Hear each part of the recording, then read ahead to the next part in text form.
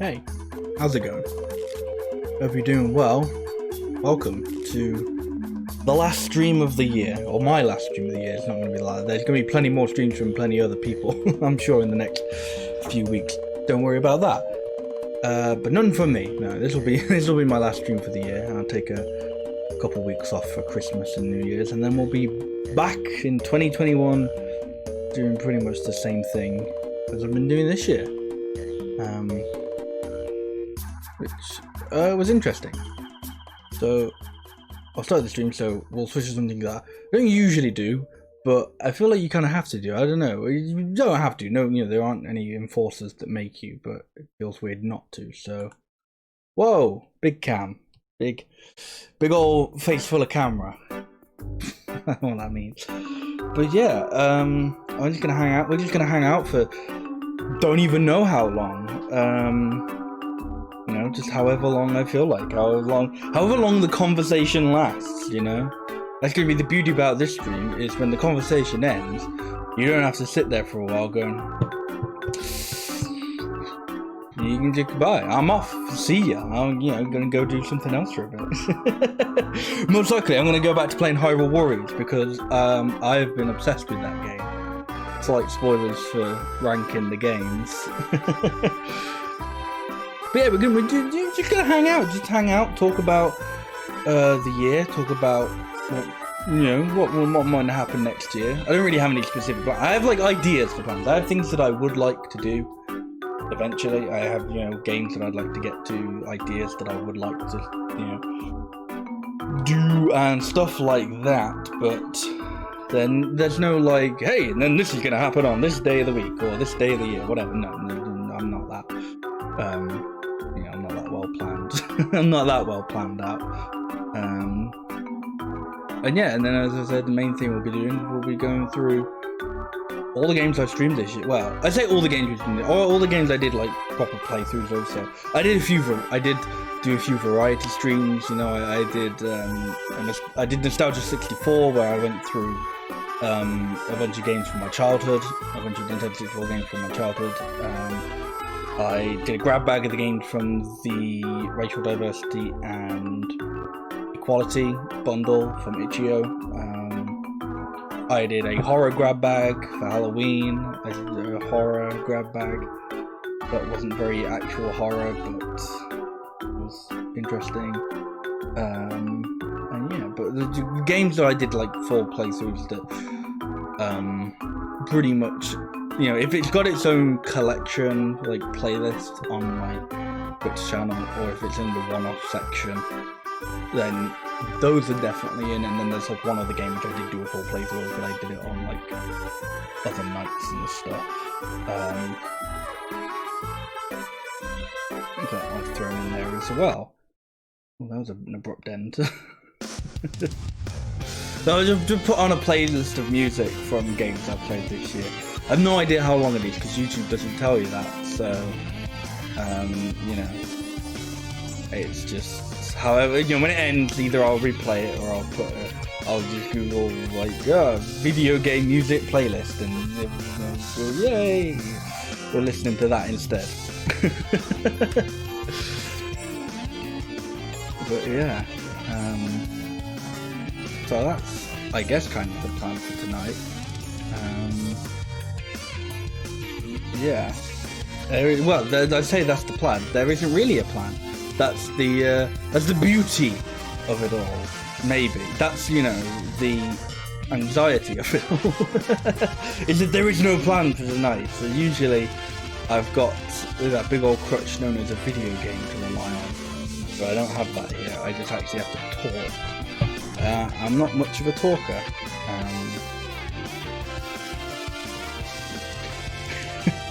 It's weird, the idea that I stream. I wouldn't describe myself as a people person. I don't.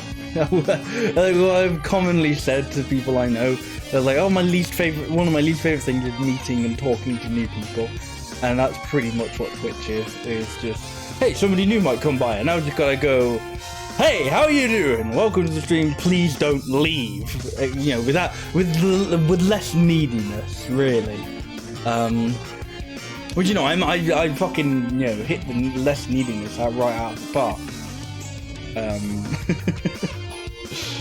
But yeah, it's weird that I do enjoy streaming as much as I do, because I do actually really love streaming. Especially this year, I've really enjoyed streaming this year. So it started out as a weird year for streaming, for me. This is all, I'm just constantly saying that, oh, for me. I'm not talking about anyone else. Fuck everyone else. This is my year. But no, it started out weird. I say weird. It's more so that last year ended weird. Because, you know, through a whole of shit, I kind of eventually came to the decision that I didn't want to do speedrunning anymore. And if you've been following this channel for any period of time longer than from some time in this year, chances are you knew that I did speedruns. You know, for like 5 years I did speedruns of games from the Harvest Moon series. And that, you know, that was my thing, that was my shtick. That was just what I did. And I didn't do it because, like, you know, you gotta have a shtick sort of thing. I did it because I did find it fun, and I found it enjoyable, and I liked this series, and I liked speedrunning those games. And basically, it's really just like I've almost kind of worry. I don't know about worry if the right word, but I kind of feel like people might, you know, misconstrue why I don't do speedruns anymore. I feel like, because it feels like when you do, you know, the fact that I did speedruns of Harvest Moon, it always kind of feels like people might assume the reason I don't do speedruns anymore is because I don't like Harvest Moon anymore. Not true. I still love Harvest Moon. You know, I played the remake of Story of Season, the remake of Friends of Mineral Town that came out this year. That's on the game ranking list, by the way. We'll be, you know, putting that somewhere. Don't know where yet. You know, I'll be playing Pioneers of Olive Town when that comes out. I enjoy Natsumi's Harvest Moon game, which, you know, you may as well send the mob after me now, but I don't give a fuck that I like it. You know, I think they're enjoyable and simple, and, you know, they're alright. So I'll be playing, I'll be playing the other Harvest Moon game that comes out at exactly the same time as Pioneers of Olive Town. So, you know, I'll be playing two, but why is that ridiculously short? It's a shame. That's a good song. But yeah, you know, there's a good chance I'll be playing 2 fucking Harvest Moon games at one time. Not at one time, but, you know, at the same time period in next year. And they both come out around March-ish. I feel like one might be early, one might be late March. So, you know, instead of being 2 sort of farming sim games right, like, at the same time, there'll be, like, you know, I'll be doing one and a different game, and then, you know, when I finish one, then I'll start the other. So there might be other games on the side, but they'll kind of there'll always be a farming sim going on during just March. I don't know. I don't know the exact dates of when they come out, so I don't know exactly when that will be happening. I just know I'm pretty sure it's March. You know what? It's just Chad. I am not, you know, bound to play any game or anything. I can do whatever the fuck I want. Let's Google it. Let's look up when they're coming out. So the Natsumi one is Harvest Moon 1 World. Initial release date, that just says 2020. That's not helpful.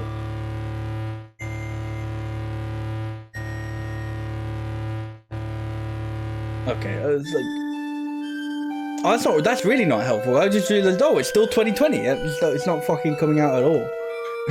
Sorry, guys. Although there'd, you know, be a bunch of people who go, yes, it's not fucking coming out. Love it. Yeah, fuck that game. Fuck that, see me. Yeah, okay. So when's the other one coming out then? Story Seasons, Pioneers of Olive Town, release date. Ah, see, that one has a definite. 23rd of March, okay. Initial release date, 25th of February, so if that's just, you know, like, haha. You know, Japan's feeling nice to us, and they thought, well, okay, instead of getting, you know, instead of you getting it like a year or two later, we'll give it to you like a month later. How's that? You know, take it or leave it, sort of thing. Yeah. So I'll be playing those games. I can't think of any other games that are like set to be released next year. That, you know, I'm like, oh man, I gotta pick that up. I gotta pick that up and stream. I think there are a few games I've backed on Kickstarter which might come out next year. Maybe. So I'll probably play them. I don't think what else.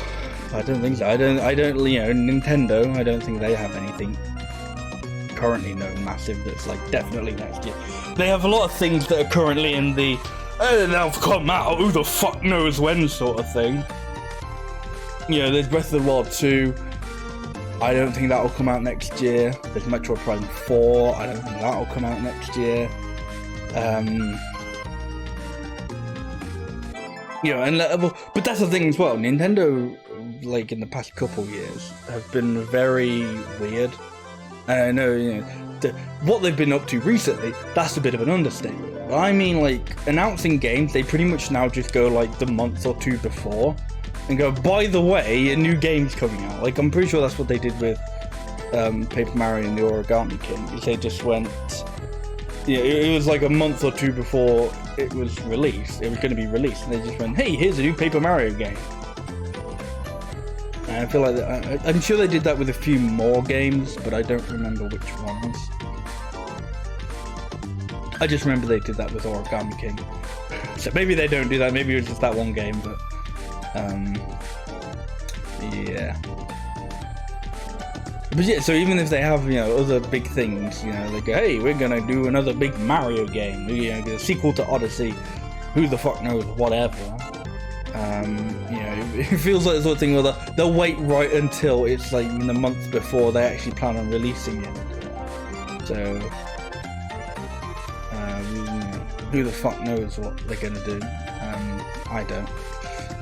So, at the moment, it's pretty much just all old games on my to-do list, on my list of games to play and stream. But anyway, back to last year and the beginning of this year. So yeah, as I said, like the reason I stopped speedrunning wasn't because I don't like Harvest Moon anymore. I don't like that series. I do. I still very much do enjoy Harvest Moon and those games. It's because I didn't really feel like speedrunning. It kind of happened like after I got whatever my current time is in Back to Nature's 98%. You know, I got a really good time in it that I was really pleased with. And then I was just kind of like, what do I do now? And even though there were like a bunch of other games from that series that I was like, oh, I could, you know, improve my time in this, I could check this one out, I could do this, I could do that. I just didn't care, I suppose. I just didn't have any motivation for them. I was just, you know, I just wasn't bothered by it at all. I was, you know, I just never found myself interested in doing it. And yeah. I think that's the thing, as well as at the same time, like, I just didn't find myself very interested in video games in general. Like, I just wasn't playing anything, I wasn't interested in playing anything, and I suppose part of that may have been because, like, prior to that, I would really only play the games that I would speedrun. Like, I'd occasionally play, like, a new game, and by new game I mean new to me, like, it wouldn't even necessarily be new. Like, I'm trying to think of, like, the most recent games, like, prior to this year that I would have done playthroughs of, and genuinely, the only ones I can think of is, I don't know if it would have been, yeah, no, I think it would have been last year, as I did, Spyro 2, in the Reignited trilogy. I'm pretty sure that was then that I did that. But even then, that might have been, like, 2 years ago now, I think, maybe. I don't remember. But yeah, my point was kind of being, like, prior to this year, I didn't really play games all that often, you know? And like now I don't really play games in my spare time, because I kind of have that mentality of, oh, if it's, you know, there's a good chance I can stream this game, you know, if I'm going to play a game in my off time, well, why don't I stream it? And there are a few games obviously that I don't do that with, either if I've already beat the game and I'm doing like post-game stuff, or if I don't think the game, or if there is just some reason I don't want to stream the game, but I can only think of like a couple things in that case, like, you know, I beat Hyrule Warriors some weeks ago, and I've been playing the shit out of that now. Like after that, I've been doing all the post game. I'm trying to 100% it. After I finished Professor Layton, I went back and did a few of like the bonus puzzles and stuff like that, and did some of the stuff that I missed. And had fun with that. Actually, after I should check if I wrote this on my list, because I remember thinking I really shouldn't put this on my list. But I may have.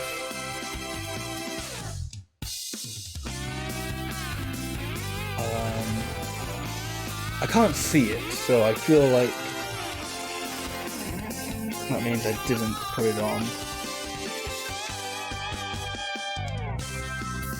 Okay. But yeah, earlier this year I did a Pokemon Nuzlocke for Pokemon Platinum. I've never done a Nuzlocke before. Spoiler alert for if you want to catch up on that. Didn't go so well. I got a good few streams out of it. And then, you know, consistently sucked ass.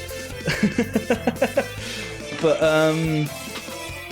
yeah, but then, like, after I played that, I was kind of like, well, you know, I'm kind of done with Pokemon on stream. I wanted to do a Nuzlocke. I don't want to then just do another game.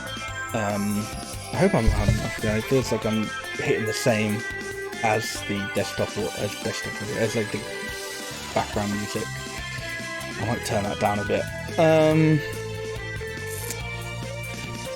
I doing there?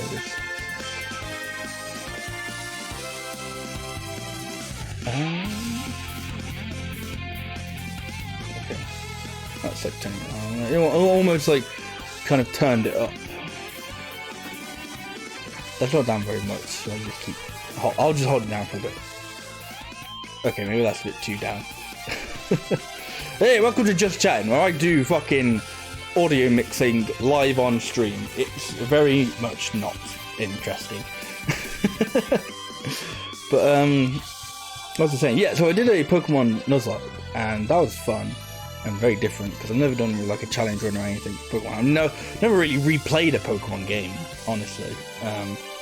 That's something as well, like I don't really replay games that much, and that I kind of did. Yeah, the speedrunner didn't replay games very much. That's, I don't know if that's ironic, but it's certainly humorous, I feel. So yeah, I never really replayed games that much, so that was something I managed to get out of this year, is I replayed a bunch of games that I'd never really done so, and, you know, never really beaten, and stuff like that. It was good fun, you know. I managed to go back and clear some stuff off my backlog that I'd never done. Well, I was originally talking about that was stuff that I was playing off stream. But yeah, so after I was kind of finished with Pokemon on stream, there was definitely that part of me that was like, I still have a hankering for more Pokemon. You know, I still want to play some more Pokemon. You know, it's kind of got me in the mood. It's got me in the mood for Pokemon, but I don't want to stream it because I've just done some stuff on Pokemon Platinum. You know, I don't feel like I need to do any more of that for the time being. So I played through Pokemon Source because I got that, you know, I'm pretty sure when it came out last year. And I hadn't played through it yet, so I decided I'll play through that. As I said, like I got it like when it came out, but that was at the time when I just wasn't really into video games. So I was like, you know, I got it, and I was like, I don't really care, you know. Not for the whole, you know, it wasn't. I don't care for the whole reasons that, like, everyone else really fucking didn't care about Pokemon Sword and Shield. By didn't care, I mean cared to the point of fucking probably giving themselves an aneurysm. But at the time I didn't care, but then after I played a bit of Pokemon Platinum, I was like, oh, I want to play some more Pokemon. So I played some Pokemon Sword. I did that off stream because, one, I didn't want to fucking deal with, the main point was that I had just done Pokemon Platinum. I didn't want to, do more Pokemon straight after. But two being the secondary point is, I also just didn't want to deal with the whole fucking of streaming Pokemon Sword and Shield. Because I it's just opening up like an invite for poopiness, isn't it? Yeah. And if there's one thing I could do without, it's invitations on poopiness. I'm a big fan of not poop. I was gonna say like as most people are, but there are people out there. Oh, it does repeat. Oh, it's insane. Because it then just goes to like a black screen and just fuck off for a couple of minutes with no. Oh well. I just saw a game and played something. Have I got this in there? Yes, I have. Okay. It's weird seeing because usually when I look through all the stuff that I have done, it's usually on like the video producer on Twitch or whatever. So it seems like a lot. And then I've got like all the games I played neatly filed under like a tier list in logo form, and it just kind of goes, oh wow, did I really play like, that doesn't look like a lot. It felt like I played a lot more, and I suppose it's because I'm also going into the mind of like, these games have I've played them through the entire year. This has been no, there are definitely some missing. No, yeah, there are some missing. I've noticed that because there's Age of Calamity isn't on here. Hang on. Let me just fix this then. You don't get to see it though, because fuck you. You know what? If I just delete that, I'm thinking you why it's not.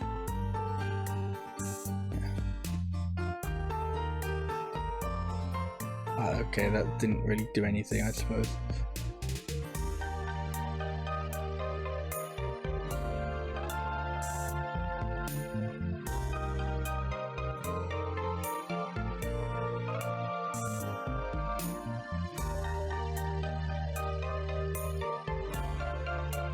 Oh, this is like the site that you see everyone use, Tier Maker. But it just looks so needlessly and acts so needlessly complicated, I gotta be honest. Like, I don't get why it can't just, why it isn't just as simple as like, oh, you wanna do this, okay, done. Or, oh, you wanna make this, okay, done. It's like got all this extra wank involved with it. I just don't get it. Do not get it.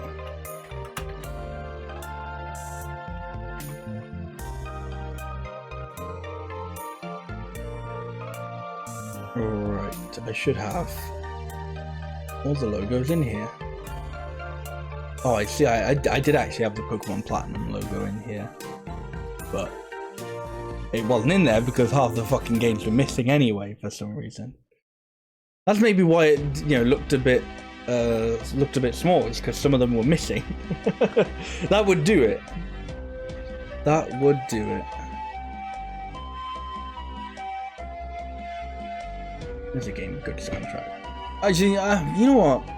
I'd say that, but okay, this appears to be I've tried to put the same there and say yeah, but I fucking deleted the previous one as far as I'm aware. I hit delete and it went, good job, you've deleted it.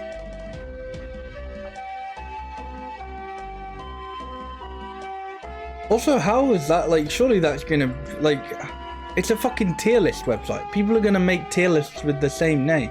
This website is such bollocks. And yet it's the only one that everyone uses, from as far as I can tell. Unless someone So, you know, I'm calling them out. Tier Maker, you fucking suck. If there were a better website, I'd fucking use it.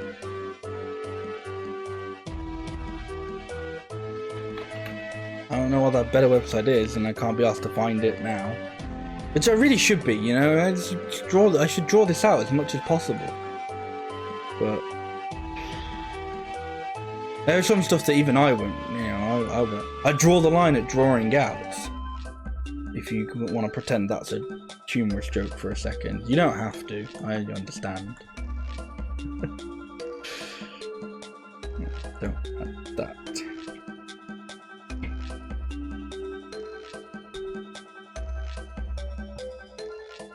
Okay.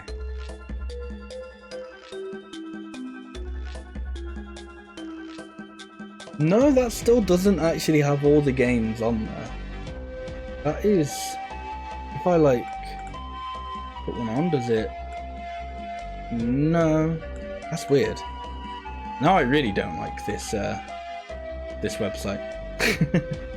Because it doesn't save half of the fucking things that you put in. That is going to be like if you want to have more than this many images, you have to fucking give us all your information and give us 20 quid and, you know, become a Patreon supporter and suck off the maker. And it's like, well, fuck you, website. You fucking suck.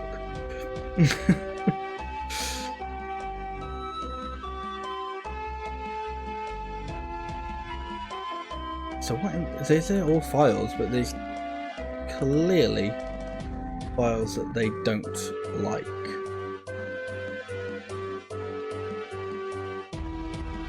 Strangely enough, it doesn't seem to be like there's one where it's like, oh, it didn't accept this PNG. Okay, is there a reason for that? Fuck if I know. I just gotta, like, you know, go through them and see which ones it's gone, yeah, I'm fine with adding that, and which ones it's gone, no, fuck that. And this is all very, you know, interesting because you're not even watching that part, you're just watching my face.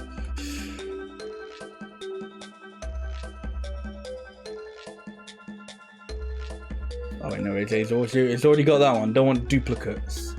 Heaven forbid you don't want duplicates.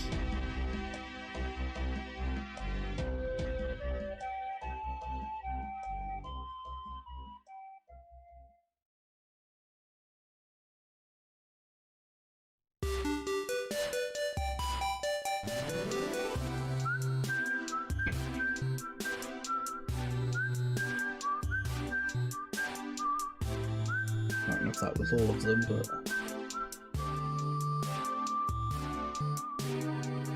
No, and again, it just kind of ignores it. There's definitely a limit. Okay, well... this website sucks a fucking fart. It's terrible.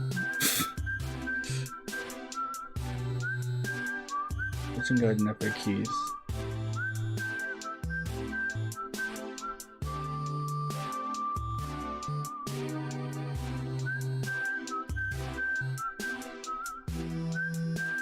Oh, maybe it's... Yeah, it might be due to image size. Which, it's still fucking stupid. Wait, what's one that I... Yeah. Right, well. I'm gonna go through and just change these real quick. It's a good thing I noticed this now, and by good thing I noticed this now, I mean, not really. You know, I had time to prepare for this, but I thought, fuck preparing for anything. No, I did prepare for it. I, you know, made this lovely screen of my face, and I got a fucking scene ready that has the browser up. It's just then that I proceeded to, you know, that was it. I mean, well, no, I made the tier list. I downloaded all of the fucking. I went through all the fucking like logos for every single game I played this year, and you know, oh, I just read the small print. So fuck me, I guess. Right, that one's good enough. That one's not good enough. Maybe I'll change this. But no, what I was saying, I was talking about Donkey Kong.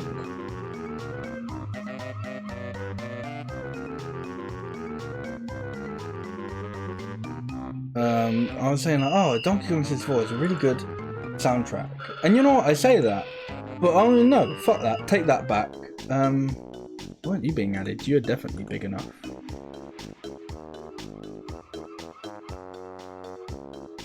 Yeah, why haven't you been added? Is it because you're some... No, you're a PNG. Why? I don't get why you haven't been added. If I do it one at a time.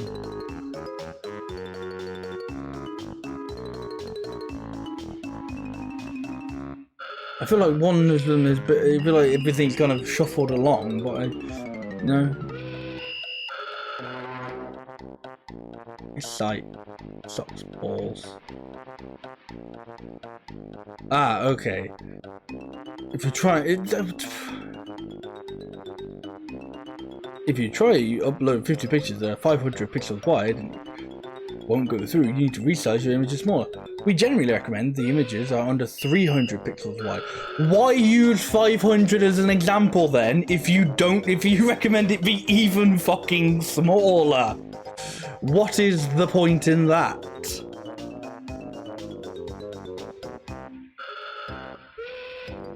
At least if some of them are actually fine, like if some of them it doesn't actually give a fuck about. I don't know, this fucking site. Specifically make it $2.99 is just a fuck you. And there's probably one I need to go back and redo, because even though I put it under 250, I put it under 500. It's like, no, it actually has to be under 300. We just gave 500 as a fucking... that really won't work. Cool. Thanks. This one I don't even need to, like, resize. I can just crop this one. Oh, it's still got it. They're still a bit too wide. You know what, I could do this, I could I could stream under art. It would be very cheeky. Because, you know, you can go back and check what the fucking games are anyway. I don't think I'm giving anything. I don't think I'd be like, oh shit, you know. What's it called? Leaking any data, important data, by streaming fucking paint.net.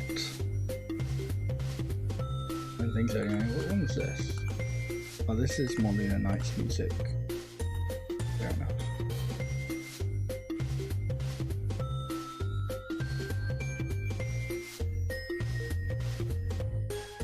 I do have to keep checking though that it is actually the games are actually the games I've got, because I just opened all of them. I was like, oh, is this good enough? And I was like, I don't know. Right, yeah, let's do that. Okay, so let's just a mini cam. I am smaller now, but then if I do this, there you go. I'll briefly move. Actually, no, I know I won't briefly move you over there. So you get to see my beautiful art.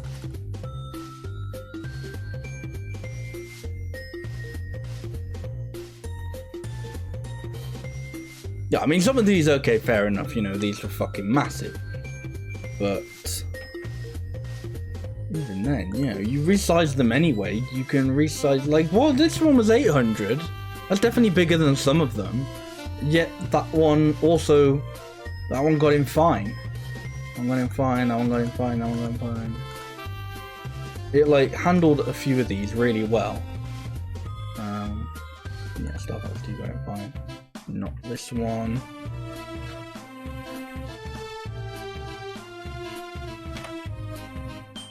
This one, nope. I mean, and this is really all for naught anyway, because like, I mean, like, because then the actual like logos on the site, they come out like this anyway, because it like cuts them down to 100 by 100, so it doesn't even fucking matter.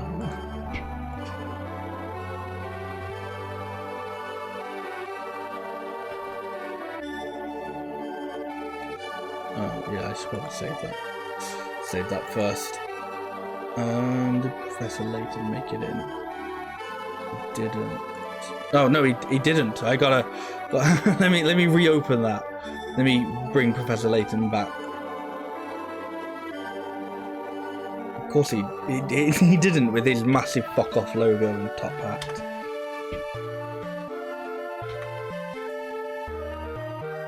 Lunar Nights did Story of Seasons.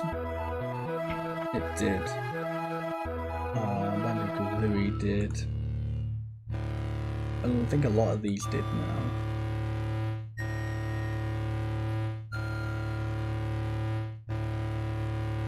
Cryptonico. Yeah, no, all these did. Okay, cool.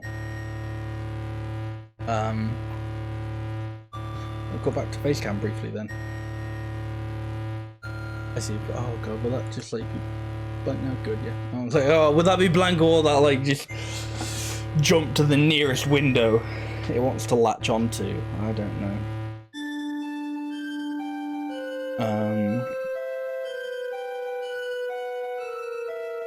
Right, now I have to add all the games that it decided weren't cool enough.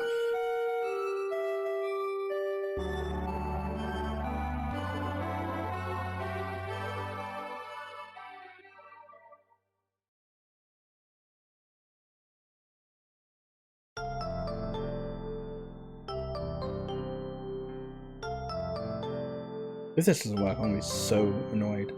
Good. 2, 3, 4, 5, 6, 7, 8, 9, 10, 11, 12, 13. 38. Now, I'm sure I had my games down as 35, but...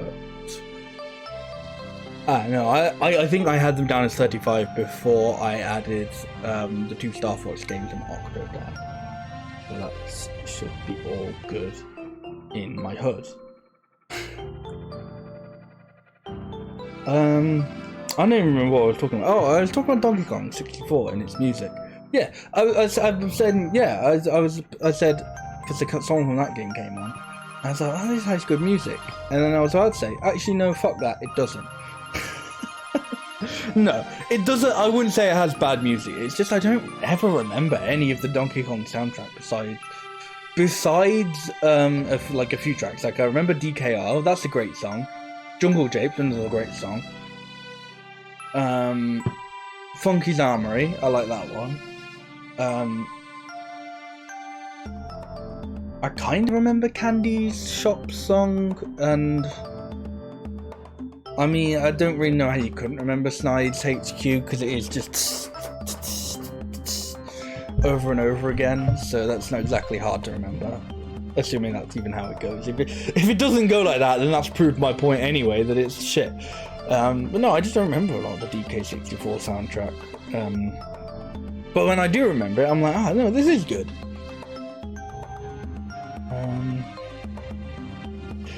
But yeah.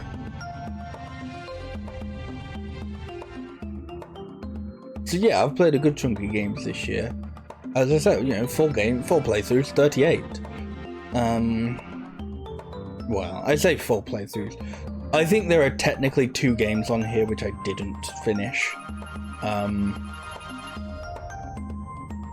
Oh yeah, if you want to put Pokemon Platinum on that, you know, bump that shit up to 39. Because I did play that, though. I don't want to put it on here because I didn't do a full playthrough, so I'm like, I don't really know if I can, like, rank it based off, like, you know, getting to, like, the 3rd gym in a Nuzlocke. The 3rd gym? It might have been 4th. It was either the 3rd or 4th gym, I don't remember. But yeah, I was like, I'm not gonna put that in there because even though I could probably go like, oh, I remember I fucking loved the game because, you know, it came out when I was a child and all my friends still had DS's and still gave a shit about Nintendo games, so, you know, I was able to have fun as a kid. And go like, the game's perfect because I played it as a kid and I had a lot of fun, yay, childhood memories. Can't rate it as an adult though because I didn't play the full version of it, and when I did play it, I played, you know, I almost said like a bastardized version of it, but I wouldn't really call it a bastardized version of it. I played like a challenge version, yeah. I played it as a challenge. I played a challenge, did a challenge playthrough. I'm gonna try to stop saying the word challenge now because it's shit. Not shit, I'm saying it too much. Yeah, almost 40 games. Oh yeah, as I said, there are like 2, besides Pokemon Platinum, which isn't even on the list. There are 2 games which I will be like, oh, I did technically beat them. Storage Seasons, Friends of Mineral Town, because you don't technically beat it. It doesn't come to an end, there is no ending. But even then, like, I remember thinking, I mean, I remember playing Light of Hope last year and being like, oh, this will be like the first Harvest Moon game I might actually get married in, because I might play till marriage. Didn't do that. And then I remember thinking the same with Friends of Mineral Town. Didn't happen, didn't play till then. And so yeah. And then the other one was Crypto Necrodancer. I got really far, I got right to the end of the 4th one, and then I didn't beat it, and then I just didn't get a run that was good enough again.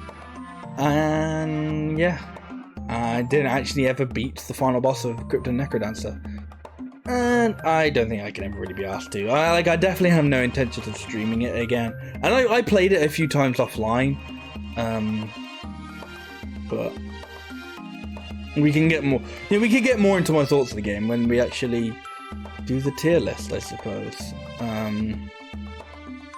Which, you know, I don't know when I'll do the tier list. You know, there's no, you know, I'm enjoying just having a little ramble now, just having a little natter, having a little just blabber to absolutely fucking no one.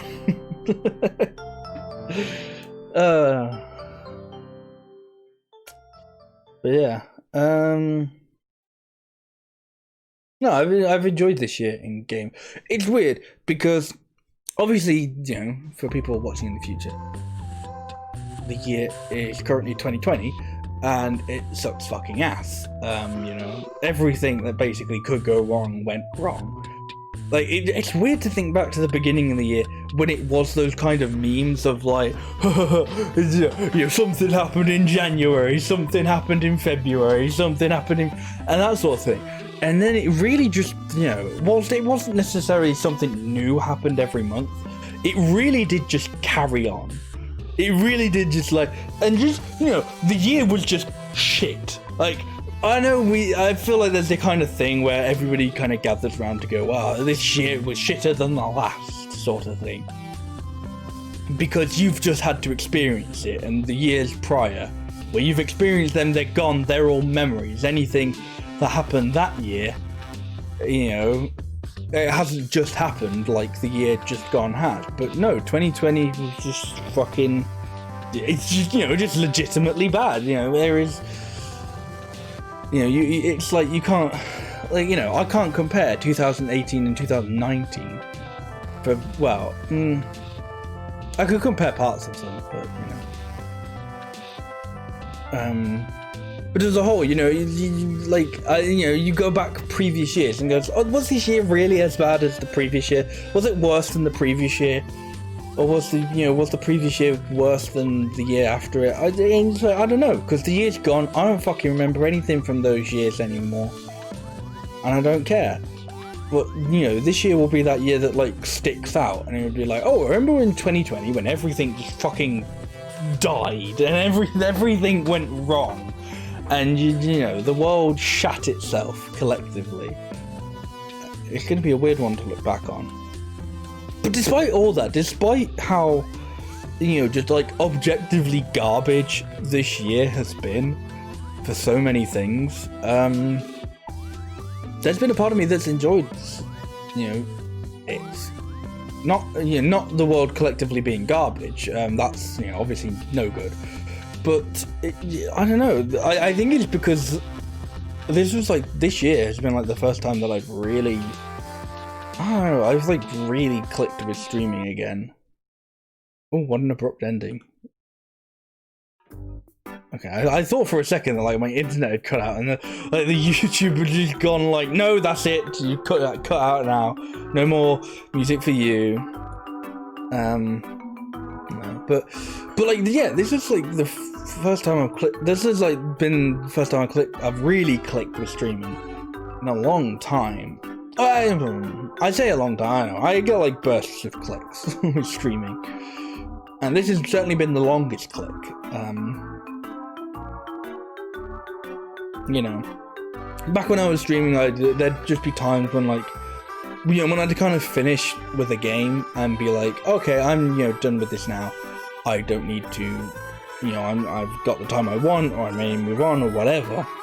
And because of that, then like part of it would be like, you know, relearning a different game or learning a new game or whatever. And then I'd take time off for a bunch of time. I'd take a bunch of time off and I'd just kind of fuck off into the ether for a while. And yeah, and I guess I never really liked that. Like, I never liked the fact that I was always so inconsistent. And that's the thing I've liked about this year is, you know, I've consistently streamed. You know, I've had to take a few weeks off for occasional health purposes. You know, I can think of maybe like a few times I've took time off, and they've all like besides one when I had family visiting for a week. All the other times I took time off, I took like extended, like I took at least a week off or something. Was due to being ill or having, you know, well, yeah, basically just being ill, being ill or in pain, sort of thing. So yeah, you know, I've been pleased with how consistent I've been with my streams this year. And you know, it's been a lot of fun. It's been a lot of fun to go back to some games that I played as a child but never beaten, or, you know, games I just wanted to play anyway. It's been fun to play a bunch of new games that I've never played before. Some of them just because they're new and they're, you know, the hot minute. I don't know what hot. Well, they're the hot minute. That might be the most incorrect use of that ever.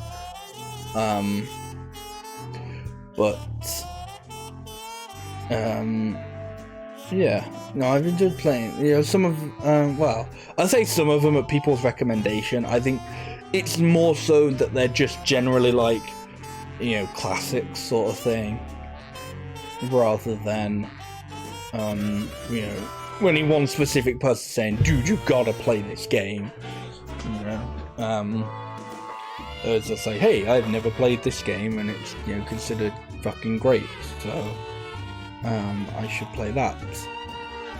But maybe only then, like, looking back, and I was like, yeah, maybe there's only like a few games that really fit that definition.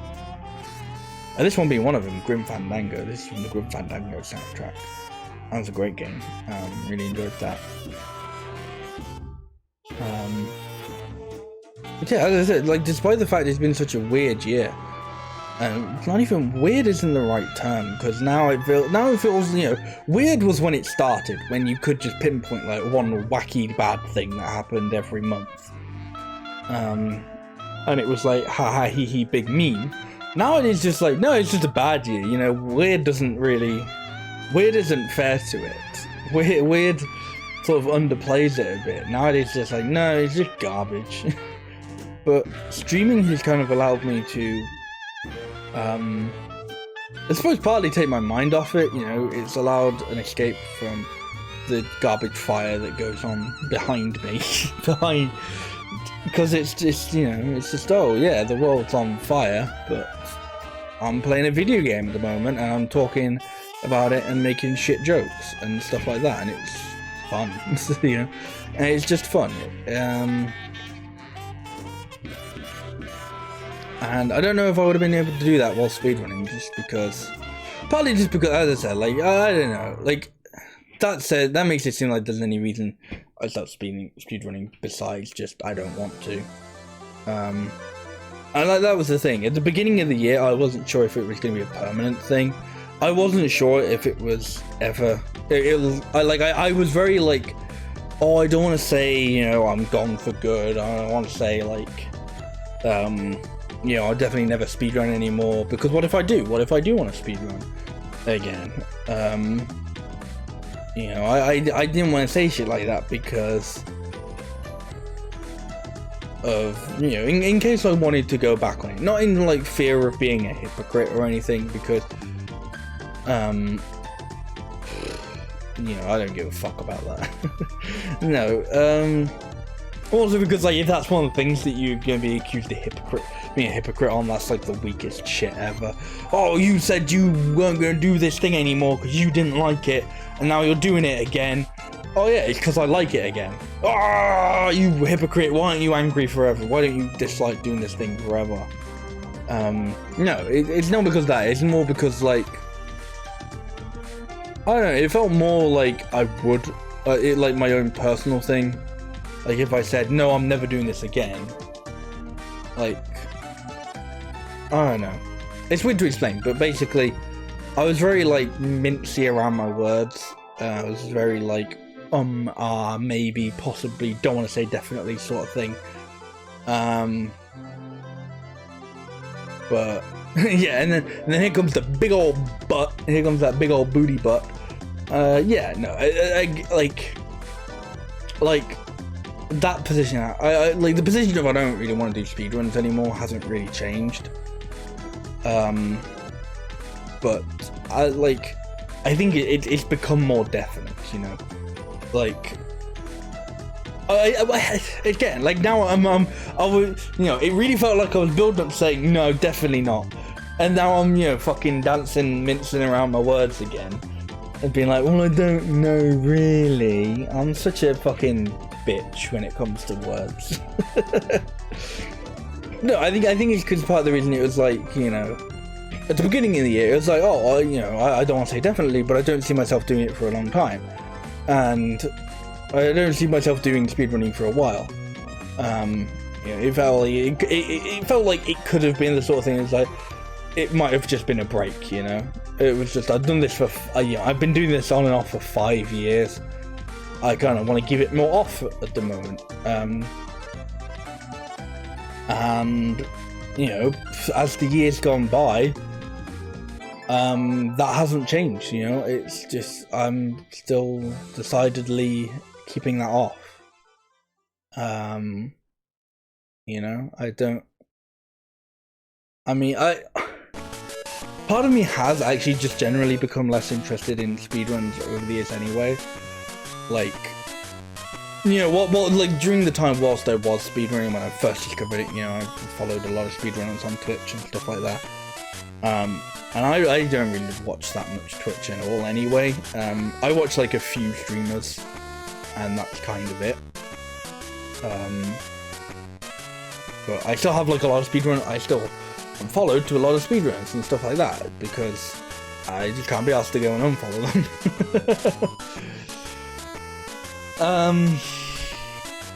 But you know, I've like stopped. I absorb a lot less speedrun content nowadays than I used to, and I think that's just, you know, that's like, there's no like hatred for speedrunning. There's not like, you know, oh, I've grown older and speedrunning is now cringe, haha, got him, sort of thing. It's just it's more, you know, just as time goes by, you might become less interested in things. And you know, you become less interested in some things, you become more interested in other things, and this is one of the things I've become less interested in. Really, I'm just not as interested in various types of speedrunning or anything like that. Certainly not interested in doing it myself. So yeah. As I said, so also saying at like the beginning of the year, it was very much like a, oh, you know, I don't think I could. Yeah, I don't see myself doing speedrunning in the foreseeable future. And it's like, I still don't feel that way. You know, I still feel that way. I fucking need to get, like, I say this like I've lost a lot of weight and my like shorts, the trousers I'm wearing are really like loose. No, I just have way too big shorts. And they always fuck. I'm just streaming, and I always fucking. If you ever see me like do that, it's because I'm repositioning myself in my chair, and also usually a small percentage because my fucking trousers are falling down. Not to the point where they're going to be like down my ankles, but I don't know, to the point where I don't like it. If this is too much for information, then I'm sorry. I don't know what the fuck you doing just chatting. You just chat.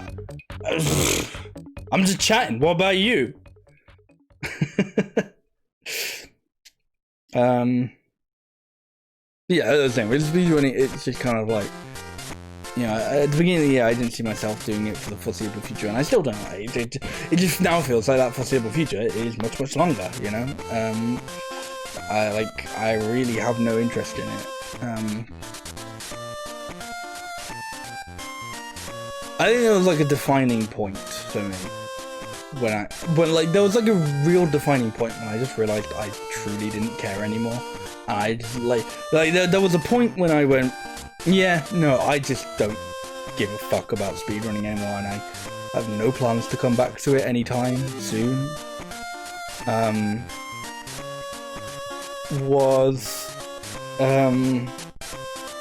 Gosh, I don't know when this would have been, but sometime in like, I want to say the first half of the year, there was another major breakthrough in the magical man of the any percent speedrun, which was pretty much a game that like only I had really ran. I think like a couple other people had run it, like Desert and Ely Ross had done it. I'm pronouncing his name right, sorry if I'm not. And there was kind of like a major breakthrough, and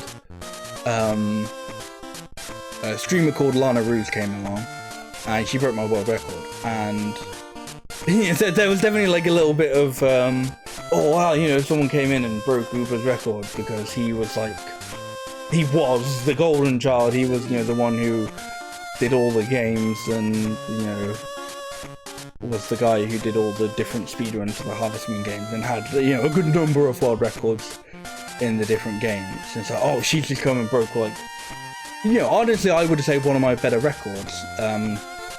Like, and even then, like, even as it being broken, I'm still proud of that time. And all the progress I made on that game. Oh, I still put Pokemon Platinum music in. That's fine, I still played it at the end, still. I still get to listen to Pokemon Platinum music, so I don't give a fuck. And yeah, and there was like that bit of me that was like, oh, well, you know, part of it was like, yeah, like a new route was found, new things got added, and my time got beaten. So that was like, there was all like the materials for your motivation there. It's like, you know, when you make a fire, you gotta have the 3 things, whatever the fuck they are. It's like, you know, all the things were in place, everything was there, but then you just like, it's just not lighting, you know, it's just not getting the spark, it's just not clicking, it's not going. And I was there, I was trying to learn the new route, I was reminding myself of the game, and I was just like, I don't remember what it was. Oh no, I remember what it was. Like, strangely enough, it was when the first sub 2 run was done. I think it was sub 2. God, I don't even remember. Like, this is how like out of the loop I am now. Is I don't even remember the times. But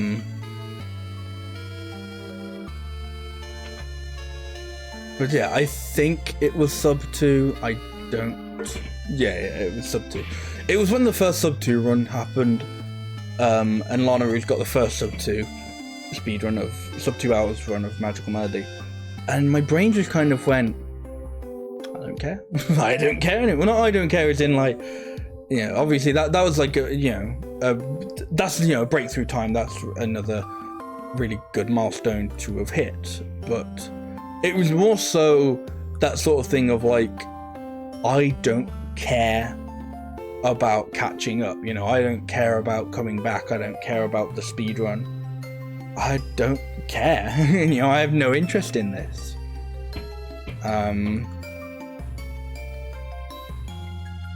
So yeah, and that was the moment. That was when I went from like, yeah, I could, you know, maybe do this again sometime in the future, but I don't know when, to just, I just don't, you know, I have no, you know, it went from like a sort of, you know, oh, I don't do it because I don't have any motivation to, I just don't care anymore, you know. I was never like heavily involved in the people side of the scene anyway, but I don't even really stay up to date in a lot of it anyway now, anymore, not anyway. Now this is a game that has a great soundtrack. But now I'm also sad because then I immediately thought, well, it's a shame fucking nobody will ever get to play it legitimately because it's one of those stupid fucking expensive games. But it's a stupid fucking expensive game that I managed to grab as a fucking child somehow. So, yay for me. But yeah, so I suppose that's kind of the story of, you know, that's the in detail story of how I stopped speedrunning. And a big part of that as well. So yeah, a big part of that I didn't really talk about was I still wanted to stream. You know, I wasn't really interested in speedrunning anymore. I wasn't interested in doing speedruns, but I still wanted to stream. You know, streaming was still, you know, something that I really found a lot of joy in and enjoyment in, and I really liked doing. So, you know, the only other thing that there really was to do if you wanted to, well, not if you wanted to stream, but, you know, because you can do anything. Look at me right now. I'm fucking talking to you, and that's it. I'm not fucking interested, and I'm not funny, but I'm talking to you. And you certainly can do that on Twitch. Hey, Decker, how are you doing? But yeah, so I just went, you know, I'll do playthroughs. I don't know if they call them Let's Plays anymore. Or if that's like not restricted, but if that's limited to YouTube. It's only a Let's Play on YouTube. You're doing good, that's good to hear. But yeah, I just started doing playthroughs. And it kind of started with the whole idea of like, you know, there were some games that I played as a child that I never really beat. Like Sonic Adventure DX, I played, never beat. Pikmin, I played, never beat. Those were like the first few games that I played on the stream. Well, not played it on the stream casually. I had done a couple of casual playthroughs prior. You know, like last summer I did, the summer of 2019, not last summer, it was in 2020 summer. I did Light of Hope casual playthrough. I did, I think, a couple streams of Katamari Damacy last year. Like, that actually was one thing I was going to start, like, a lot of the casual streaming, but that fell through for various reasons, and I ended up taking the rest of the year off. Yeah, and then I just got around to playing just a bunch of games. You know, as I said, almost 40 games, which doesn't sound like a lot, but you know, it wasn't just, it's almost a new game every week, and when you consider that, you know, not all of these were just one stream, I mean, I could check this actually. You know, 42 games. How many actual streams? Is the right one? No, it's not. Oh, I've unplugged it, that's why. I've unplugged it, my external hard drive that has all my streams on. But speaking of streams, some interest. Well, it's not really. as interesting. Interesting as you decide it is I've actually decided to start a YouTube channel for. I've joined YouTube, guys. Wow. No, but yes. I'm going to do a YouTube channel where I upload all my past streams. In case it's like, just because, why not? You know, like they were already on Twitch, but I just kind of figured I may as well have them on YouTube as well. Because some people prefer the YouTube player. That's pretty much the only reason, but you know, it really is sort of why not? Exactly. Now I can get screwed over by YouTube as well. Which, I mean, I shouldn't really, because I try to get screwed over by Twitch as little as possible. You know, like the most times I get screwed by Twitch, it's not really screwed by Twitch, it's more so my internet goes, haha, it's fun to cut out occasionally. And I go, well, it wasn't really, but you do you. And Twitch doesn't really have a thing for joining stuff together. So, like, I have to do this kind of awkward thing where I have to go, oh, here's like part 1.1. I actually had to do this for my Drawn to Live stream from a week ago. Was it Drawn to Live? Yeah. Where it was like, oh, this is part 1.1 and this is part 1.2. They're the same stream, they're the same part, it's just, you know, OBS sucks an ass sometimes when you lose internet. So I had to like manually stop streaming, and if you do that, even just for a split second, Twitch doesn't display the "you are currently down," you know, shit's fucked button or like screen. It just, you know, resets the actual stream. And then when making highlights, you can't just go for some reason. I don't know why.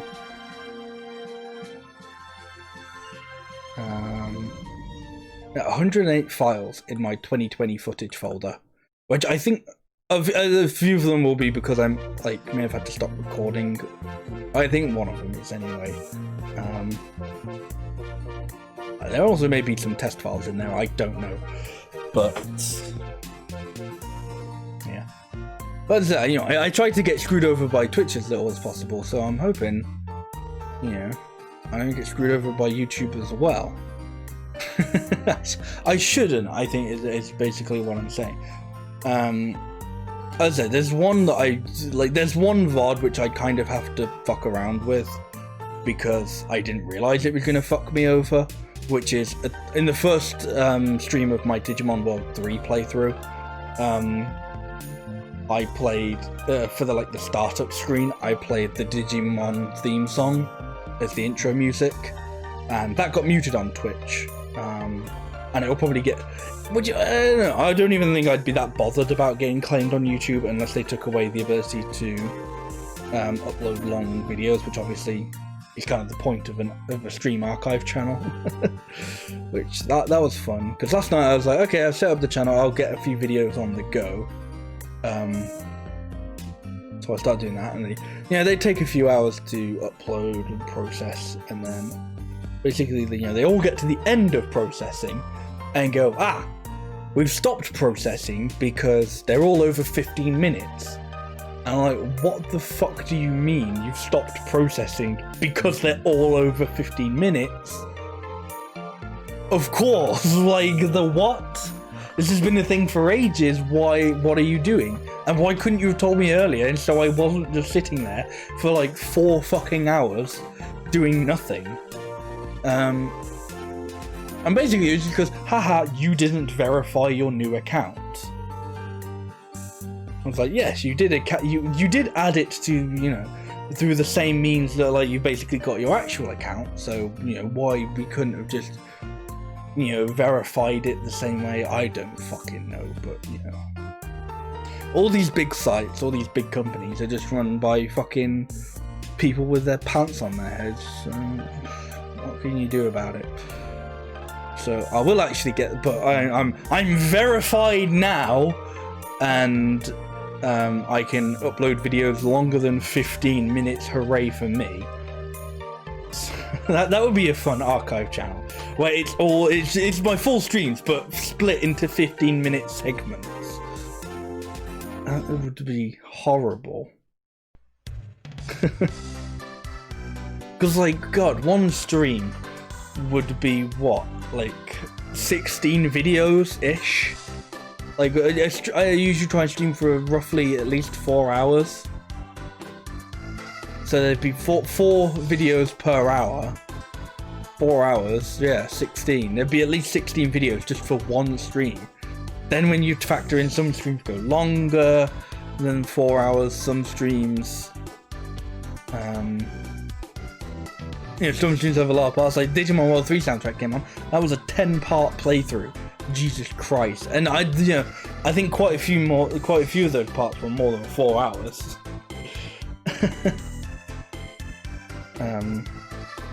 But yeah, so I'll start getting them uploaded, and then I think what I'm going. This is subject to change, so don't take this as gospel. But I think I'll wait till I'll wait till I've got every VOD uploaded first, and then I'll just unlist them all. So I'll upload them unlisted, and then when they're all on YouTube, then I'll just go and they'll all come up. And then when that's happened, then I'll, like, you know, share a link on my Twitter and put it in, like, I don't know, the Twitch bio that nobody fucking reads. Yeah, that barely fucking exists.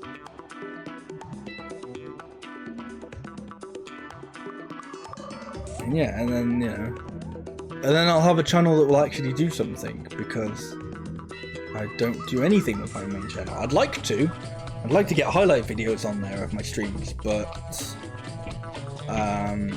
I just don't have the patience for editing. I have tried in the past year, I've tried to make highlights of my streams, and I get a bit of the way through one of them. Like, I can get a bit of the way through one stream, and then I just go, I'm fucking sick of this. I'm bored out of my fucking mind.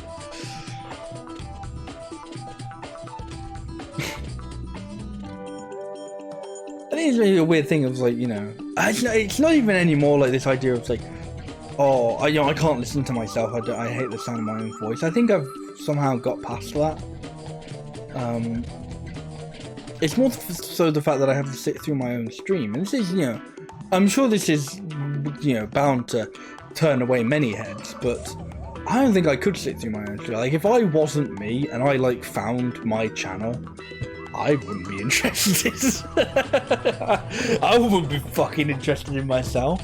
So the fact that people do find me interesting, people do want to stop by, yeah, cheers, thanks. I don't get it, but I'm glad to have you. As I said earlier, though, I only really actually watch, like, a few streams, so that's not like a, you know, don't think of that as like a, oh, he's putting himself down, he hates himself sort of thing. That's just I don't know. That's just that I only really watch a few streamers, and that's it. And I rarely ever expand my horizons. But yeah, I'll be honest, music, like, I didn't know how long this playlist was going to be, and the fact that it's already gone for over an hour, I'm pleased with.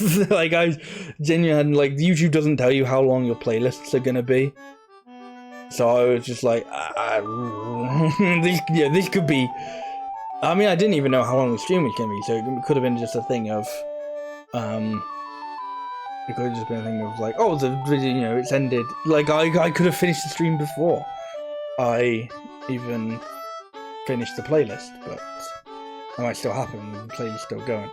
I don't know. I don't know anything. That's the one thing you should come to learn about this channel, is I don't know what's going on. But I kind of like it that way. I like not really knowing what I'm doing.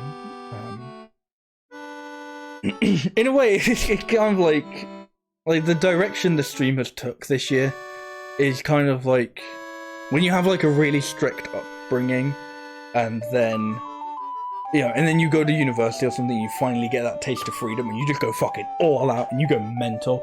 It's a little bit like that, you know. Except I wouldn't really say I had, you know, my first 5 years on Twitch were, like, really strict. I wouldn't say But it's like, you know, those first 5 years where I was pretty much only doing speedrunning. I mean, part of that is because I felt like I had like really pigeonholed myself into a specific niche, and I was, you know, very worried about breaking that niche and, you know, doing something else. I think part of that is just because that was at a time when I cared a lot more about the numbers. And don't get me wrong, numbers are nice, but I've stopped caring as much. I'm not going to say I don't care, because that's a lie. I do care, I just don't care as much. And I try to care as, you know, little as possible about the numbers, because the only thing that really happens is it just makes you sad. You know? So I try to care about the numbers as little as possible, but I was always kind of worried about, like, you know, oh, if I do something like this, if I speedrun this game, or if I speedrun a game that's outside the Harvest Moon series, people won't come and watch. If I do a casual playthrough, people won't come and watch, people won't be interested. I think that's the thing, you know, this year I've just kind of gone, I don't fucking care as much, you know, as I say, I still care a little bit. Please, you know, verify me, validify, validate, validify, what the fuck is validify? Please, you know, validate my existence with your numbers at the bottom of my stream. So if I don't get them right now, I have all the numbers turned off at the moment. I get them like half an hour to an hour after I stream, after I finished, so it's too late by then.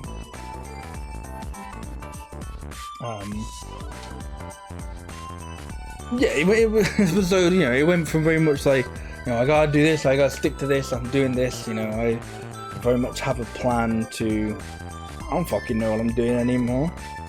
You know, I went from speedrunning games where you have to know the game inside out, you really gotta know the game well.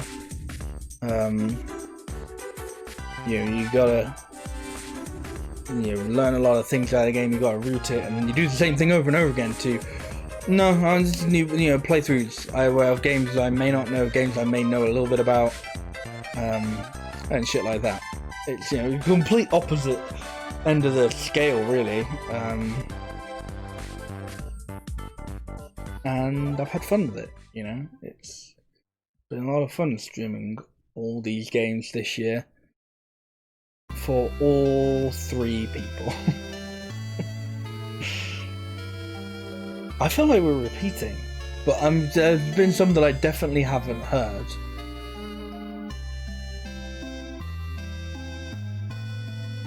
Like, I feel like definitely, yeah, there's definitely some. Oh, some songs haven't even, because the fucking video got blocked. Oh yeah, okay, that that's a fun thing to talk about. So I was just going like, oh, why is the video blocked in your country? Oh, it's because I'd put some songs from the Mario 64 soundtrack, and, you know, I don't remember how long ago it was, but Nintendo went on that blocking spree of music, because Nintendo just has, you know, all the best decisions recently. Best decisions if, you know, you want to upset everyone who doesn't wear a suit and work for Nintendo. But I don't want to really get into that because, you know, because it's just, I don't know, it's just a whinge fest, isn't it? You know, and I'm not saying that to like unvalidate it, to make it, you know, invalidate. That's, I couldn't fucking think of it. My first thought was devalidate, but validate. I don't know. No, like, obviously a lot of the complaints, that sort of thing, are legit, but not interesting, is it? It's not an interesting conversation, especially when, you know, if I were to have the conversation now, I'd be like 10 years fucking late to the conversation. So we won't talk about all the sad things.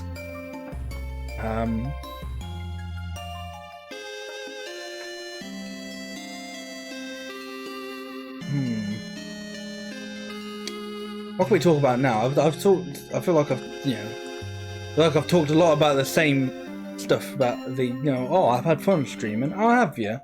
I thought you fucking hated streaming with how much you did it this year.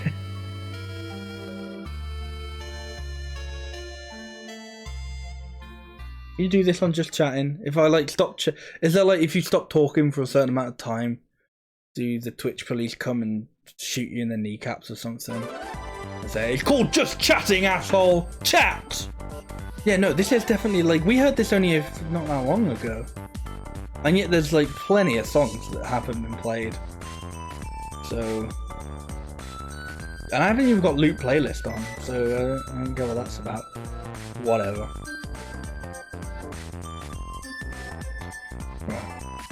But, you know what, since I can't currently think of anything to talk about, I think we should move on to the meat and potatoes of the pie.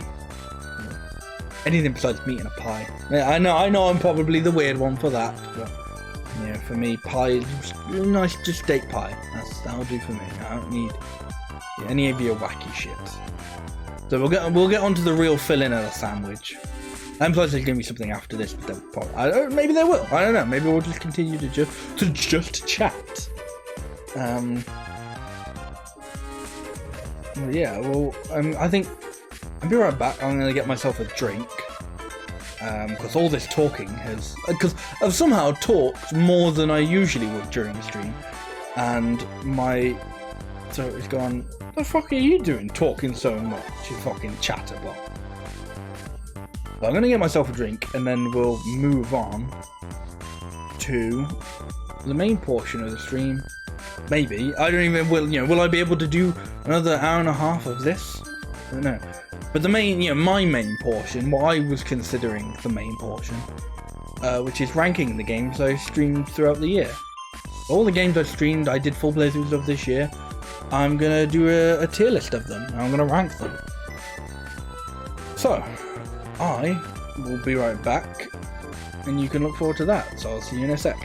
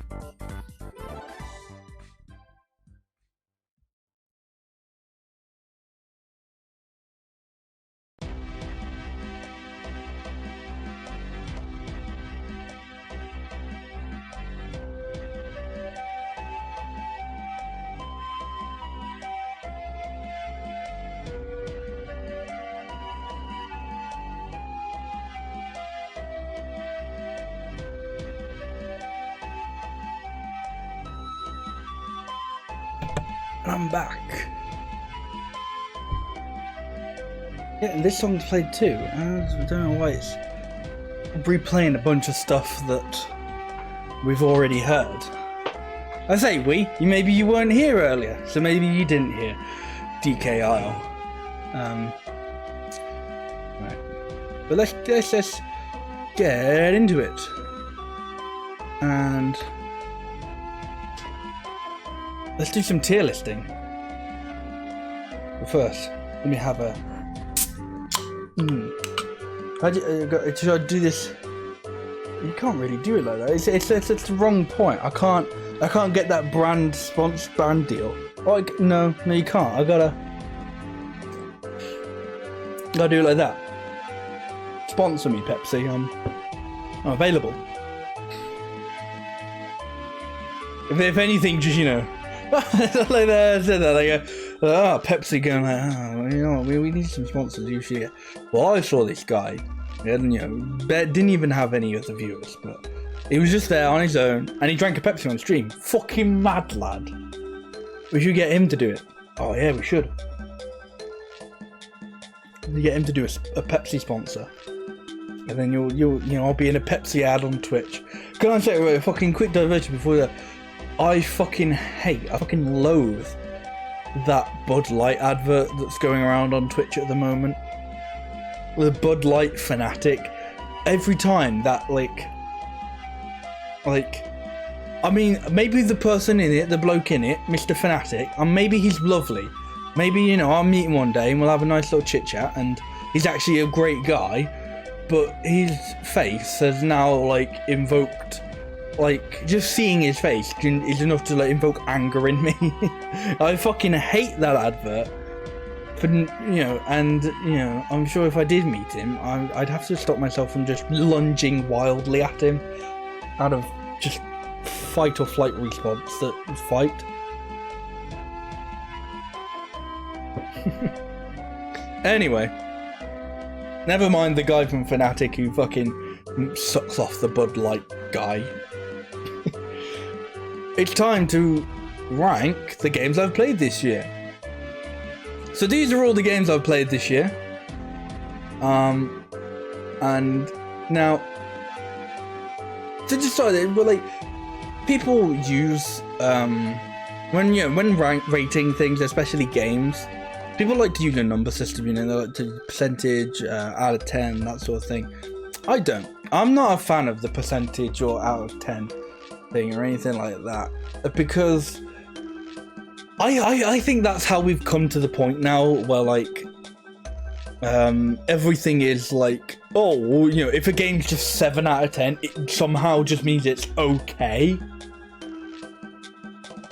Like, I don't get that. I think we've come to this. We've arrived at this station because of numbered ranking. Because of, you know, we've arrived there because of numbered ranking, and I feel the much better solution, the much better option, is grading, and, you know, and to award them grades like an A, B, or a C. So there isn't. I didn't realise there were lyrics in this, but oh well.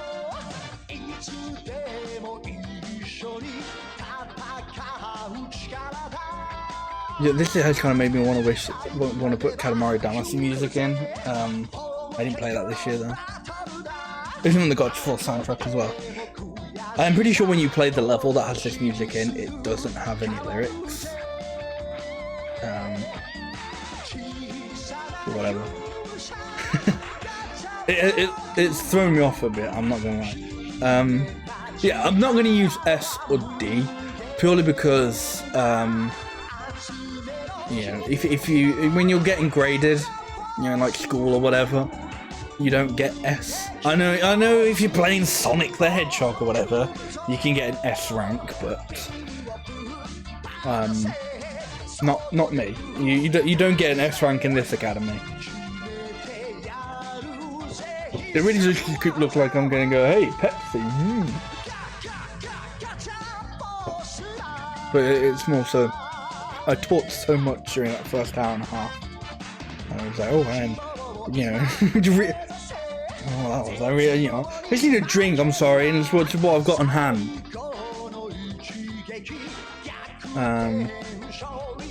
But yeah, and I won't put D, you know, I won't put anything in D, not because I don't think games can't be D ranked, they can, but just because I don't actually think I've played any, like, I can't think of any games that I was like, I fucking hated this so much, like, it's got to go in D.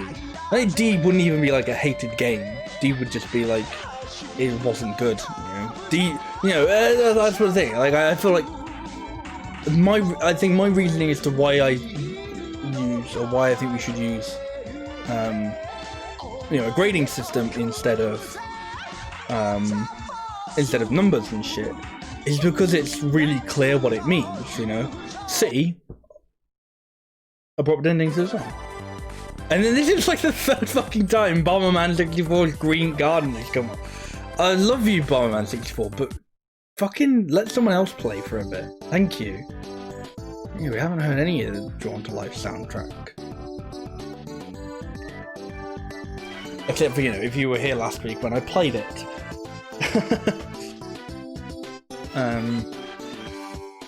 But yeah, you know, I think it's much more obvious what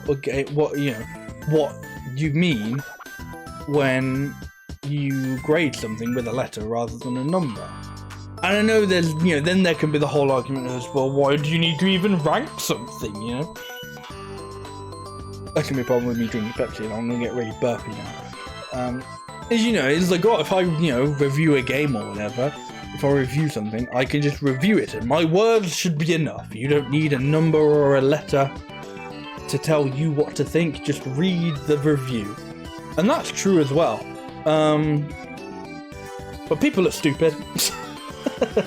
I mean, if you've only just figured that much out, then, well, you must be very young. But I don't know. It's just nice, isn't it? It's just nice to put letters and numbers next to things. Okay, leave me alone. But yeah. So my idea for C grade is it's a pass. It's a pass. I think everyone understands that. Everyone goes, C, you've passed. If you get a C, you just passed. It's a passing game. It's all right. It's B, to be better than that. There's a few areas it could work on. It's not best, but it's definitely more than a pass. It's still pretty good. And then an A is like fucking great. It doesn't have to be perfect. You don't have to get 100% to get an A. A isn't just like. I feel like that's the thing. I feel like numbers. People go like, if you were to rank a game A, instead of it being from like 80 to 100%, A is like 100 only. Like, you can only give a game an A grade if it is a 10 out of 10, 100% plus game sort of thing. And then B is 9, 90.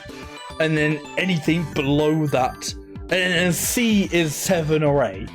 And then 6 and lower is F. And it just skips a bunch of fucking goes and goes F. That's not how it works, In reality, and usually it's like 40% is enough to get you a C. So and people will go, but a 4 is awful. How could you play a 4 letter, and 4 out of 10 game? I think that's the thing. To me, like, my personal thinking as to why a game would get a C grade is if it's like, I can see someone enjoying it, but you like really have to be into that sort of thing. Like, and I'm not saying that in a kind of like, games should be accessible for everyone, and if your game doesn't appeal to every single person in the world ever, it fucking sucks. But I just kind of mean like, like, I can find an RPG. Sometimes I'm not a massive RPG person, but I can enjoy a good RPG. I can enjoy RPGs. And there are some people who'd be like, even some less good RPGs, there'll be people who will be like really into them because they're really RPG people. And I might think, oh, this RPG is fucking great. That's a 10 out of 10. That's an A for me. And I'd be like, well, for me, it's passable. It does some things right. It does, but it just, it barely makes the mark. It just, barely qualifies. It qualifies as a good game. But I think at the end of it, that's the big takeaway from this. These are all personal opinions. I feel like when people, especially maybe with with letter rankings, because it seems more objective, it's not. It's personal opinions. These are my personal opinions, and I'm just saying what I think of them. And you don't have to agree. And if you don't, okay, fine. As long as you're not going to be an asshole about it, I won't be an asshole to you about it. And if you do agree, fucking great, It's fine if you agree or if you disagree, okay? It's fucking opinions on video games. It's not the end of the world. Don't get your fucking panties in a twist about it. Yeah. So, fuck it, let's get started. I was thinking about doing this in order of what I played, because unfortunately some of these I'm not going to remember as well because from the beginning of the year. But obviously, not obvious. No, yeah, obviously that would require me remembering what order I played some of these games on. Why are some of these songs just cut so abruptly? Like, have you not heard of fade outs? Okay. So let's make my way to my video producer so I can see when I play some games, and we'll do some. I'll be honest, I've cheated a little bit. Some of these I have thought about. You know, some of these I have actually thought, oh, I think I'd probably put this here, I'd probably put this there.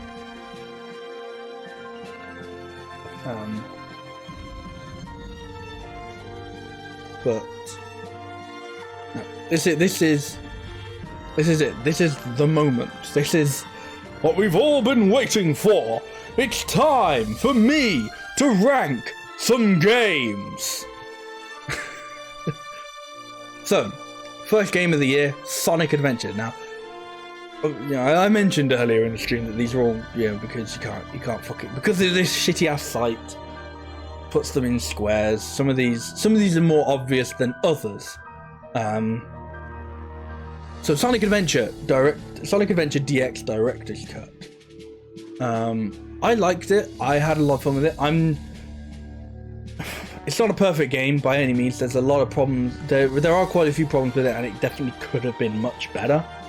To me, it's true, not middle of the road, but that's just pure B. You know, that's like, it's not B plus, not B minor. To me, Sonic Adventure is like the definition of just a B grade game. You know, it could have been so much worse. Could have been so much better. You know, I think Sonic Adventure's downfall was not focusing on Sonic as much, honestly. Like, it's interesting they don't really try the adventure, like the adventure style of 3D Sonic anymore. They're very much like, you know, oh, we either want to do like the Generations colors sort of thing, or, you know, we'll just do side scrolling, and that's fine. You know, if you like that sort of thing, that's completely fine. But you know, I feel like everybody kind of shits on it, but replaying Sonic Adventure DX, the Sonic stages were fun. You know, Sonic's story was an enjoyable time, and really the thing that does hold it back is the fact that it's a bit disjointed. And, like, you know, as fun as Sonic's story is, you then kind of have to do everyone else's, and whilst, you know, no one else's stories are honestly terrible. Like, I didn't even really hate Big Story. To me, it's the kind of thing of, like, if it was just like a full game with just Sonic's story, then I would be I think I would be tempted to put it in A. But because it just kind of, it almost feels like it's more so just throwing things to the wall and seeing what sticks. While some of it does, some of it doesn't stick as well. Some of it won't stick for everybody. But I don't even think it's that thing. Like, I think with some games, there's like when games like do this, it can be like oh, you know, some people will find enjoyment in this like segment and this aspect of it. Some people will find enjoyment of this aspect of it. I'm not sure there are many people who are like, oh yeah, my favorite part of Sonic Adventure is not Sonic. Like, or not Sonic, but, you know, it's like, my favorite part is Big the Cat, or my favorite part is Amy's story. I'm sure there are people who like those stories, and there are people who tolerate it. But I feel like if you like that story, it's not your favorite part of the story or the game. It's, you know, it's just something you enjoy, but you probably prefer the other parts more. So it just feels like, well, if they just did a full game of that, then it just felt like it would have gone better, you know? What is next? Next game I played through was Pikmin. You can tell Pikmin because there's a Pikmin there. Woohoo! Between less than M.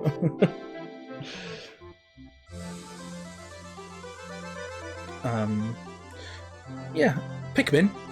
Hey, just pop that in A. Yeah, a lot of fun with Pikmin. I think some people might think it's a bit on the short side, but to me, it's like, obviously you can, like, you can get, like, if it were much longer, I don't think I'd complain. You know, if it was like Pikmin 2 size, I still think that would be fine. Though I suppose we'll see about that when I play Pikmin 2. And if I do this again next year, assuming I play Pikmin 2 this year, which I probably will,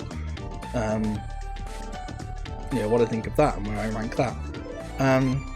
But to me, it's just an enjoyable short experience. You know, games don't have to be this massive fucking behemoth, you know, 50 million year long game to be enjoyable. You know, it's short and sweet. Yeah, that's all I can say about Pikmin. It's just fun. If you haven't played Pikmin, go play it. It's enjoyable. I believe the next game, Banjo-Kazooie. Now this is where things will get interesting, because honestly, to me, Banjo-Kazooie is it's another A game. You know, it's another A. Where I put it in A, I don't know, because, you know, do I put it before or after Pikmin? Tough.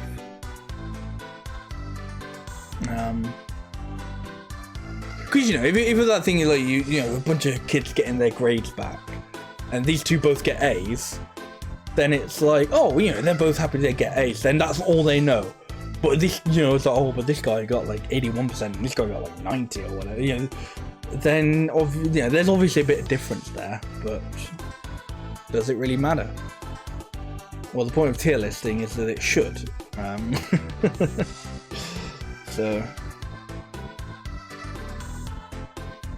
but anyway, Banjo-Kazooie, another just classic, another great game. Again, another game that isn't really that long. Like, I bashed it out in 3 streams, and pretty much 100%ed it.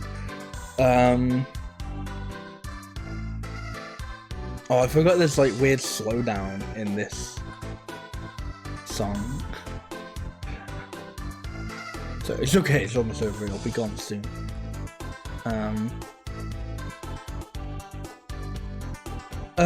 Yeah, Banjo-Kazooie is a lot of fun. Again, it's similar to Pikmin, it's not that long of a game. As I said, I pretty much 100%ed it in 3 streams. So like less than 12 hours. But getting that 100% is fun, you know? I think if you can make okay, I say 100%. I don't know if I got all the honeycombs, so maybe I didn't like really want to. I got all the jiggies. I got almost all the notes. I think on the stream I didn't get all the notes in. Not Jolly Roger Bay. Rusty Bucket Bay. And I don't think but I did that off stream. I don't think I got all the notes in Click Clock Wood. But I got all the G's. I don't know if I got all the honeycombs either. But it's still an enjoyable game. It's still, I you know, obviously it's hindered a little bit by time and a little bit by the fact that it's an old game. It's N64 3D platformer, so the camera's not going to be the best, and there are things that, you know, there are age things holding it back. But I won't say because of that it's no longer a good game. It still is, you know. I think even now, it still holds up well. And yeah, it's a boatload of fun. Where did we go after this? After this, we went to Digimon World 3. Or Digimon World 2003 for the Europeans like me. Or Mon World for, you know, tier list. C. You know, this is what I mean. I feel like there are people who probably could get way more out of Digimon World 3 than I could. But could I get some new music, please? Thank you. But yeah, so there'd be people who could get way more out of Digimon World 3 than I could. but there was just so much holding it back. Like that's the thing. The reason why I put it as C and not like a D or whatever is because I do still think overall it is enjoyable. Overall, as a game, it passes. But to me, it's like, yeah, it's just that. It just passes. Like, there are parts of it that are way too complicated, and part of that isn't necessarily to blame, like, the game's fault. I think part of that is the fact that Digimon itself can be a bit convoluted. Like, all the digivolving in the game is really weird and just... But that sort of thing is like, well, is that the game's fault, or is that, like, just the Digimon thing? I don't fucking know. Unfortunately, it does make it a slightly less than enjoyable experience. It gets very grindy towards the end. I feel like if you want to play this game, you like really have to go off and do a bunch of side stuff. And I mean like a bunch of side stuff, which I don't know how much side stuff there is. I'm sure there is like plenty of side stuff that I just, you know, kind of ignored. More Bomberman. Oh my god. I have most, like, I take a 52 songs and play this, and you go, right, let's play this one again. Yeah. There you go, we haven't heard Rusty Bucket Bay yet today, I don't think. So yeah, as I said, it gets grindy towards the end, or it gets grindy if you actually want to get to the end, rather. And the grinding isn't fun, the grinding's not enjoyable, as grinding isn't. And then you do a bunch of boring grinding and shitty ass grinding, and then because of that, I just kind of steamrolled through the final areas of the game. Like, I've just kind of plowed through the final boss, and it was like, oh, that was a bit not great. But the story's enjoyable. It's you know, there are some good story beats, with the exceptions of all the backtracking it makes you do. You know, I said I steamrolled through that final area, but the final area is interesting and cool. Also another game that's like held back a little bit by its design. Getting a party wipe in this game is way too brutal. And that's kind of part of the reason why you have to grind, is because if you die, if your team gets wiped, you don't just go back to the nearest inn or whatever. You go back to your, you know, the start screen. You have to go from your last save file. And there are select save points. You can't save anywhere. It's... that sort of thing is very much held back by its age.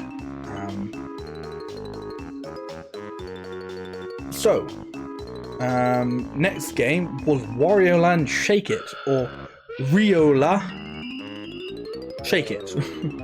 Maybe Hake It. It was kind of like down here, like just, and it kind of like my webcam cut off the tiny bit of the SUC, so it does look like Rioland Hake It, but it's a bit more. There's a little bit of an S there. A little bit of an S there.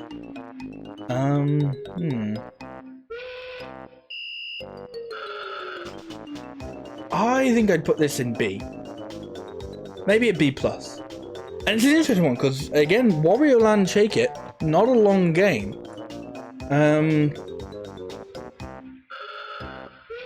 But this is the kind of game where, like, I do feel it with, like, I don't know, this is where people might spot, like, inconsistencies in my, you know, criteria and criticisms, and they'll find me to flip me in the balls or whatever. Because that's what you do to critics you don't agree with, you flick them in the balls. But yeah, like, so whilst Pikmin was, I'd say Pikmin was short and sweet, Wario Land Shake It left me wanting more. Like, I wanted a bit more out of Wario Land Shake It. And there were a few segments I wasn't great with. I I wasn't too on board with the submarine sections. And it's kind of difficult. Like, I think something I genuinely feel like I should take into account with these games is just overall how much I remember the game. And I can picture Wario Land Shake It, but there aren't a lot of parts of it I can like really remember, which is a shame because it was a beautiful game. You know, it had beautiful art style. I remember enjoying the music. If I've actually got some of the soundtrack on here, which I should have, whether or not it wants to fucking show its head, I don't know.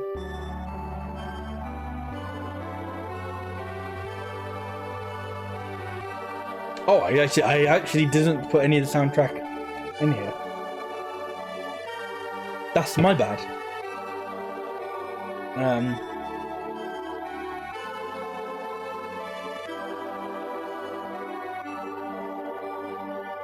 But yeah, so what I can remember of the soundtrack, it was good.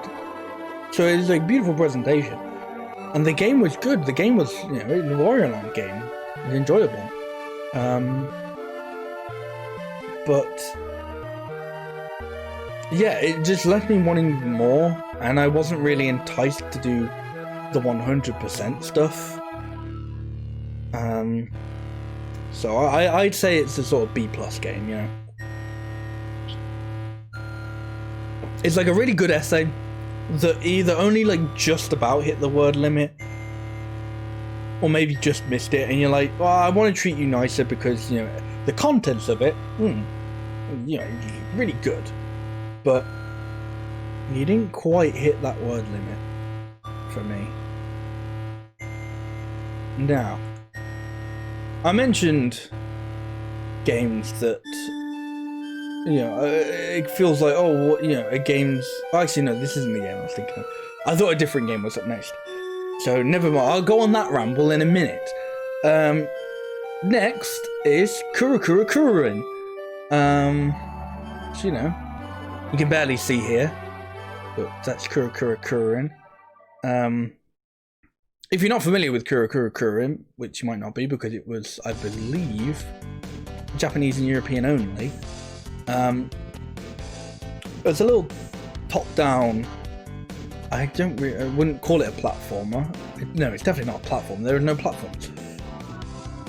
It's a little top-down game where you control a spinning pole, and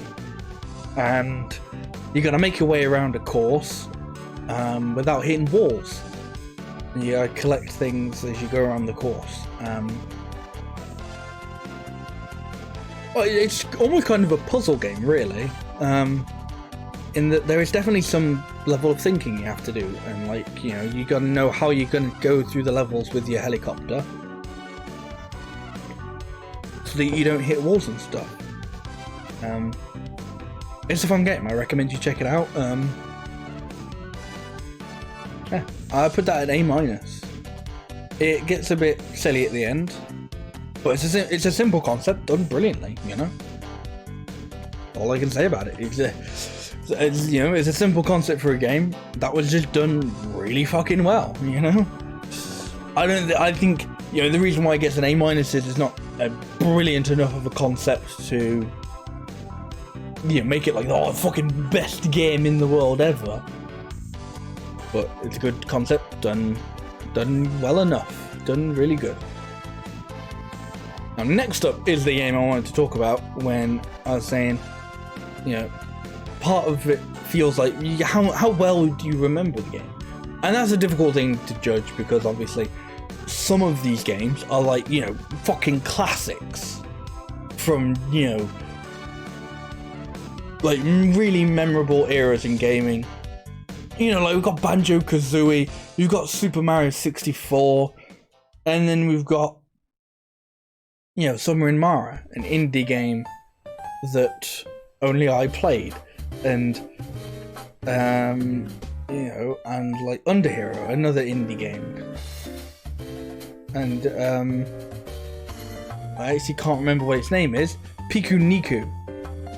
That's not a good sign. some actual music on. So the same fucking I think I might just, you know, even though the playlist hasn't fully ran out, I think I might just put on a different, like, I'll put on like a, you know, calming Nintendo music or whatever, just so we don't get the same songs over and over again. But yeah, Piku Niku is an interesting one, because at the time, I remember enjoying it, and I'm not going to say I didn't. I'm not going to say I didn't enjoy the game. It's just the problem is now, I really struggle to remember a lot of it. Like, I don't know, like, whilst it was I remember it's interesting, and it was wacky, and that's it, that's all I can say, is it was interesting, it was wacky, it was, you know, it was fun at the time. But I can't really remember much about it. I just can't really remember a lot about the game. Maybe that's, you know, part of the problem with going by like how memorable is the game is you know, as I said, there are like classics up here like Super Mario 64, Luigi's Mansion, Banjo-Kazooie, all that shit. And then there are games that only came out this year. And the fact that, you know, some of these I've played at the beginning of the year, like I think this was still February in the games list. No, sorry, the Piku Niku was April. Probably actually March by the time I actually got around to highlighting the VOD. But then some of these were like a couple weeks ago. So it's, you know,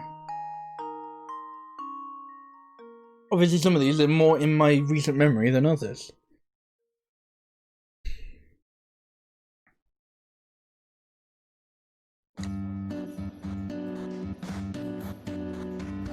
So to me, I think I'd put Piku Niku C+, B-. Like, when I got it, it was, I think, 99p on the Nintendo eShop. So, you know, if it's like that cheap again, to get it, it'll be worth that quid, you know? And I don't think it sells itself for very expensive anyway. It's not like a full price AAA game we're talking about.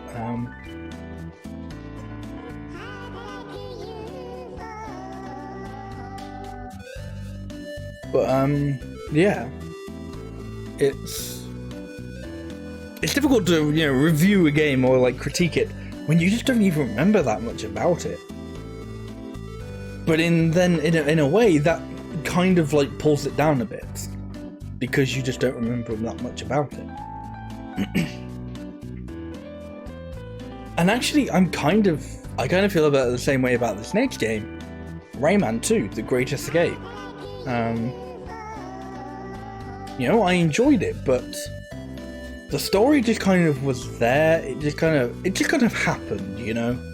It was just kind of a game I played through, and I enjoyed it at the time, but I don't know if I'd, like, ever really think about replaying it. I think that's also another thing you could possibly consider. Is, like, even though I'm not really someone who replays video games, to me it's that kind of like, would you replay the game? You know, how replayable do you think it is personally? And some games are more replayable than others, just generally. Like Pikmin, like the Pikmin series is kind of almost designed to be replayable, or at least the first and the third one are.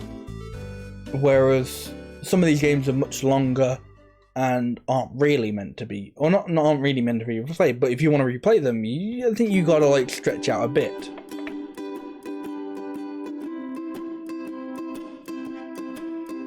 Is this okay? It's Bugsnax soundtrack. I thought this was Under Hero for a second.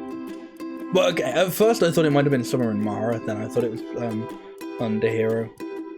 Bugsnax.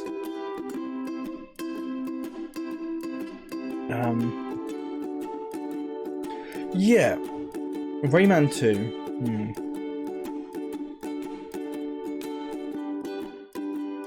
I think, again, same to Piku Niku, I think it's a C+, B- sort of game. But I do remember, I do remember more parts about it. I do remember the gameplay overall. I'm putting it in the B- section.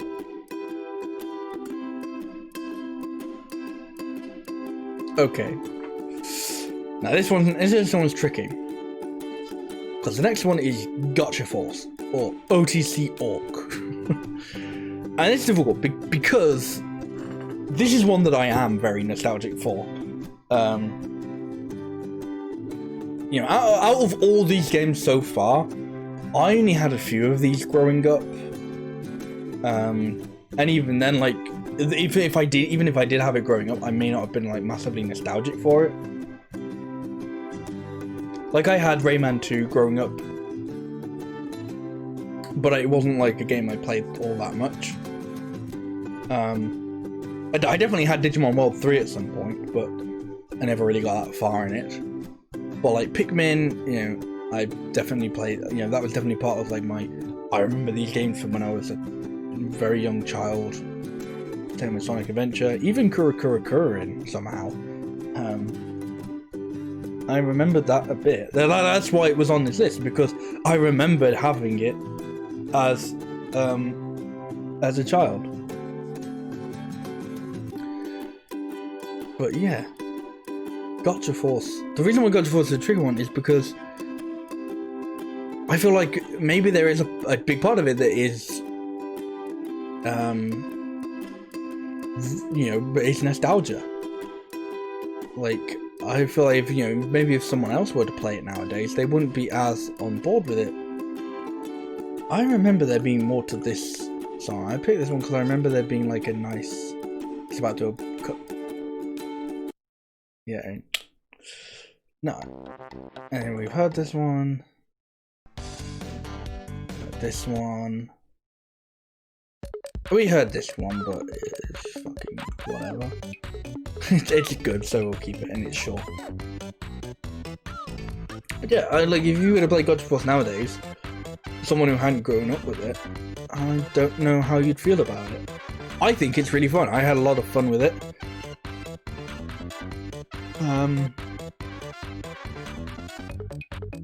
I think it's actually in a way it's kind of similar to Kurokurin, in that it's a simple. It takes a concept and it just goes with it, you know.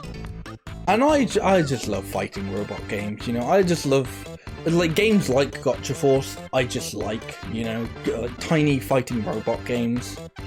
If there's like a tiny fighting robot game that you know of, please tell me, because Gotcha Force, Custom Robo, I just like that sort of thing, you know. It's not the same as mechs. I'll you know. I'm not necessarily drawing the line at mechs. Like, I was interested in Daemon X Machina when that came out, and it's still kind of on my list of games to check out at some point. But you know, tiny little toy robots fighting, that's a jam, you know.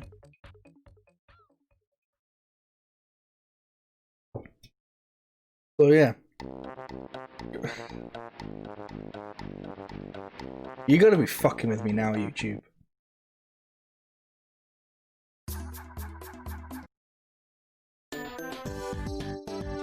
These are like all songs we've heard. There you go, something new, thank God, finally.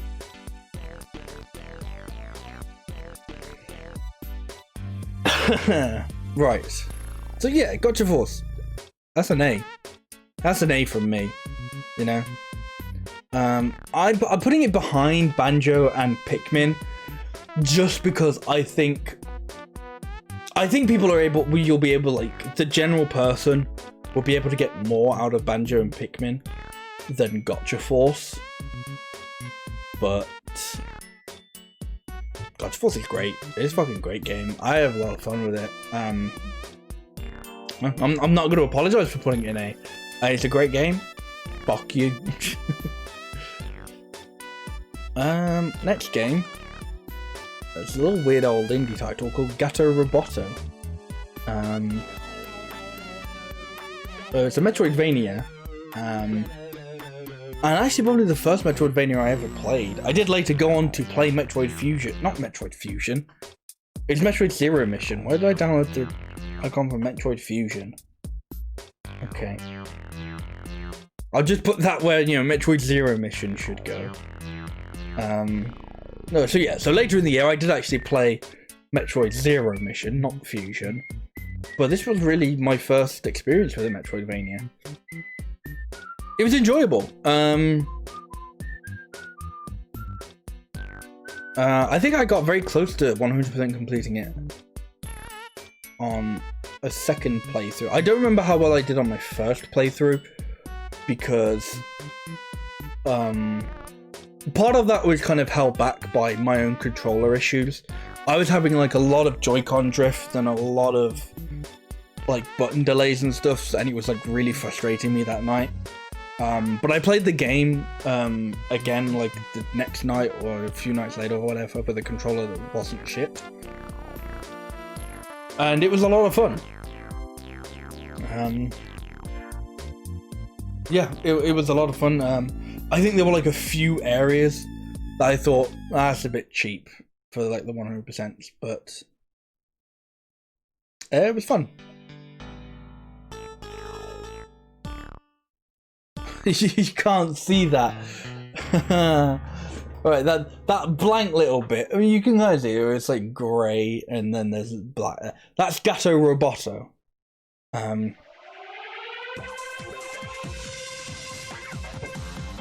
Oh, this is a beautiful Joe soundtrack. I was like, what the heck is this?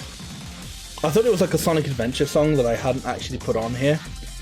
Like the one from Speed Highways. But, I think that actually might be coming up soon. Oh no, that's not for a while, beautiful Joe.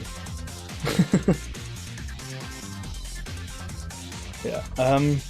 Like, let me just say, because we just did Gato Roboto. Check out all of the indie games on this like list. There are only a few, but seriously, check them out because they are all good. You know, I do think they are all enjoyable, and they're indie games. You have nothing to lose. Well, we just say you have nothing to lose. If you check them out, you're at least doing someone. You know, you're making someone else's day, because that will help the small developers. And why don't you want to help the small developers? Help the small developers, you prick.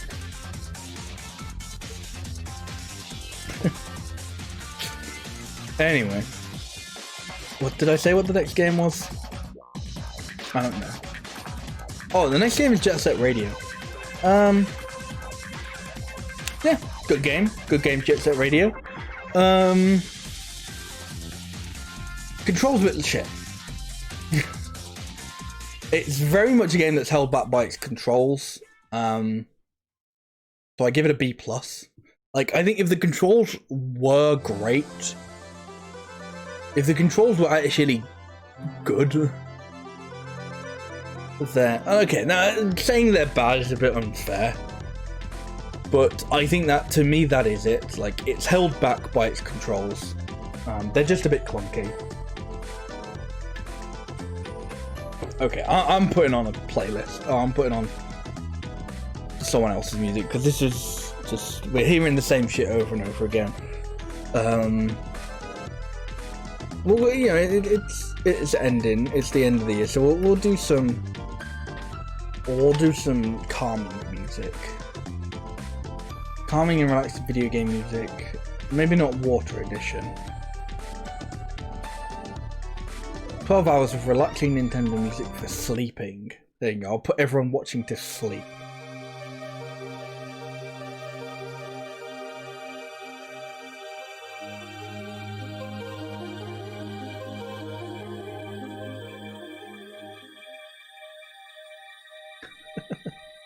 Sorry, I'm just looking at this video, and it's like there are two things. If you, by the way, like, this is basically just if you by any chance thought like YouTube wasn't fucked, or not really YouTube, but copyright systems weren't fucked. There are two songs claimed this whole 12-hour video, which you might be thinking, what? There should be way more. There are two songs. None of them in this relaxing Nintendo playlist. And none of these are Nintendo. Neither of these songs are Nintendo. It's Time by Caro Reeves, whoever the fuck that is, and Best by Righteous Products. Again, whoever the fuck that is. And, you know, it's just like, I can guarantee you, those are people who have just like, put like one of these songs in this 12 hours of music in their own song, and then put that in like the copyright algorithm, whatever, so that YouTube just goes, this song is detected, and it's like, they don't own that song either. I'm worried now that I should change it in case, you know, when this video eventually goes on YouTube, these fuckers will smack my head with a fucking thing as well.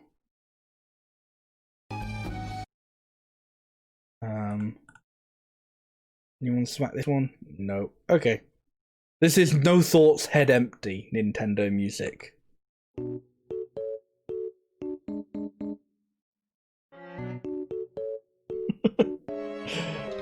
There you go. This is perfect for what we're doing. No Thoughts, Head Empty. Right. That's where we. Yeah, Jet Set Radio. B+, you know. If they remade it today, or, you know, ground up new, like, better controls, better handling, be a good game. It still is it'd be a great game. Next, Professor Layton. Professor Layton in the Curious Village. The first Professor Layton. First Professor Layton. I really enjoyed this. I hadn't ever played any of the Professor Layton games prior to this one, and I, not really impulsively, but, you know, with little regard, I bought all of them. I bought the whole Professor Layton collection off eBay. I bought, you know, the 3DS games and 3DS games. I'm looking behind me because I thought they were behind me, but if they were, they've been fucked up by a bunch of other shit I've then put on top of them. But no, I don't know. It's like there's 3 in like a trilogy, and 3 in a trilogy. Yeah. There's like a trilogy of Professor Layton games, and there's like a prequel trilogy because it's Star Wars apparently. No, I like Professor Layton. It was a good, fun puzzle game. You know, there are a few. It made me look like a big dum-dum at times, but really enjoyable. Oh, I don't know where I'd put this above or below Pikmin, because these. I suppose that's the problem with all these, is they are just. A lot of them are just different types of things. You know, some of these are just. You know, what their similarities is that they're video games. So it's like, well, you know, why do they need to be ranked through that?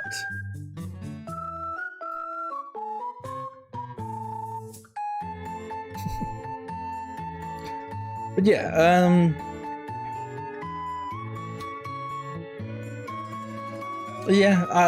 I think I put it above Pikmin. I don't know why, I think that's just my gut instinct. Okay. Up next we have an interesting one. We have Majora's Mask, Legend of Zelda Majora's Mask. Specifically the 3D version, I suppose. But this is a tricky one, for the reason of, I played a modded version of it. I played a version that had the mod of the Majora's Mask Project Restoration, which fixes a lot of things with the 3DS version, and to me basically makes it like the definitive version of the game. So there's like a well-known video on the internet, or I'd say semi-well-known, of basically like, oh, here's, you know, the 3DS remake of the Majora's Mask, and here's kind of what it does wrong and what it fucks up. And it goes through like changes with like, you know, Zora Link swimming and the, you know, the Deku Link jump and stuff like that. And this basically fixes those sorts of things and adds a few like quality of life improvements. And as I said, like, it really does make the 3DS version the definitive version. Whereas kind of before, it's difficult to say, because I think whilst there are some good parts about the 3DS, there are also some like parts that it kind of draws it back on because of that. Because of the 3DS version. they'll like hold it back and make it a little less, not as good as the original.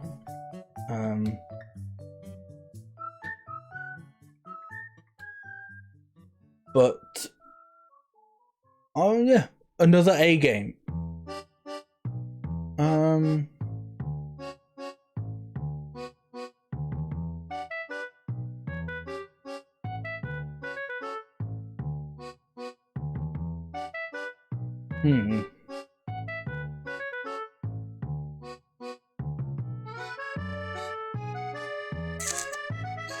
Yeah, I think so. Imagine this is like where the plus starts. So yeah, I think these three are all A pluses, and these are all A's, and then that's B plus. You know what, yeah, these two are B plus, that's B minus. I could, you know, have tried to put like a visual thing on that, but you know. So then I did Pokemon Platinum, which I'm not going to do because I didn't play it all the way through. I just did a Nuzlocke of it, and as I said, spoiler alert, it doesn't go brilliantly. It doesn't. Well, I suppose I already spoiled that for you by saying I didn't play through all of it, but yeah. I also did a few indie stuff at this time. So yeah, the next full game that I did was Octodad, Dadliest Catch. Another fun game, another great game. Yeah, again, it kind of has that Kurin thing of it's, you know, simple concept done really well.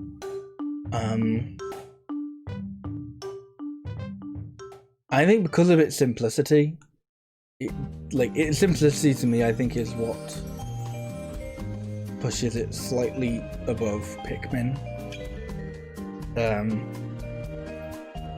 I think, yeah, another A+ game.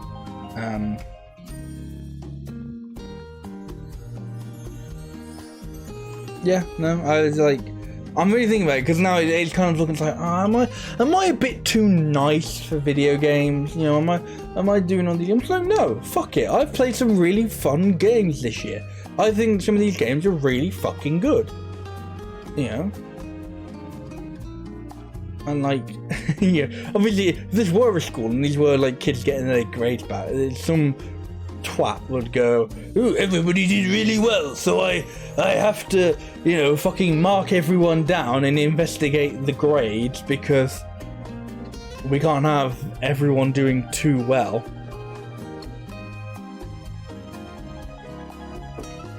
I don't know this song. What's this one?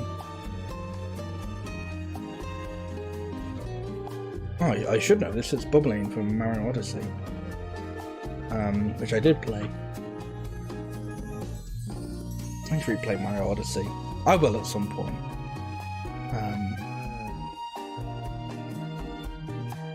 But yeah, no, Octodad A+ game. Fantastic. Fantastic game.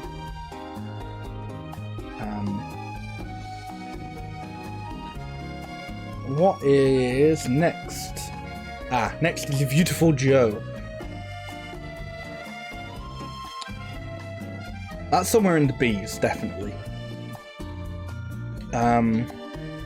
Really, you know, as the side-scrolling beat 'em up goes, it's enjoyable, it's fun. Gets a bit... The difficulty ramps up a little bit too much towards the end, and it definitely has a problem with the live system. As you know, okay, I'll tell you what I'll do. I'll put the A+ games in S. Like, just pretend that that's A+. I may even, yeah, I can even change it A+. Just because, you know, I think there'll be a lot of games that I'll put in A+.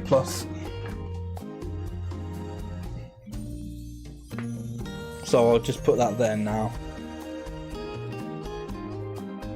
And then it doesn't look like I like too many games, yeah.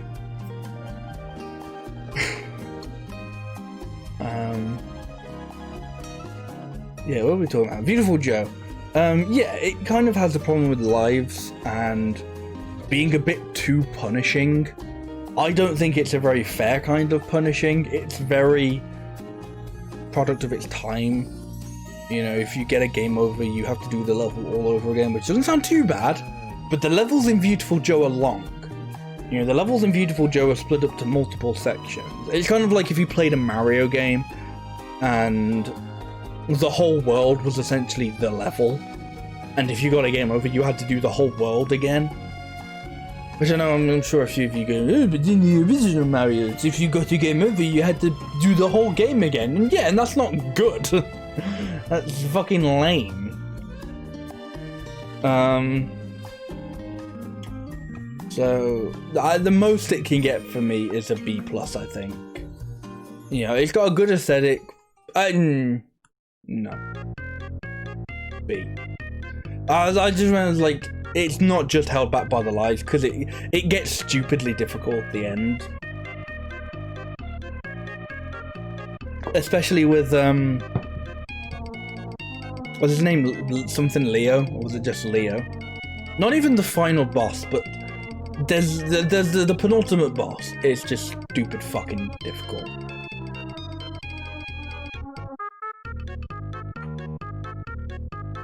Right, next up, I have some weird ones. So we've got Story of Seasons, Friends of Mineral Town, a remake of the original Harvest Moon Friends of Mineral Town.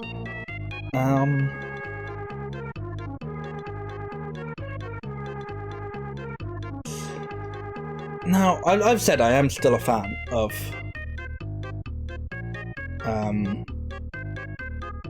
Harvest Moon and the Story of Seasons series and all those good stuff. And I did enjoy Friends of Mineral Town. Like, it was the first time I'd like ever actually properly played Friends of Mineral Town. Never really played the original GBA versions.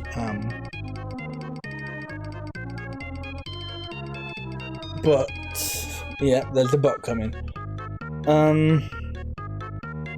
I've always preferred it when Story of Seasons has a story.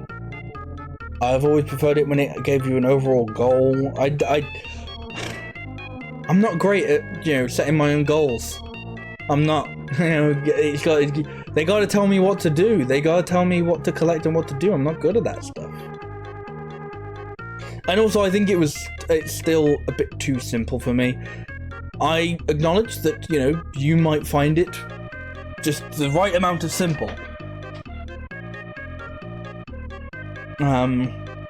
But no, for me it's just a bit too simple for what I want in a Harvest Moon game. So it's going in the B's. It's just a matter now of where in the B's will it go. And thinking about it, I think I will move Beautiful Joe down one. I'm thinking again about that replayability. And I'm like, I was like, yeah, no, I think I feel like I'd be more likely to replay Wario Land than I would Beautiful Joe.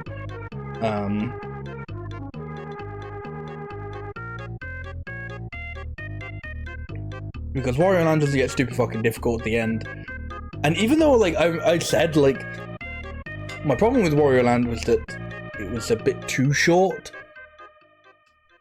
That actually kind of makes me more likely to revisit it over a game like Beautiful Joe.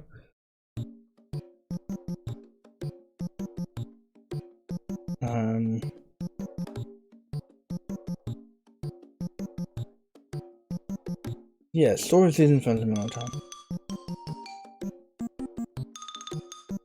I think again, it's a B game. It's a B, but you know, not quite B plus like Jet Set Radio. I think they need to add quite a bit more. I think for me to think of it as an A or an A plus game.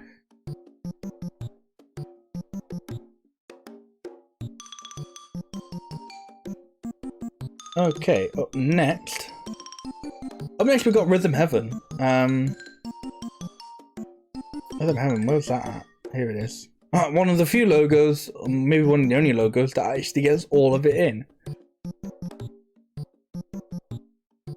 Yeah, no, actually, no, Jet Set Radio got it all in. So yeah, one of the only logos.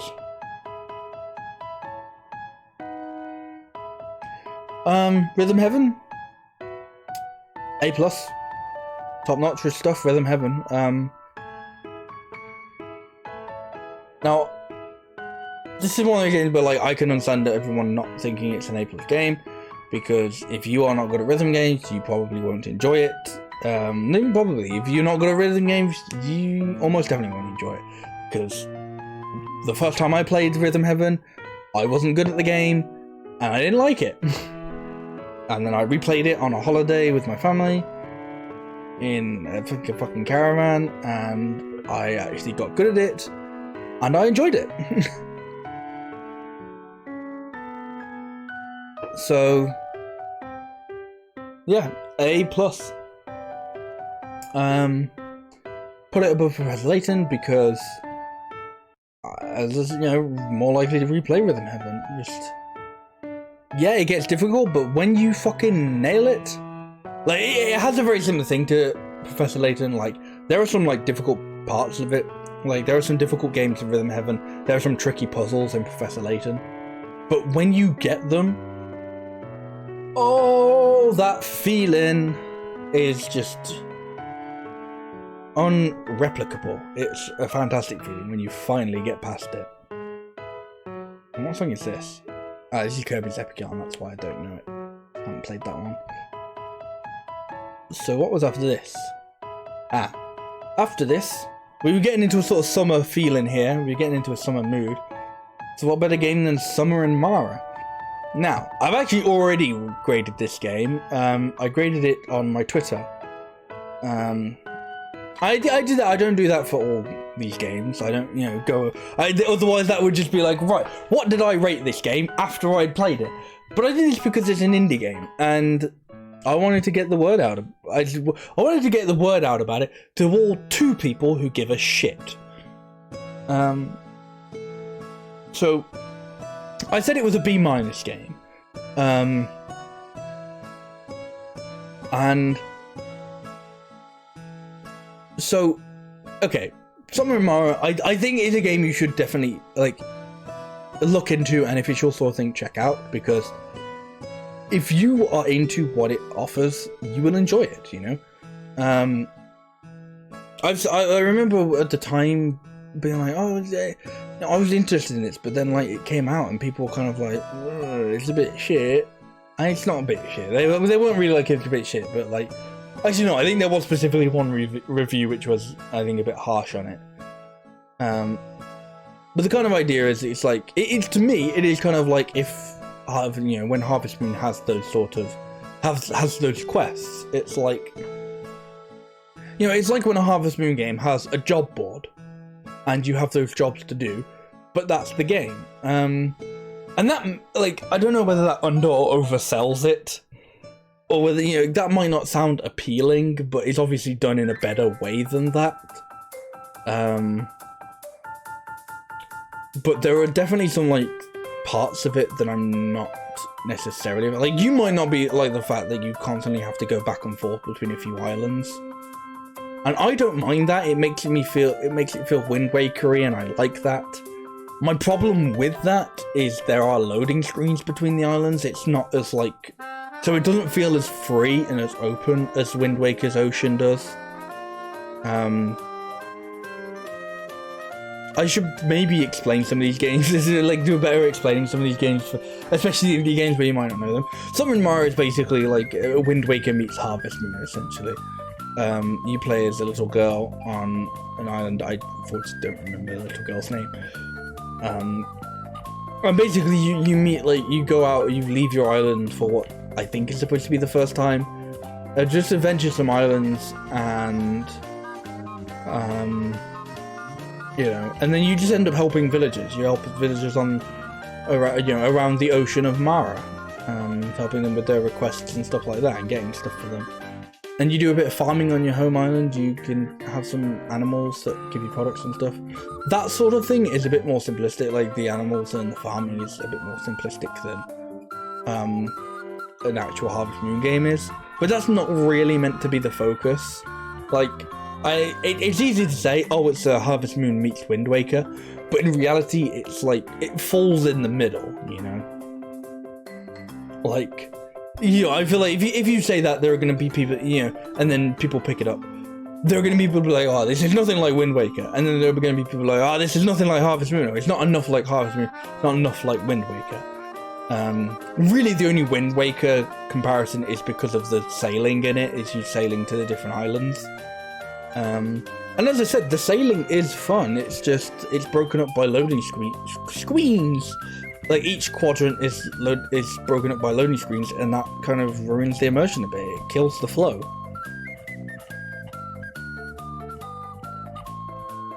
The other side disappointment is there is only really like one island village.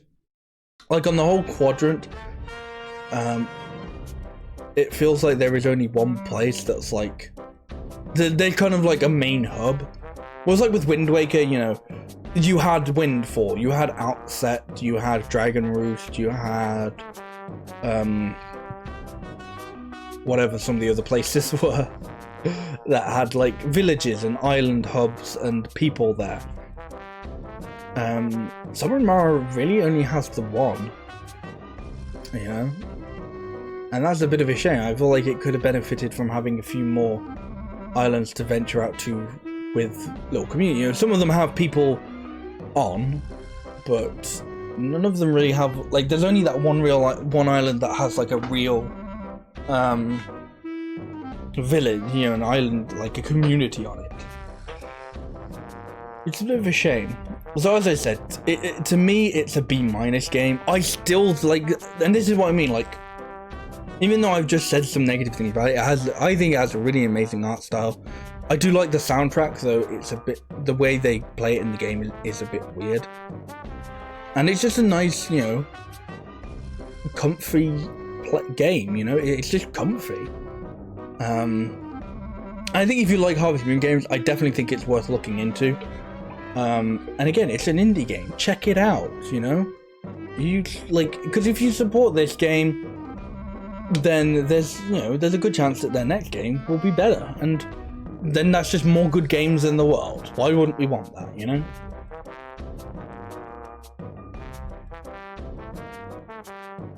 So what have we got next? Okay, up next we got Super Mario Sunshine. What is this? Oh, he City. Pokemon Sun and Moon. The night version. There's I don't know what town it is, but there's a night version of a song in Pokemon Sun and Moon that I really like. It starts off with this really lovely piano bit. I don't remember what it is. It's one of like the first towns, I'm pretty sure as well. I kind of want to find that now because I really like that song.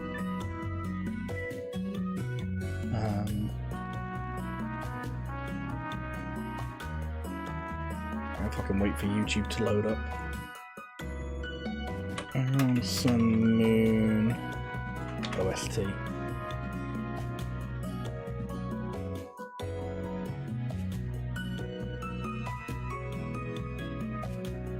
Don't think it's one of these.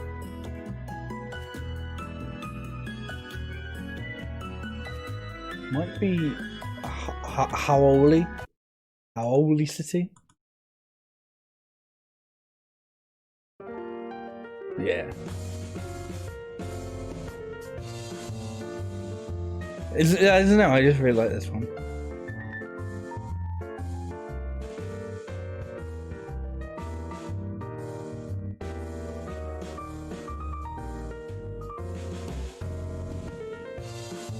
I'm not actually gonna play it because it's not part of the playlist. So I'm like, and that one goes on for like 10 minutes, so I'd have to like, you know, I don't want to play, don't want it playing as much as I like it. I want to play him for 10 minutes. But anyway, what was that? Super Mario Sunshine. Great game. What can I say besides great game? Yeah. You know what? I'm gonna get riled up here a bit, and I'm gonna suck Super Mario Sunshine's dick for a couple seconds, because recently there have been people saying there's been some words on the street that Super Mario Sunshine ain't good, or ain't as good as it used to be, or as people may have thought. And I played through Super Mario Sunshine twice this year. I played it on the GameCube for a stream, and then soonish after, the 3D All-Stars collection was announced and then released, and then I played it in my spare time on the Switch, and I 100% completed. I got all the shines, and I had a lot of fun. I played it twice. I had a lot of fun. It was a really good game. When people say, "Oh, Mario controls," no, Mario controls like a fucking dream. Mario controls, all kind of like, you know, joking, like, you know, pretend anger aside. I don't get it. I don't get when people say he doesn't control good, because he controls fine. Yeah. Like, I think he controls... There are a few parts I don't like about it, about the game, of course. I think the final level is not great. Especially that boat section. I think there was way too many blue coins. Like, I think really what they could have, like, if the game wasn't rushed, because every fucking GameCube game had to be rushed for some reason, is if they put in a few more worlds, like at least 1 or 2 more worlds. At least 1 or 2. It's like, oh yeah, if they put in any more, you know, at least 1, well, what else would they have done? If they put in any more worlds, you know, like 0. No, if they had more worlds, they could have cut down on the number of blue coins.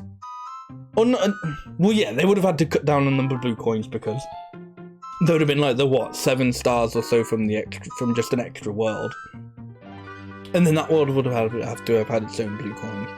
And basically, you know, they would have cut out like the worst. Or I don't know if they would have, but they could have cut out like the worst blue coins from each of the other worlds, and it was fine. You know, I had to use a guide for blue coins a few times. That was it. As I said, you know, the blue coins were kind of one of my only big problems. That, like, blue coins specifically in Noki Bay, and the 100 coin star or shine in Gelato Beach. Everything else I was fine with. You know, as I said, I don't get when people say he controls badly. I liked how it controlled. I think it can control just fine. Specific to the Switch version, prior to the update, whenever that was, if it has even come out, yeah, getting used to the inverted or uninverted or whichever verted camera it is a bit weird, but I got used to it. And that's specific to the Switch version, and may not even apply anymore. So I don't care. Mario Sunshine's a good game. It's a good game.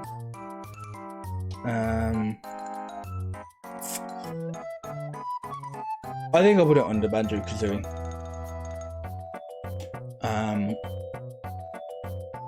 And you know what?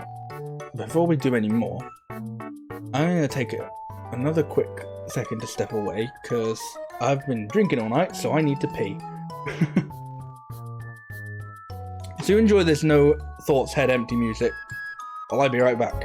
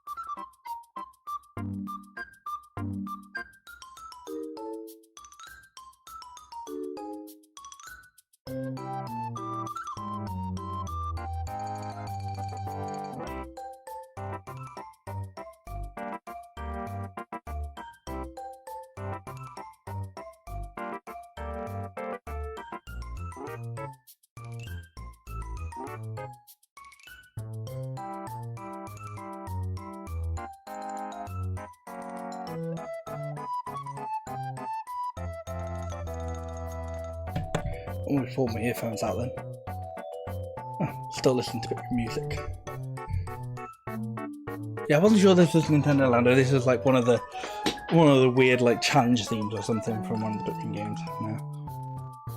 Right, where are we at now? We just done Mario Sunshine. Ah, not the possibly controversial one here. DK64. Okay, I couldn't find it for a second. Ong 6. Ong 6. I liked it. I have no intentions of 100% completing it, but I liked it. And again, it's a game that I think could have been way better. Like, I'm not going to pretend a lot of people's criticisms of the game don't exist. Because this is definitely, like, whereas with Mario Sunshine, when people say, like, oh, Mario doesn't control well, I'm like, what fucking game are you playing? And, and I just don't agree with it. When people make complaints about there being too much character swapping and things being a bit too convoluted or whatever in Donkey Kong 64, I do agree with that. I do agree there's a bit too much character swapping, which that could have been neatened up a bit. It's a bit too minigame based, really. Like, it constantly putting you in like the bonus barrels and stuff like that. They're not terrible, but they're nowhere near like they're. I'd say really the worst part of the game is the constant bonus barrel shifts. It sounds like a weird version of this. That's why it's the Twilight Princess. I was like, this is a Wind Waker song, but I don't recognize it. Oh, it's because it's not actually a Wind Waker song, it's a Twilight Princess song. But yeah,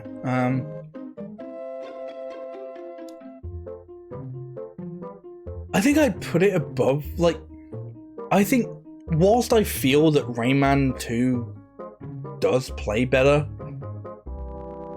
or I'd say almost has fewer problems than Donkey Kong 64, I think Donkey Kong 64, when Donkey Kong 64 is enjoyable, it's more enjoyable than Rayman 2, Like, its highs are higher, even if its lows are lower, and for me, that kind of makes it a little bit better.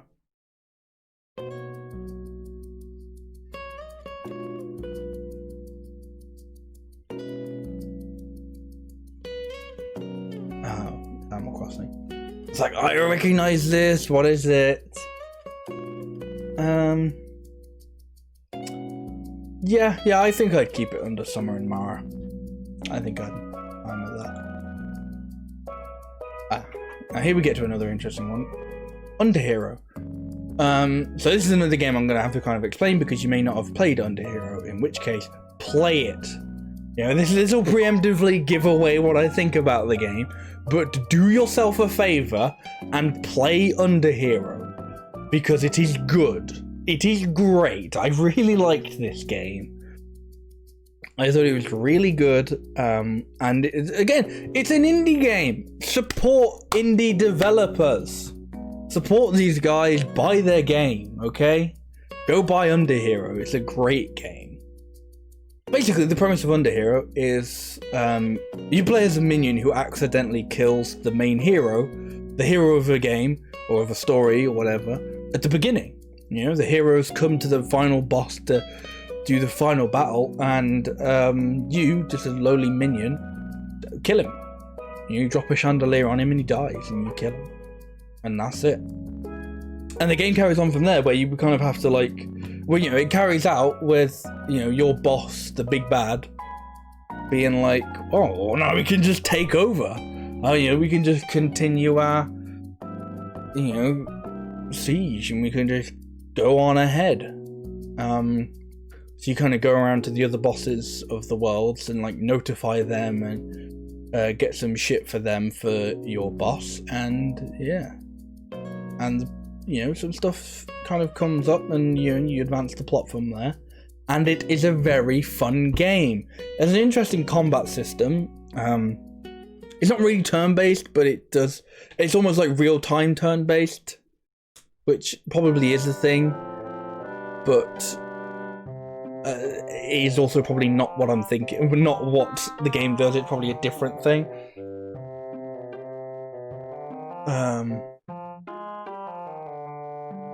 but it has an interesting combat. And it also just has the thing where if you have enough money, you can just pay the enemy to fuck off. And that's kind of cool. And yeah, it's a really fun game. It had a really good soundtrack. It's got a really nice art style. Got a great story. Genuinely a great story.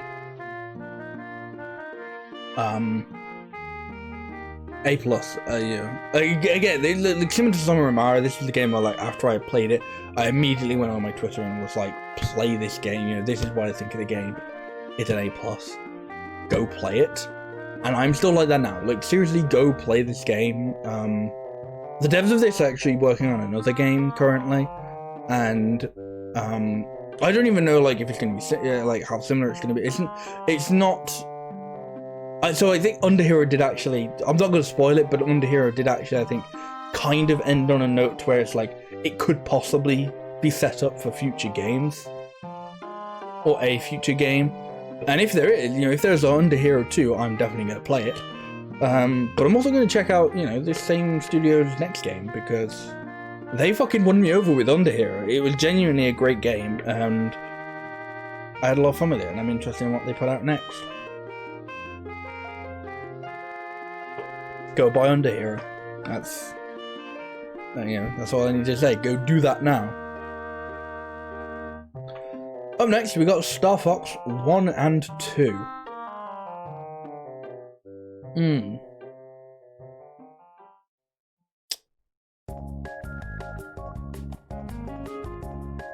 There's a song I recognize, but I don't. Mario Party, interesting. I shouldn't really recognize it because I've never really played the early Mario. I haven't played the early Mario Parties. I only played like 4, 5, 8, and Super.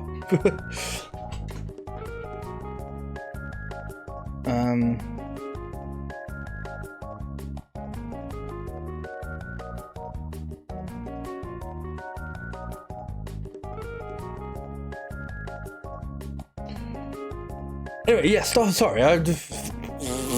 the head empty thoughts gone music was so good. My head did just empty for a second.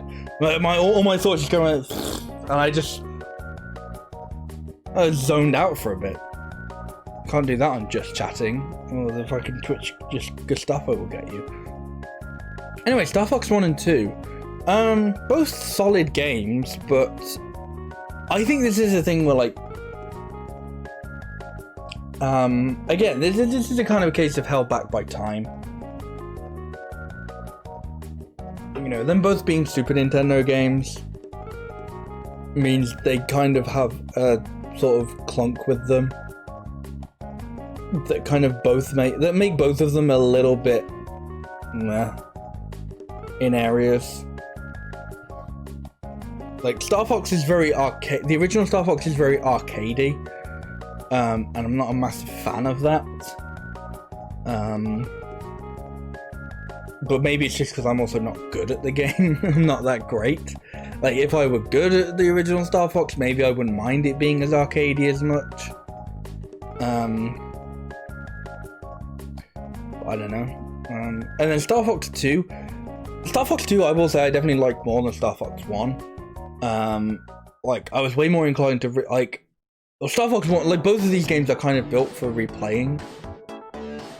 Oh, but we still got some Diddy Kong Racing music in. Fantastic. Yeah,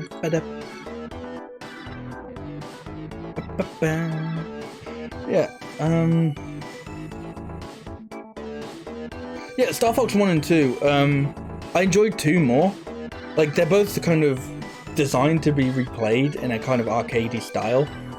And after I was done streaming them, I actually wanted to play 2 more, and I did. I played 2 a few more times around. There's still some parts of it that I don't think are great. Like, I kind of appreciate what they were trying to do for the dogfights, but I just don't think the tech was there for them at the time. And you just kind of get your shit kicked in the dogfights, because you just kind of get like a couple of seconds to shoot at them, to shoot at the enemies, and then they whiz past. It's kind of a bit meh. but so both of them I think solid B games. I just like Star Fox 2 better. I just enjoy Star Fox 2 a little bit more.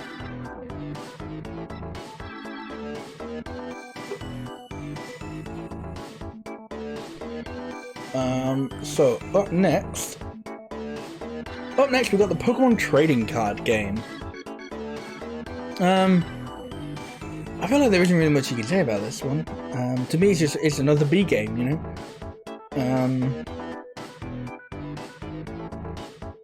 Yeah, it's a B game, you know. It's a good version of the trading card game as a video game. So a lot of it things it does kind of automatically for you, which is all nice. Is this Yoshi Woody World or is this Kirby Epic Yarn? Yoshi Crafted World, close enough.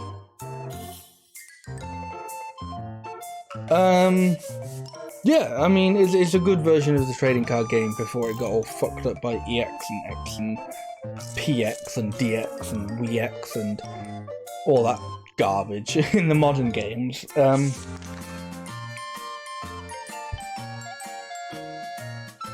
Yeah, it's a good version of the trading card game.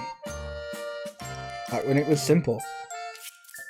Up next, we got Bomberman 64, Umberman, as the little square kind of suggests.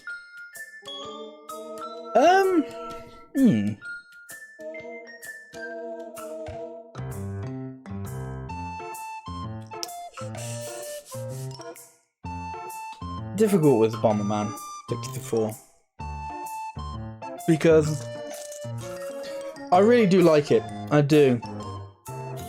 But holding back the true ending and the final world on getting all the cards is a bit of an ass requirement, and because they get so fucking stupid in some levels.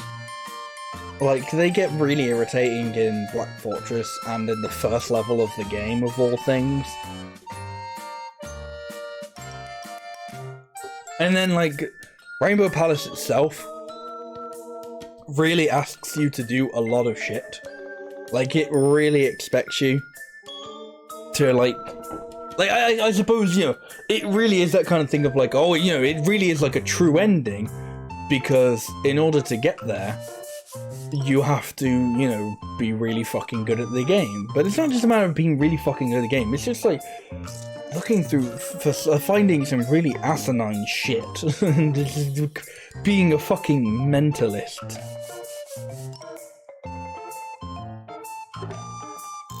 So it's a B+ for me. It's, you know, there's a lot of good stuff about it. Donkey Kong 64 B rank. It's a B-, you know. I'm willing to accept that not a lot of people would put it there. And that is just me. It's just me. I had a lot of fun. I had fun with it, you know. And whilst I think, you know, I said this earlier, but whilst I think a lot of people's criticisms with it are generally valid, I guess they didn't bother me as much as I think they would have bothered other people, I think is my takeaway on it. Most people will put it in the garbage. Yeah. And that's the thing. I think with Donkey Kong, I can definitely see why people would not enjoy it, you know? I think maybe that's like... yeah, from like B and C, I think it's like, you know, if you don't enjoy this, I could see why, you know. I could probably like, I could understand why you don't enjoy this. Now, Donkey Kong 64 is definitely one of those like, yeah, I get why a lot of people don't like this, but I don't know, it clicked with me, you know. I didn't dislike it as much as other people do.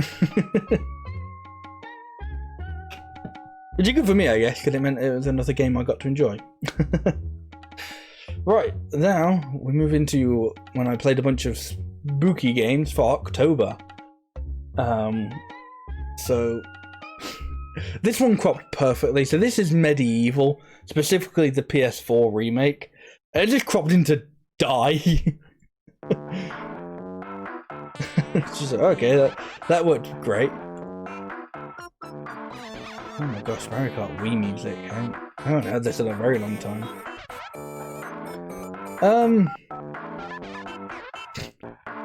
Yeah, let's put some beeps and boops in it.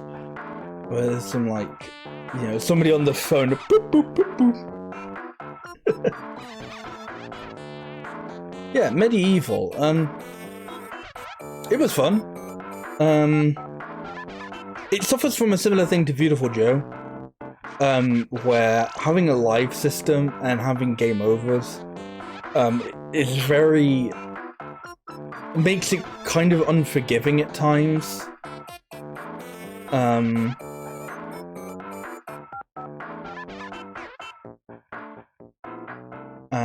And the combat isn't the best, I will be honest. You know? It can be enjoyable at times, it's a little bit hack and slashy, but I don't even feel like it pulls it off correctly. It's like hack and slashy, but the enemies don't, like... It feels like they don't react to being hack and slashed. They just kind of carry on and kick your shit in. Like, I'm pretty sure, like, eventually I did just turn into, like, get some form of long-range weapon and just throw it. Like, that turned out to be, like, the best method of fighting in the game. Which is weird when a lot of the weapons are, you know, close-range stuff, but close-range combat is just a bit... But, it's a solid B game. There you go. If you thought I was worried, if you were worried that, you know, oh, he likes too many games, he's put too many games in A plus and A. There you go. Now too many games are very middle of the road. You know, I don't know if I can add one. I'm sure it's like if you want to add something, you have to, like, I don't know. Oh, I hope this hasn't got rid of it. Show extra rows. Oh no, you can. I should be able to do this. So, right. That's an exclamation mark. Right. We'll do an A plus. And then... I haven't really put anything in A minus yet. We'll do A minus. Then B plus. I don't even know if I'll have enough for these, but... we'll find out, I suppose. No, I feel like I should. Yeah. And C minus, and as I said, like... Oh, and it doesn't matter, because they aren't there anyway.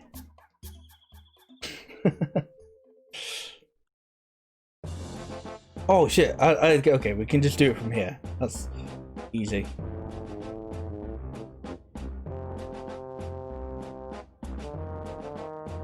A minus.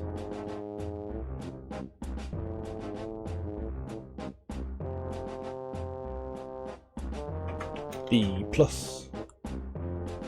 So we'll put these two in B plus.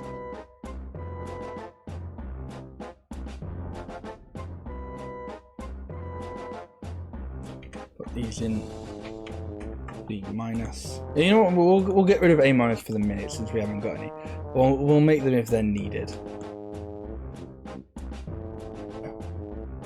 Cleaned it up a tad.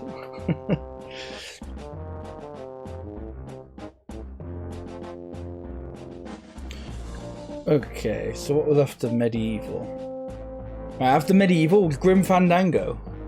Oh, that was another really good game.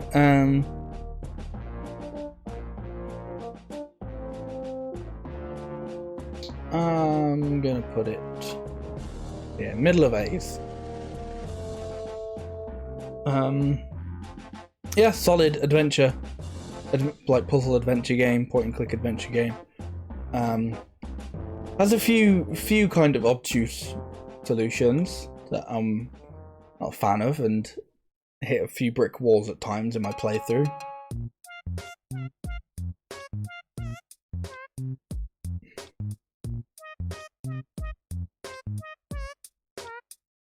But yeah, no, I liked it. It's a very good story.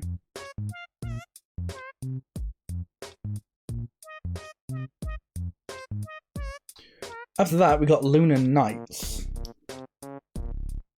Which, I'm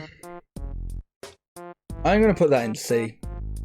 I liked Lunar Nights. There's definitely some stuff to like, but it gets pacing.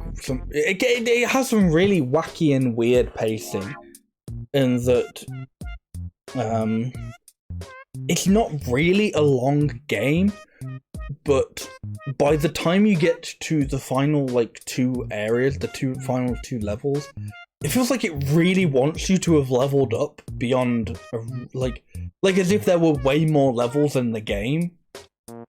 And it just kind of really just has this weird unnatural jump in like difficulty because of that, and requires grinding, which was why I wasn't completely on board with Digimon World 3. That's one of the big problems I had with Digimon World 3 was it, you know, right at the end it was like, hey, if you want to, you know, get to the final boss and beat the final boss and stuff, why don't you do some grinding? And Lunar Nights was very much the same.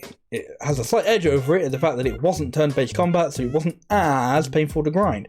Still wasn't great. Grinding in games isn't fun. But the combat itself is enjoyable. Sometimes. You know, sometimes, like... What the fuck is this song? Ah, Xenoblade, that's why I don't know. Ricky the Legendary Heropon. This goes on for a couple minutes, gosh.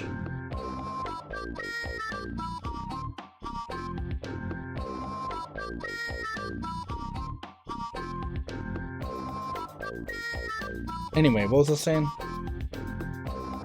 Lunar Nights, yeah. The combat was sometimes fun, sometimes enjoyable, but it had some weird, like... There were parts of it that kind of held the combat back. So playing as Aaron, where you always needed your, like, solar energy, kind of made it so that character wasn't great to play as all the time.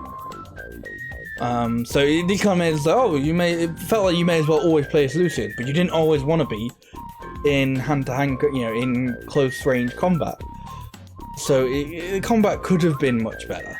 It just wasn't. The story is, nah, the story's alright, it's, you know, it's a bit tropey anime, but that's not going to be a problem to everyone. It wasn't really a problem to me, it was just kind of, yeah, as I said, the story was like, it's alright.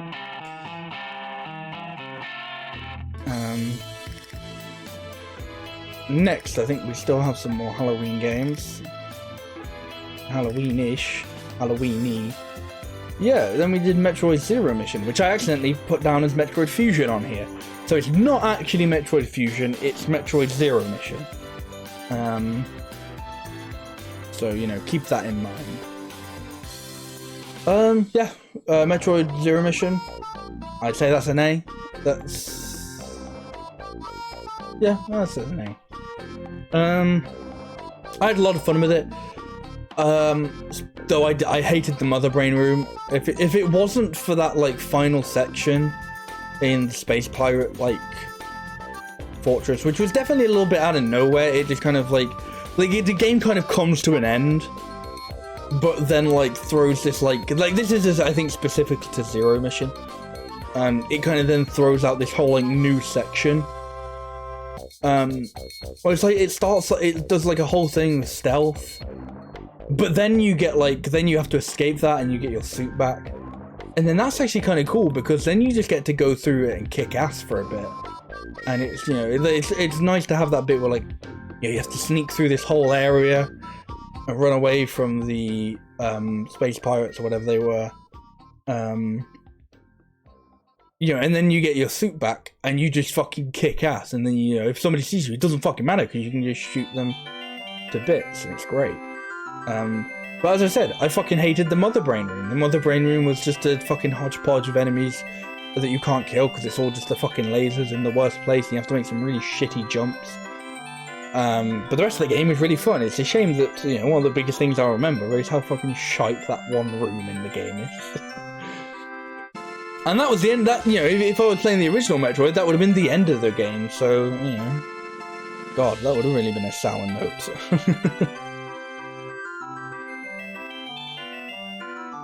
The next game I played, Crypt of the Necrodancer. I liked this, but it made me think maybe I'm not a massive roguelike fan. Because the only roguelikes I've played is this and Risk of Rain 2. And I don't know. Like, I do enjoy both Risk of Rain 2 and this, though they both do have problems that I think are kind of specific to them being roguelikes. My problem with Crypt of the Necrodancer is kind of, after every world, it takes kind of a weird jump in difficulty. Like, instead of a difficulty curve, it feels more like a difficulty staircase. You know, it's like, oh, here's like the first world, and then poof, poof. Here's the second one, and then poof, poof. Here's the third one, and yeah. And it's like, that's not great. I'm not a massive fan of that. I don't really like that.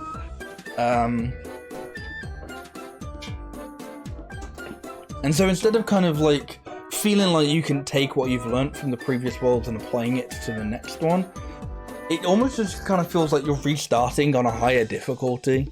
It's like, okay, well, I've got to, you know, now I've got to learn new things for new enemies and new patterns and new songs and all that. So it's like, I really like the basis of the game, but I think I'm just not a massive fan of some of the execution. Like, I do still think overall it is a good game. I just think it could have. I think there are definitely some parts, specifically with the difficulty, that it could have been done better. And I know the classic response to if someone has a problem with the difficulty is, "Oh, you just suck fucking balls, mate. Get better." And it's like, meh. I can admit sometimes when I'm just garbaggio a video game. But sometimes, you know, sometimes the video game has a garbaggio problem with being difficult. And I feel like this is one of those times where it could be both of us, you know. It's not necessarily it's a me, it's you situation. It's both of us, you know. We just weren't cut out for each other, me and Crypt of the Necrodancer. But I still want to try Cadence of Hyrule because maybe their younger sister is better. So I'm gonna put it in the B's.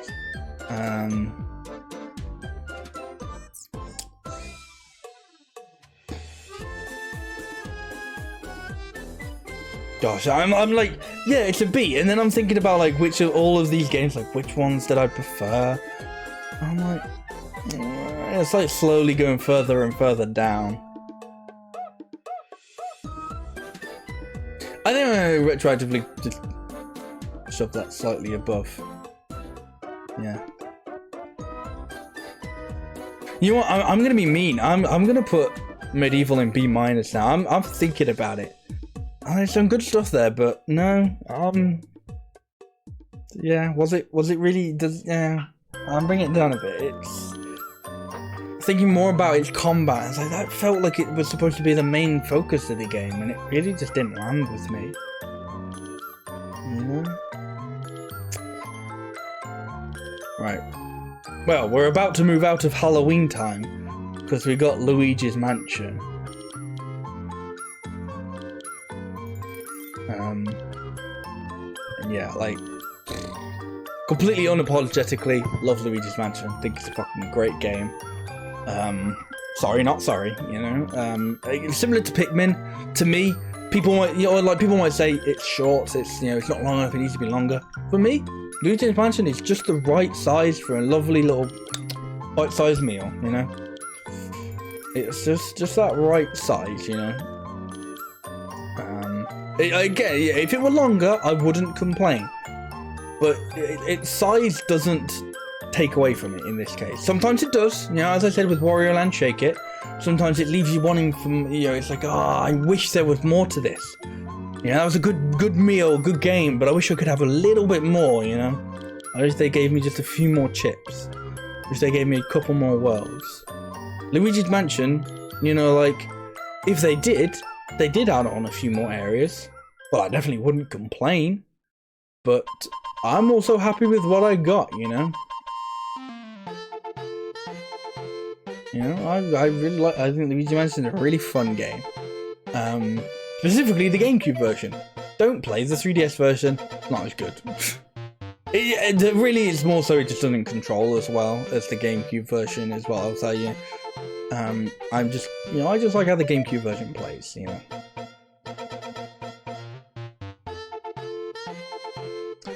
Up next, we got Super Mario 64. Because, you know, why play, you know, the occasional indie title when you can play Super Mario 64? I was playing this on the All-Stars, the 3D All-Stars collection, which didn't really have make a massive difference compared to Super Mario Sunshine, but when I streamed Mario Sunshine, that was on the GameCube version, that wasn't the All-Stars collection, because that hadn't come out yet. What song is this? This is more Kirby's Epic Yarn. Okie dokie.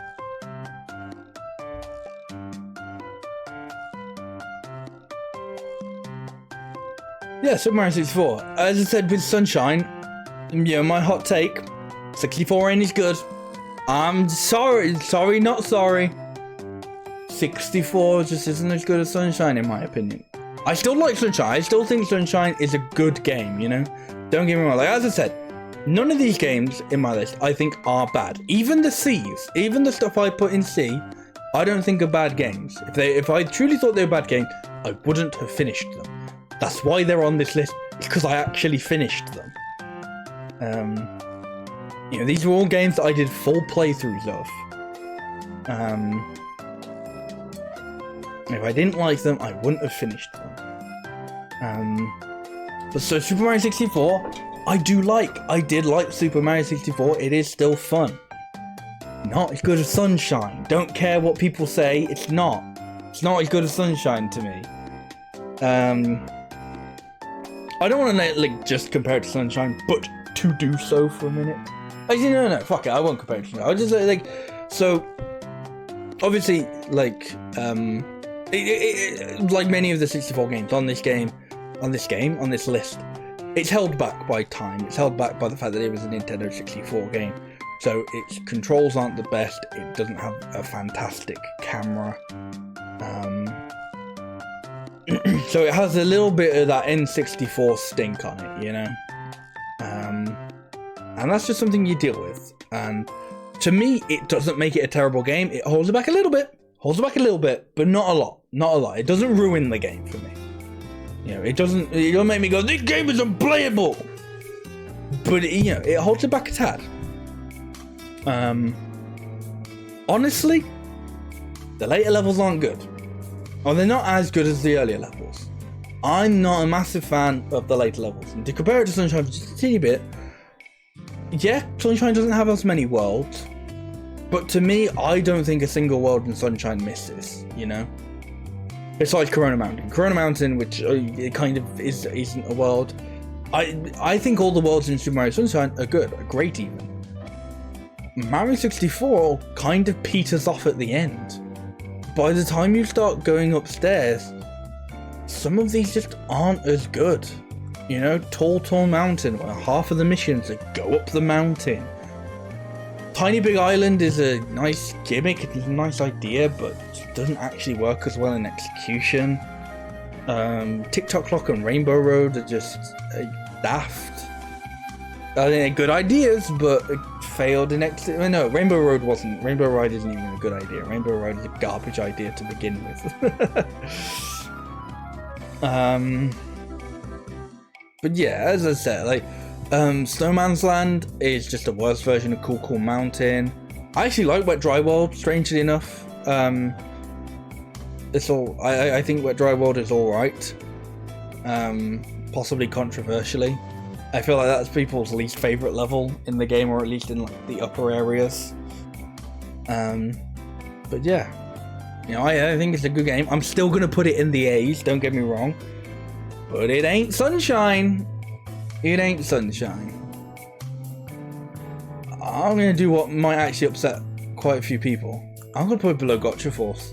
I think, you know, I feel like there are people who might see this for some reason and go, "What? He put Super Mario 64 underneath Gotcha Force? Nobody's ever heard of that game."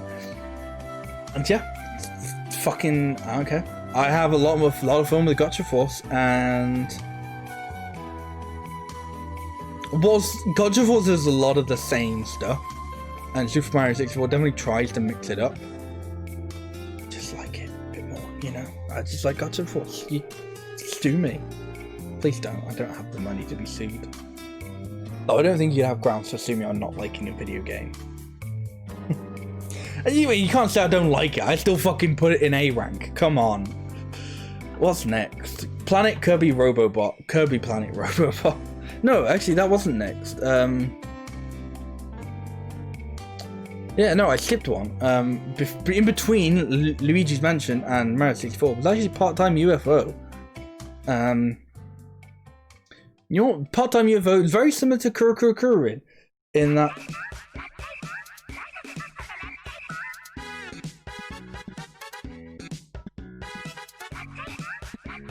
Sorry. Yeah, and it's a simple concept done brilliantly, you know? It's a crane game, 2D crane game.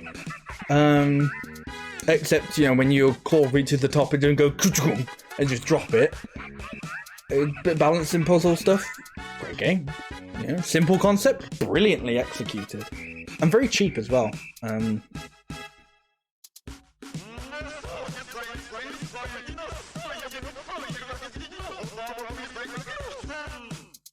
I don't like that bit. I don't like that bit of the song.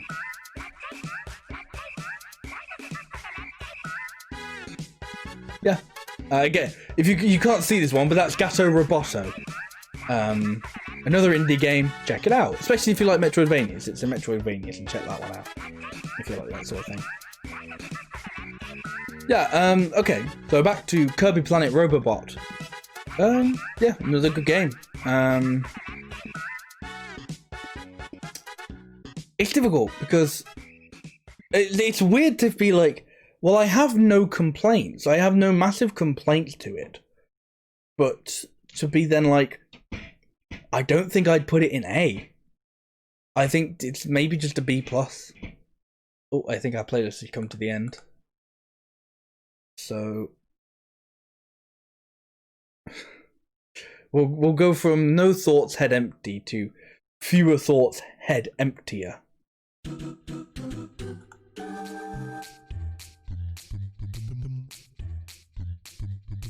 Okay. All I gotta think of is at some point. Oh, okay, it's fine. It's right at the end. At some point, the song from Pikmin comes on, like the Tenno no Uta. I think that's how you pronounce it. And that gets claimed on YouTube at least. So I gotta be like, nope.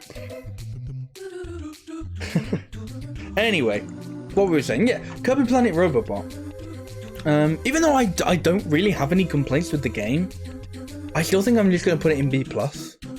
I think it's because I liked the game.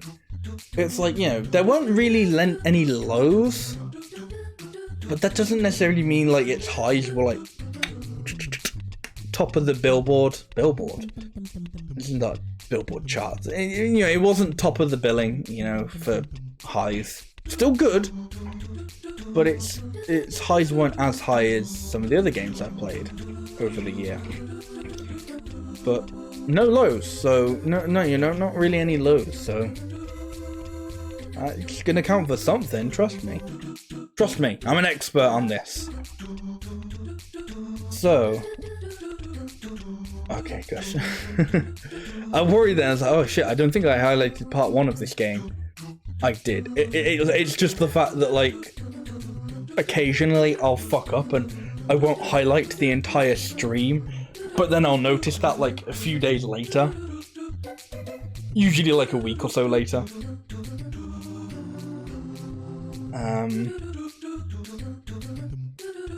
So the next game Bug Snacks. You can't tell that because this is just an S with some stuff on the side, but yeah, Bug Snacks. A great game. I loved this game. I had so much fun with Bug Snacks. You know, it's I've said this a lot. It's simple concepts done brilliantly, and sometimes that is genuinely all you need. You know, sometimes you don't need to, you know, go for the most complicated thing in the world ever. Sometimes all it is just you do a simple concept really well, and it helps that, like, in terms of Bug Snacks is very much like simple gameplay concept done well. Like the gameplay concept of catching the Bug Snacks, of catching these creatures, and that's like the main, yeah, that is the main gameplay. That is the gameplay, is catching the creatures, and fulfilling out the requests for people. But it's then just like added higher. It's like really then brought so much up by its story and its character interactions and just the world that it builds. Ooh, this is a good song.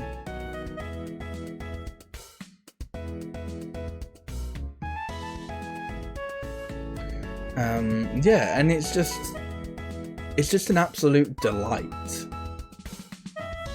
It's just a lot of fun. It's a good game. Also made by the same people who did Octodad. So, you know, I think they've only made 2 games, so they're 2 for 2 at the moment. Or they're 2 for 2 in my book anyway, because I've only played 2 of their games, if they have more. I'm gonna put it there amongst the A+s. You know,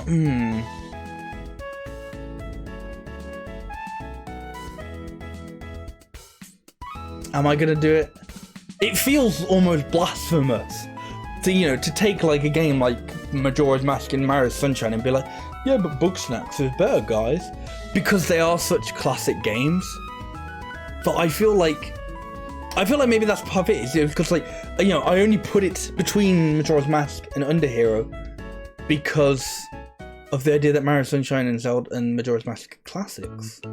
And if I search my heart, you know it to be true. I'm like, yeah, man, I loved Bug Snacks. I loved the world it built and made and the gameplay.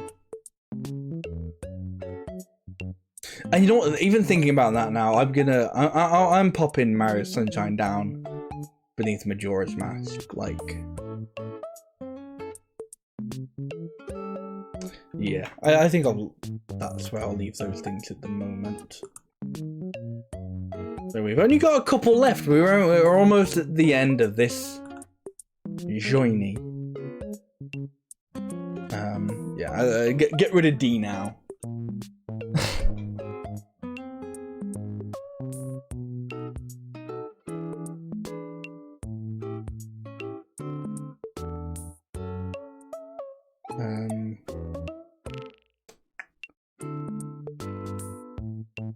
You can like change the. Yeah, don't mess that up. You can change like the color.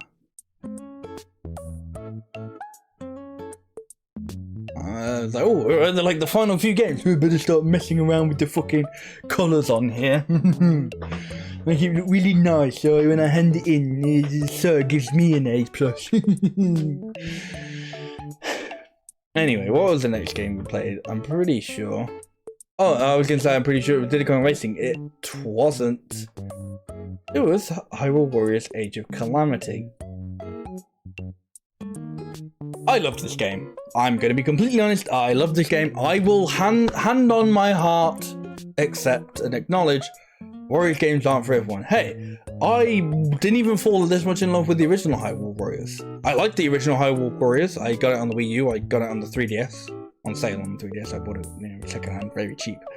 And when I was allowed to go to my friend's house before lockdowns, you know, that's what we'd sometimes play a bit of Hyrule Warriors on the Switch, and we'd have some fun with that. But I don't know, Age of Calamity, I just think blows the original Hyrule Warriors straight out of the water, and I have had a ton of fun with it. I really like the story, I really like the gameplay, I really like how it feels very much like Breath. It's still very much Breath of the Wilding.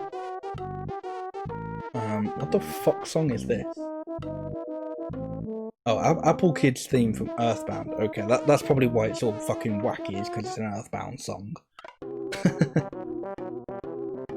But yeah, I have really enjoyed Hyrule Warriors Age of Calamity.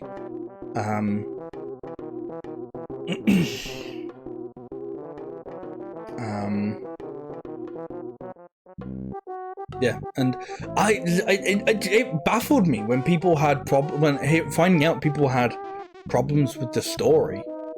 I don't want to spoil it, so I'm gonna try and not to. But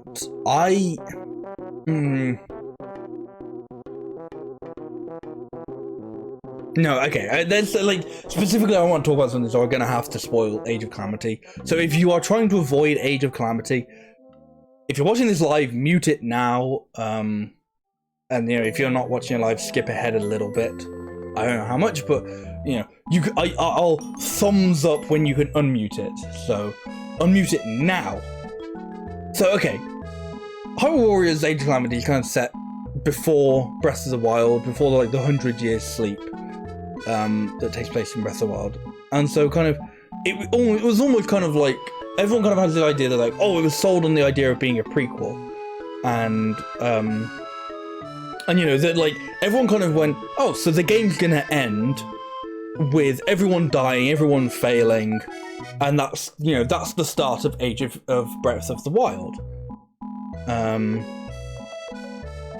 And so it didn't, you know, it doesn't end like that. Halfway through the game, the champions from the future, from Breath of the Wild, the future champions from Breath of the Wild come back in time and help out, and you end up slaying Calamity Ganon and sealing Calamity Ganon in this alternate timeline. And it's an alternate timeline, and that's kind of the point. And a lot of people got I like kind of discovered a lot of people were really upset about that, and I just didn't get it because I really liked what they did. You know, I was glad that they kind of didn't do the, you know, they didn't just go for the straight up, oh, you know, they like the expected ending. Like, I don't think it fucked, because I didn't think, oh, it had time travel, oh, it fucking ruined anything. I don't see it that way. I thought it was done really well, and I like that it gave us a different, an alternate, like, you know, people have fucking problems with Zelda having an alternate timeline.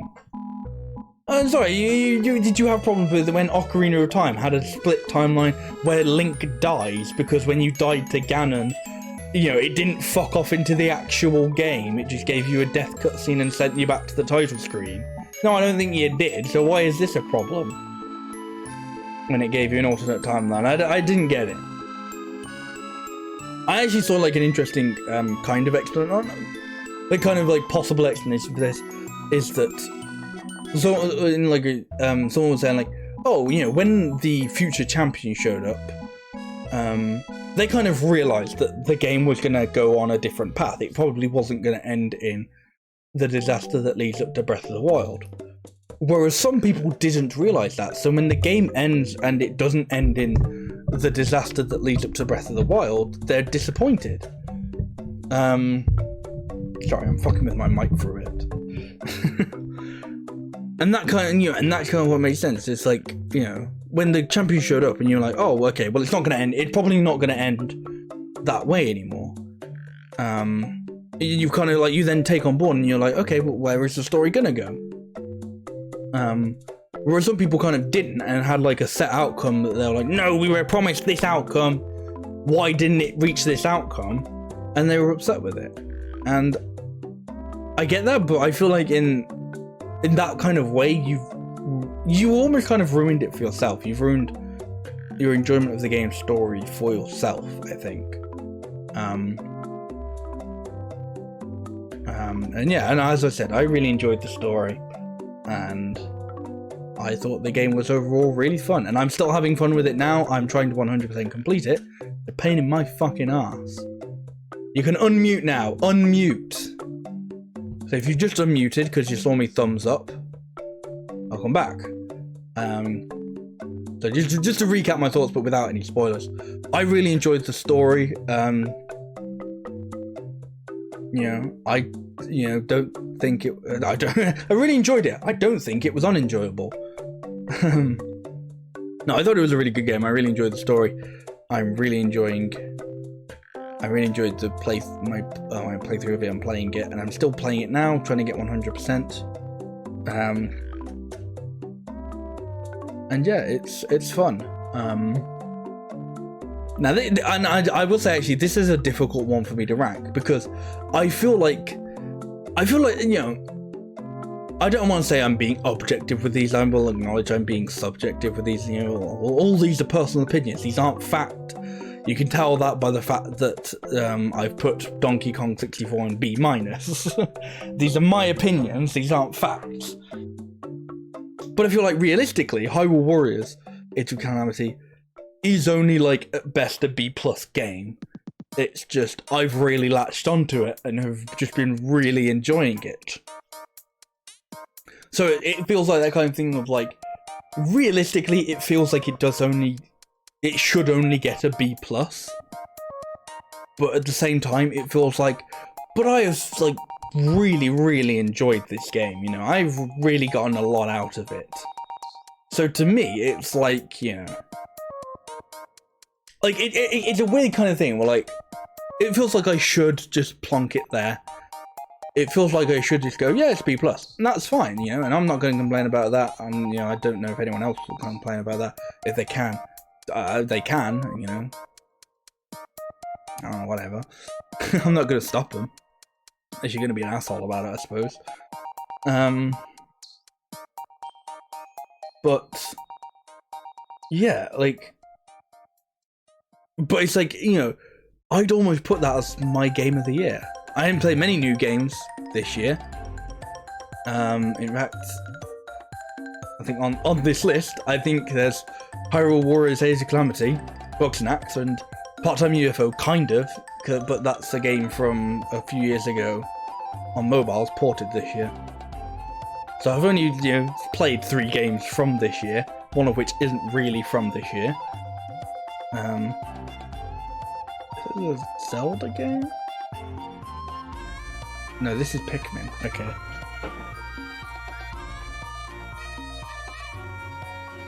I thought it was maybe like a Spirit Tracks or a Phantom Hourglass track or something. Well, it's not. It's Pikmin in Nintendo Land. Anyway, but yeah, but like, even though it feels like I should put it there, I'd say I had way more enjoyment out of it than Bugsnax. But I think part of me still thinks, even though I've enjoyed it way more than some other games, like, in terms of, the fact that I'm still playing it, the fact that I put so much time into it this year. Oh, fucking Animal Crossing New Horizons I played this year as well. I mean, if we were going in time, then that would easily be it, because I've put like at least 100 hours in that, which I've only done with like maybe games I've speedrun and Payday 2, I think. Maybe Far Cry 3 as well, because I have replayed that a few times. Yeah, so it's like, for me personally, it's almost kind of like up here. But I feel like in time I'll look back and I'll go, yeah, maybe it only really deserves to be here. No, I'm putting it in A.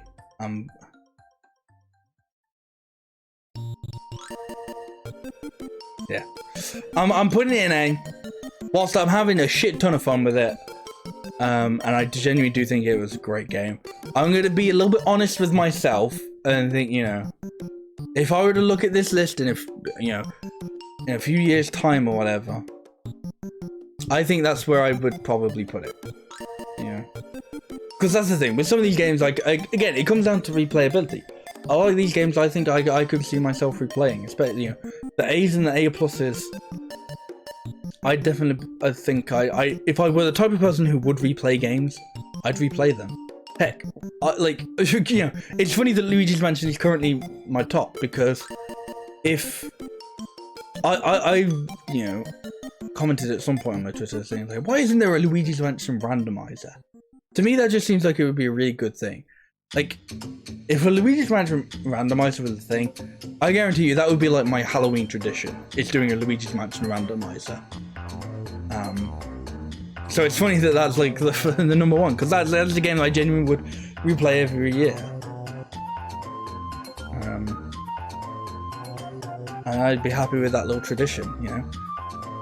But I don't think I'd replay Hyrule Warriors Age of Calamity that like again in the future. I think at some point I'd probably like, I wouldn't mind playing it again if I were playing it through with a friend, maybe, and if I were playing through the co-op. I don't think I'd mind going through the story. I probably wouldn't 100% it again, but I could see myself going through the story again. It's like Earthbound song or something. Pokemon XD, interesting.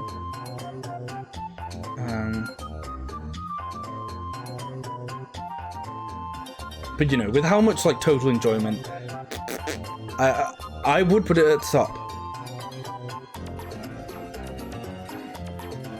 So we're on to the final few games. Final 2 games, even.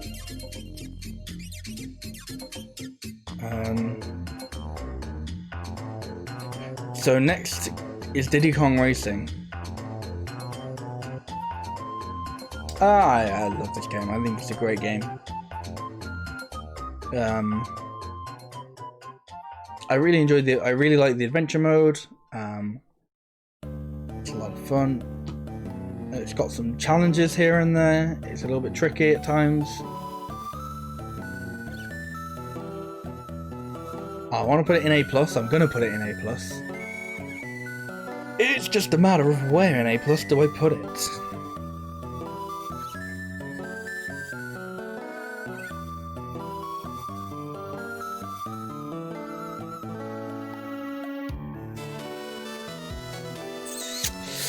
I'm tempted. There's part of me that's saying not there. There's part of me saying not there. There's part of me saying there. You know, better than Banjo-Kazooie. But then I feel like if I don't put it there, then it would come back down a few. It would. I think if I went to put it there, it would come down a few.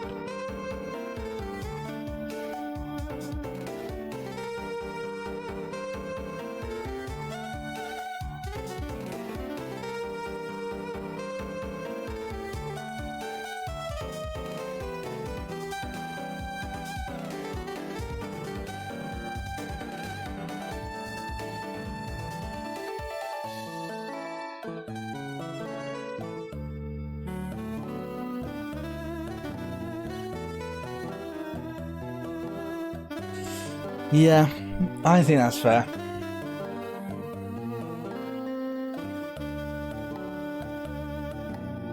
Yeah. It's a great game. It really is. I feel like when you do tier lists, you kind of have to, and then like maybe you have to go into like, oh, why you think it's not as good as Mario Sunshine, and then why it's good, slightly better than Undertale. I don't know. You know, it's just where it feels right. You know. I think, honestly, I see room for Underhero to go up a few. I think I just have to replay it in like a year or two. And then go like. But so far, it's had that one playthrough where I was like, yeah, this is a great game. I really had a lot of fun with it. I think I'll play it again in maybe a few years' time, and then go, hey, what do I think of it now? You know. I recognise the song, what is it? It's more Animal Crossing, okay. And finally, the final game I played this year, Drawn to Life. I think I could safely put this just slightly under Hero. I feel like it's on a very similar level to Underhero. You know, in terms of like, it has a really nice presentation, it has a really great story. And where, to me, Underhero slightly takes the edge is, I think, in the actual gameplay. I think Underhero just has the platforming and the gameplay down a little bit tighter than Drawn to Life. The platforming in Drawn to Life is very simplistic, it's very basic. but you know, the game's like story and world building and everything like that, that's what brings it up. That's what hits it to the top for me. That's what makes it up there. So that's all the games I played this year ranked. Let's take a look to make sure I'm happy, and we'll kind of do a brief roundup as to why, what's, where. That's why, what's, where. It's a weird sentence, but it makes sense. So yeah, here in C, we got Digimon World 3, Lunar Nights, and Piku Niku. I feel like, honestly, Piku Niku has potential to rise up to a B game, to somewhere in the Bs. It's just I don't remember it as much. It's like... It's really weird, because as well, like, it feels like... it definitely had memorable moments. But it has just completely evaporated from my memory. And it makes me feel bad for putting it in C because of that. Because that could definitely easily just be my own fucking brain farts, you know? But these are all opinions, and these are all subject to change, you know, in the future. If I ever replay these games again, and how they stand up. Because some of these are replays, some of these are first time playthroughs. You know? And they might change, you know, in that time.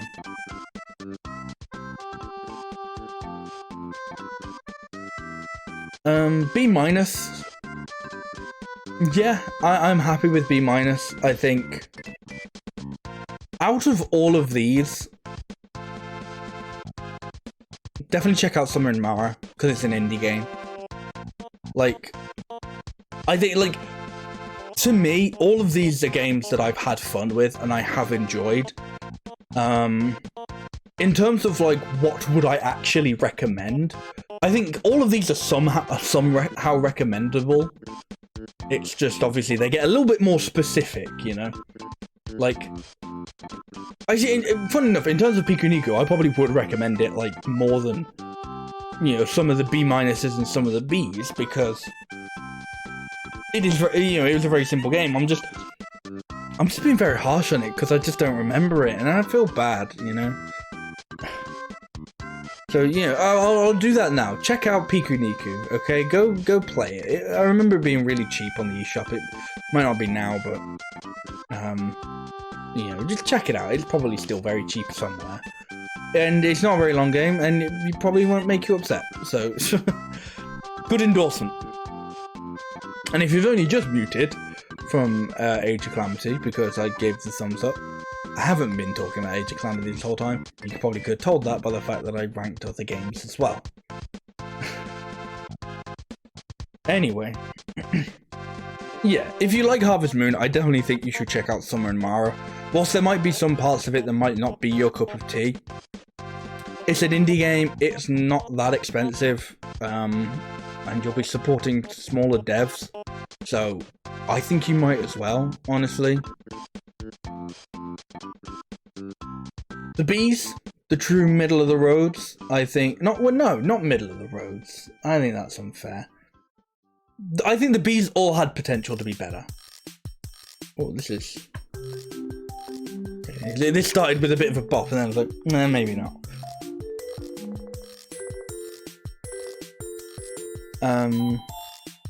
Yeah, the Bs are like, they really had, like, they still, you know, they were still enjoyable, but they definitely have the potential to be better. You know, whether or not it's limitations with, like, you know, technical limitations like Star Fox 1 and 2, whether it's just, like, not fully clicking with me, being a little bit too ambitious in terms of Sonic Adventure, being a bit of a product of its time, you know, a difficulty with Beautiful Joe,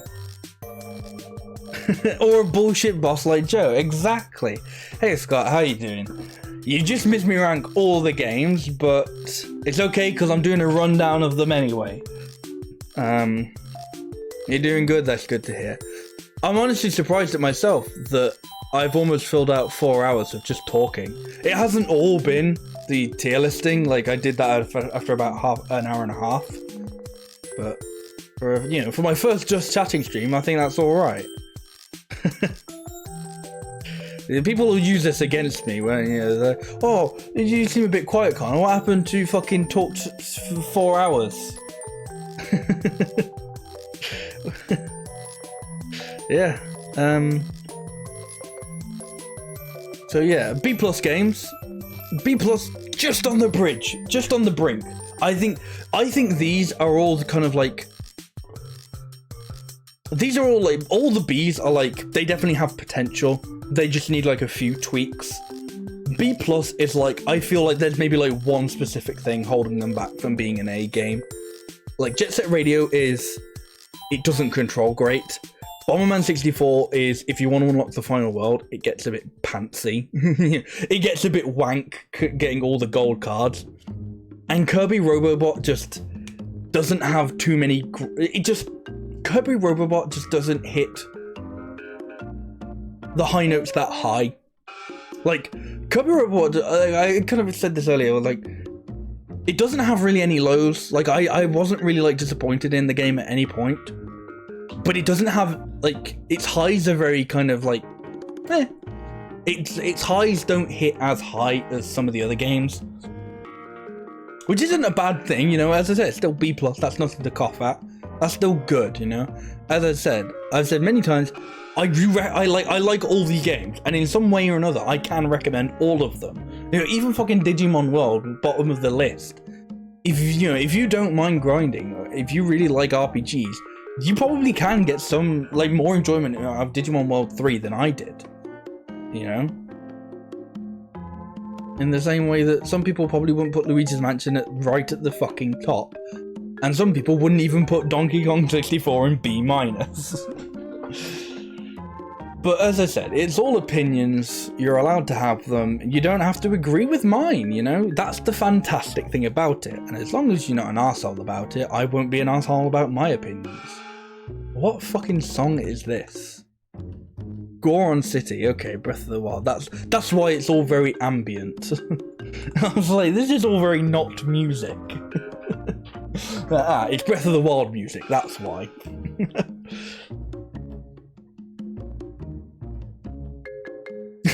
Yeah. I think that's especially when it comes down to reviewing games. Like, you don't have to agree with how people feel. And as long as people aren't being assholes about it, there's nothing wrong with people feeling differently. You don't have to agree on whether you thought a game was good, whether you thought it was Game of the Year, whether you thought it was bad, or whatever. You can still get on otherwise, and you can still enjoy things that you do enjoy, and you can still not enjoy things that you enjoy. It's nice to enjoy things, obviously, but if you don't enjoy something, you don't have to enjoy it. So right, let me get onto the A's. I feel like with all of these, I feel like there's almost a clear distinction between each like kind of subsection. Like, I feel like there's a clear, like, the why it's not why a C is a C, and why is it B- and not a B, and why a B is a B and not B- or B+ and all that. A and A+, I feel like there's a tough distinction. I feel like the line between A+ and A is very thin. Like, I can clearly say, like, oh, the B+ aren't A's because they all have kind of that, like, one thing that holds them back.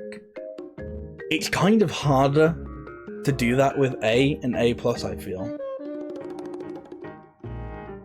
But at the end of the day, I think it's almost just there's something about the game, there was just something about the game that I was like, this is an A, this is an A+. So yeah, Kurokuro Kurin, nice fun little top-down kind of puzzle game. Nails the concept of, simple idea done well, It's a fun little simple GBA title. You can't tell, but this is Gato Roboto. Nice Metroidvania. As you can tell, it doesn't quite match up to Metroid. This is Zero Mission. I accidentally downloaded the image for Fusion, but that's supposed to be Zero Mission. I didn't play Fusion this year, I played Zero Mission. It doesn't quite match up to Metroid standards, but I still think it does it does a pretty decent job. In its own right. I still had a lot of fun with Gato Roboto. I talked about this earlier. You just you kind of just missed me talking about Age of Hyrule. I said that earlier. Age of Calamity.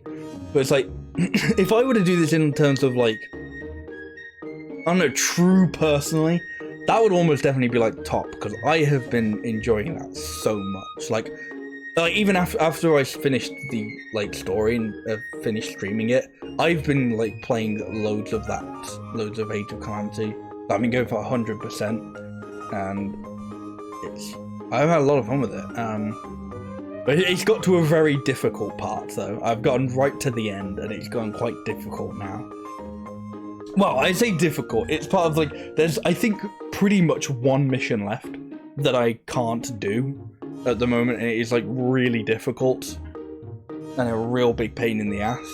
And the rest of it is all just like, okay, I've got to the point where I now have to grind for, I now have to like replay missions for like materials and stuff. Yeah.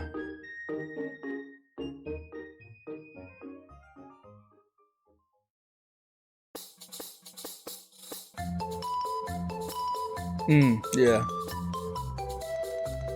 It's like a really irritating jump in difficulty though, because there's like it's like, I'm pretty sure it is like the last side mission I've got left to do before I've like completed all the like actual missions, not like the get the materials for people. But it's like really irritating because it's like all the final bosses, but you have to fight them like at the same time, kind of. I kind of don't want to go into it because no, I think I can go into it without it technically spoiling. I mean, okay, it's the end of a Hyrule game, so you fight Ganon.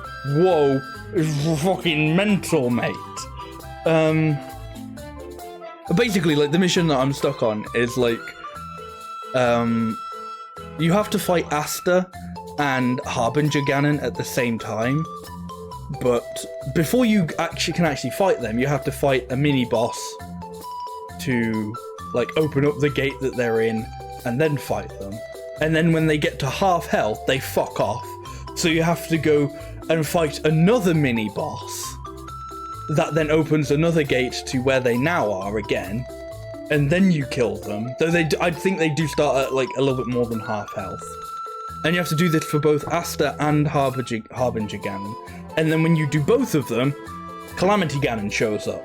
And so far, the best I've managed to do is get it so that I have a minute to fight Calamity Ganon, which is a bit difficult, I'll be honest. You don't really get like, a minute isn't really all that much time to kill the final boss of the game. So yeah, it's a difficult mission.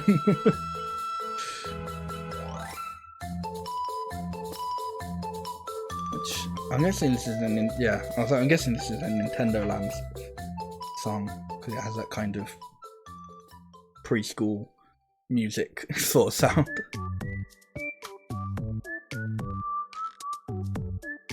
But yeah, I've been enjoying Age of Calamity.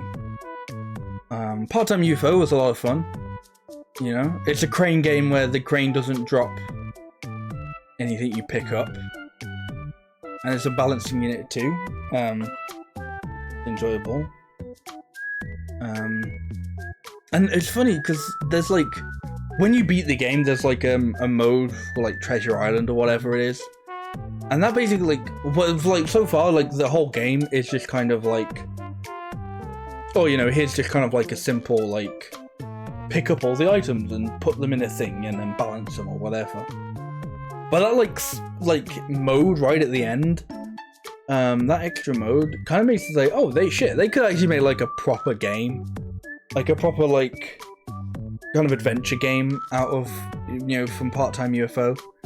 And if they did, man, I'd fucking play it. I think that'd be really good. Grim Fandango was great. You know, it really tested my brain and put my brain to the limit, and it had a great story whilst it was there. You know, it had a really good story, really good characters. I had a lot of fun with that. Mario 64, it's a classic. It's a classic, you know. I ragged on it a bit, saying it peters out at the end, which it does. And obviously it's held back by a little bit of controls, but it's a great game. You know, it is a great game. Gotcha Force, another great game. As I said, maybe a controversial pick that I've put it above Mario 64, but I love Gotcha Force. What can I say? Yeah, that's what I do say. I say I love Gotcha Force. You know? If Gotcha Force would have come back, I would be so happy. You know, I would love a new Gotcha Force game. Please, Capcom, do a new Gotcha Force game. I would love it. I think that'd be great. You know, tiny robots fighting, you can't go wrong with it. You can, I think some games have gone wrong with it, but Gotcha Force didn't go wrong with it. It was great. Pikmin, another great game. You know, one of the short games, but again, you know, I don't think sometimes a game can be short and it makes you leave. You know, it leaves you wanting more. Like I used Wario Land Shake It as my example for that. But sometimes it's just short, and it's short, but it's just it still fills you, you know. And that's what Pikmin was for me. Pikmin was just filling, you know. It was just the right size, you know. It was just the right size, but if there were more to Pikmin 1, I'd still be fine with it. But it's at the same time, I'm still satisfied with how much I got. Metroid Zero Mission, not Fusion. I downloaded the wrong image to put on the tier list. Metroid Zero Mission was a lot of fun. Not my first time playing Metroidvania, because I played Gato Roboto earlier in the year. It's over here. And that's actually, I've said this so far for all the like real indie games. It's an indie game. Check it out. You know, if you like Metroidvanias, it's in my A ranks. Come on. I know I've lost credibility because I put Donkey Kong 64 in B-, and I ranked Gotcha Force higher than Mario 64. But check out Gato Roboto if you like Metroidvanias. It's a fun one. But as I said, you know, Metroid Zero Mission, I had a lot of fun with this. You know, it's just a classic Metroidvania. You know, it's a redoing of the first Metroid game, but tolerable. What song is this? I recognise it. That's the Meme Maker from the 3DS. Yeah, and it even has some new stuff added on. That like whole ending segment for the Space Pirates is really neat. I really like that. And then, as I said, it's kind of difficult to separate the A's and the A pluses. I don't quite know how I did it. Because even then, like, I wouldn't say, oh, the A pluses are flawless. That's, you know, I'm not trying to say that. That's why, you know, that's why it's not like 0 to 10. That's why I don't really like number scales. It's because, you know, if I were to call Luigi's Mansion a 10 out of 10 or something, people would be like, oh, but it's not 10 out of 10. I don't like this about it. And it's like, it's not 10 out of 10. It's just an A plus, you know. Octodad, you know, I think it just sets out everything it tries to do, and everything it sets out to do, it achieves perfectly, you know. It's like a kind of wacky limb game that actually feels good to play. Yeah, it's kind of a personal 10 out of 10, you know. Like, in some of these games I will admit have problems or, you know, aren't perfect, but I personally don't even think 10 out of 10 should be perfect, you know. There's been something with 10 out of 10 may still have like problems, or may still have like the occasional slight thing you may not like about it. You know?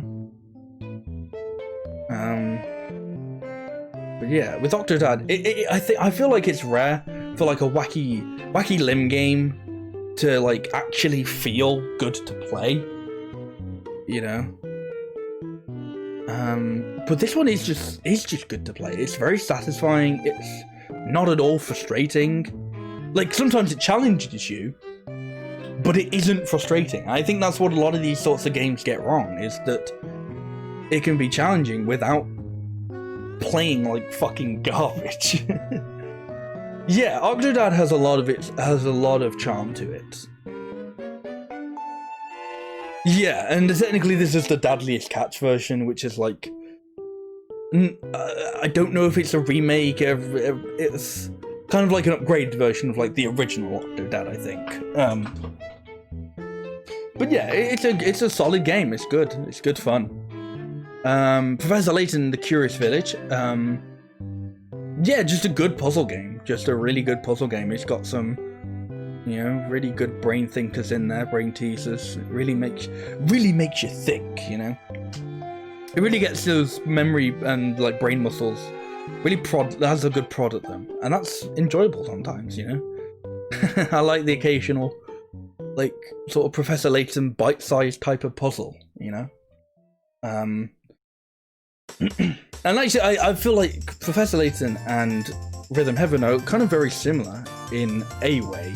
You know, Professor Layton has its puzzles, and Rhythm Heaven has its like little rhythm mini games. And I kind of was saying this earlier, was like, when you get challenged by them, you know, like Rhythm Heaven can like really throw like a difficult game at you, and you really gotta fucking like, you know, bog down and get it. And Professor Layton may have like a really difficult puzzle to throw at you, but kind of the point is they are achievable, they are overcomeable, and when you do that, when you overcome like a particularly difficult puzzle or challenge in Rhythm Heaven, it is beyond satisfying. It is amazing when you finally achieve something, and when you finally get past like a wall you've been stuck in those games.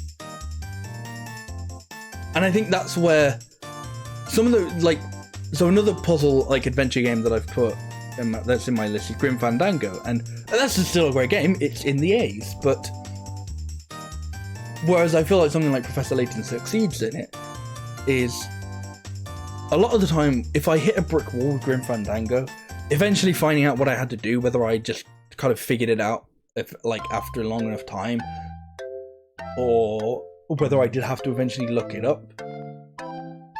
A lot of the time with Grim Fandango, it felt more abstract, and I get that's because it's an adventure game, and Professor Layton is like, you know, people go, solve this puzzle for me, and they just give you a fucking like Sudoku or something.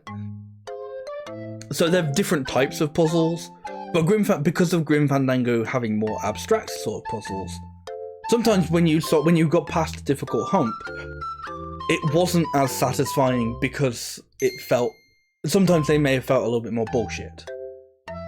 Yeah, exactly. Like, whilst they both have puzzles, Grim Fandango is more adventure. You know, it has to work its puzzles and weave its puzzles in the context of the adventure and the story. So obviously, like, anyway, and it does that obviously really well. It just does mean like overcoming humps in that game doesn't feel as satisfying as overcoming a hump in Professor Layton or Rhythm Heaven.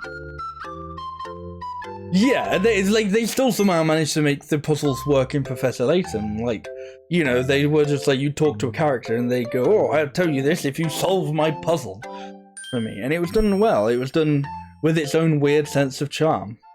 And I'm looking forward to playing more of the Professor Layton games this year. I'm surprised I only really got around to one this year, because I do have, or like I have the 6 like main Professor Layton games.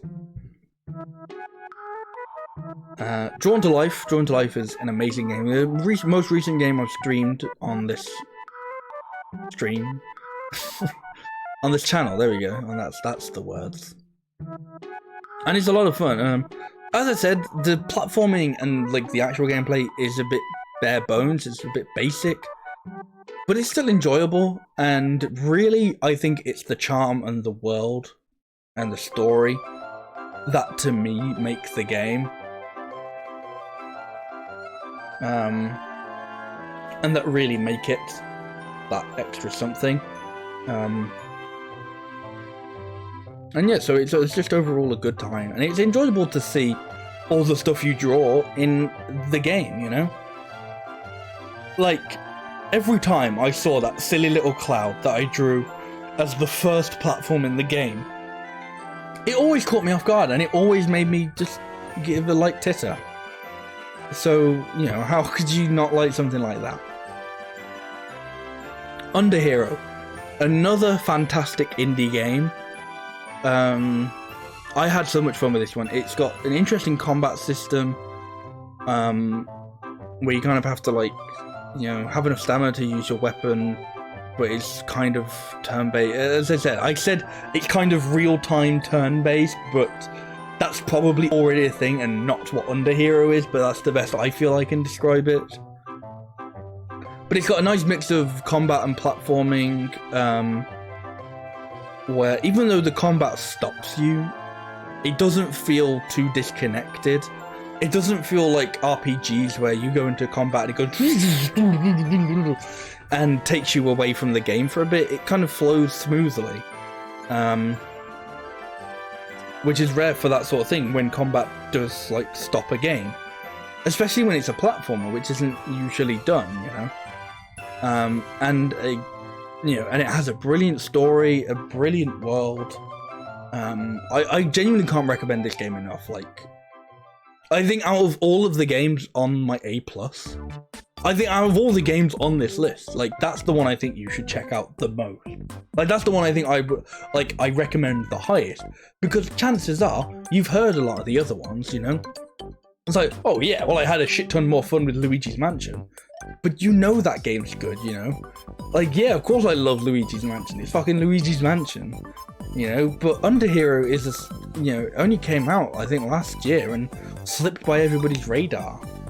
Like, fucking get this game. It's so good, you know? That's all I can really say about it, is just play the game for yourself. It was very good.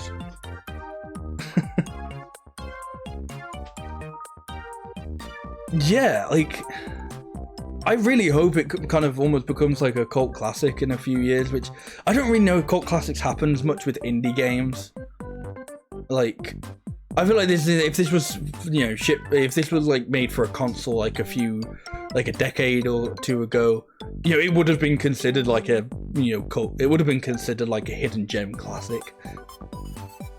And I think it's whatever the modern equivalent of that is. It's a new age classic.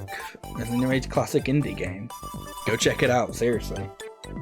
Yeah, they can happen, but it's not often an indie game becomes. I think if an indie game becomes a classic, it's sort of like a fucking blow up. It very rarely, I think, they become like cult classics, like hidden gems. But I don't know. So, as I said, do yourself a favour, check out Underhero. It's fun. It's good. Diddy Kong Racing, just a fucking solid racer, you know? It's a good thing there aren't any other racers on here, because, I'm not really trying to compare it or, like, rate it as a party game, If I'm, like, getting out a racing game for whatever reason to play with my friends, Diddy Kong Racing probably wouldn't be my first port of call. But one of the things I do like about it, and it does brilliantly, is a racing game for the lonely man, It's a racing game for the one player. And that's fun, I like, I can enjoy a good racing game. And to be able to actually enjoy a racing game on your own without it being purely like nope, this is just the multiplayer experience. I like that, I like Diddy Kong Racing. I didn't play it this year, so it's not on this list, but I like the Crash Team Racing game. The original on Nitro Fuels, because they have that ability to play the game. Like, playing the game on your own isn't just, it's like playing the game multiplayer, but you're on your own. It's a different thing. It's its own thing. And I like it when a racing game does that. And it helps that Diddy Kong Racing is a good racing game with a ton of charm, wonderful music, and visually pleasing for the time. And talking about having a lot of charm, Mario Sunshine. oozes buckets of charm. You know this. You've seen Mario Sunshine. Come on. I said earlier, we kind of get to like some of these higher ones. I feel like are almost kind of here due to being a classic, but I'll be damned if they don't hold up. You know, they're classics for a reason. I mean, you know, Mario Sunshine is just a great game. And as I said with some of the other games, but you know, I keep fucking bringing up Donkey Kong 64 because it's a fucking meme. But you know, whilst people, I can acknowledge people's problems with DK64 and go, yeah, that's valid. You know, I didn't get as much displeasure from it as other people did, but I can see their problems. When people have problems with Mario Sunshine, I can honestly say I don't really get them some of the time. You know, people say, oh, I don't like how Mario controls. I don't get it. I genuinely don't understand how having a problem with Mario controls. Yeah, he might not do whatever you want all the time, but that's almost every Mario game, and that's almost every game anyway, you know? I had a lot of fun with Mario Sunshine. Both times I played it this year, actually. As I said, I played it on stream, and I played it again on the 3D All-Stars version. And I had a lot of fun with it. Majora's Mask 3D, I do feel a little bit cheeky putting up here, because I will say, if you want to play this, play the 3DS version, play with the Majora's Mask Project Restoration mod. It makes it the definitive version of the game, and it makes it really good. Well, it's already really good. Like, even if I wasn't playing with that, I think it would still be up here. Whether or not it would be in that specific place, I don't know, but it's still a really fun game. And again, like, I think that's one of the things that makes this top, that makes the A pluses, is they, like, you know, especially some of these top ones, is they have brilliant worlds, you know. Some of the games that have the games with stories in the A pluses, they have brilliant stories. They tell brilliant stories in brilliant ways, with amazing world building and characters that you just can't help but get sucked into them. And Majora's Mask is, you know, textbook this. Majora's Mask is brilliant for, like, pulling you into its world. Especially, like, with the side quests, like, you may not often feel inclined to do a lot of side, you know, you might want to do some of the side quests in Zelda games, you'll just do whatever comes along at whatever time. But to me, Majora's Mask is like, no, you, like, I really get into, I think it's really easy to get into Majora's Mask, especially with the side quests. And I know part of that is because, the side quests make up, like, the majority of what there is to do. And if you really want to, like, increase that... Okay, this is a Professor Layton song. I thought this was Mother 3, honestly. Okay. I was like, oh, let me check this out. But yeah, like, Majora's Mask just does a really good job of pulling you into that world through the side quests, and making you feel involved with the characters. So yeah, it's a really good game for that. And speaking of pulling you into the world with its characters, Bugsnax. Yeah, Zelda games are always really good with side quests. I think it is just like Majora's Mask. Just, I think because, like, it doesn't have as many dungeons as Zelda games usually have.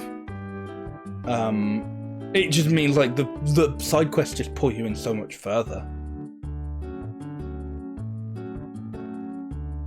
But yeah, Bugsnax, a great game. As you know, it's the same with it's very similar to Majora's Mask in that if you do those side quests, it will pull you into the world. You know, you get pulled into the world of Bugsnax, and part of that is because of the side quests. You know, it's the side quests and learning about these characters and learning their stories and their lives, and you know, and their problems and what they do, everything they do for. And I was blown away by it, you know.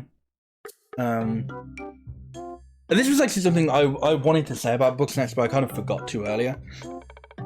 And this isn't so much about the game, this is more about the kind of reaction to the game that almost disappoints me. Is it kind of makes me realize, like, Bugsnax makes me realize I don't think people are actually ready for, like, well, I don't know about ready, but people still aren't kind of taking, like, I suppose the blanket statement would just be animation.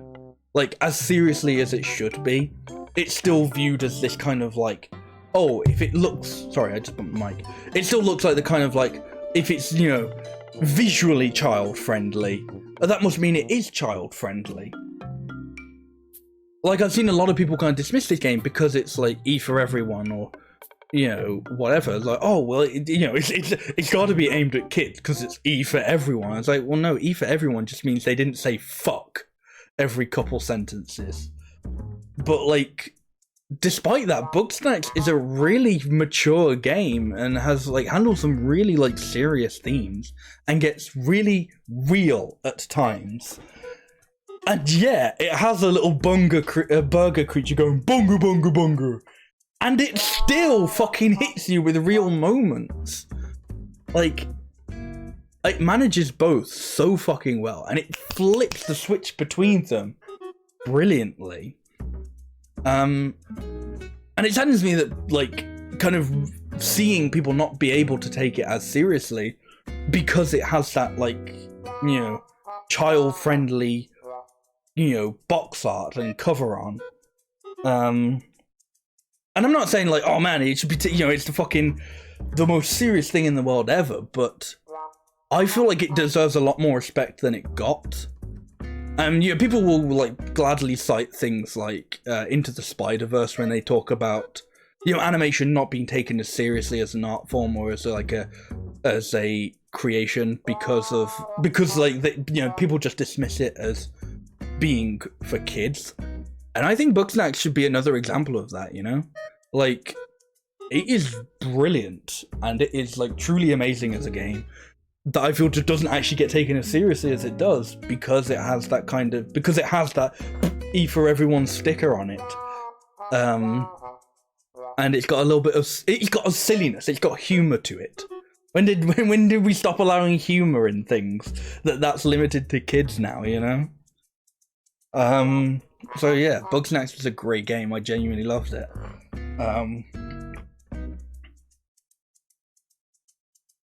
Banjo-Kazooie. I mean, what can I say about Banjo-Kazooie?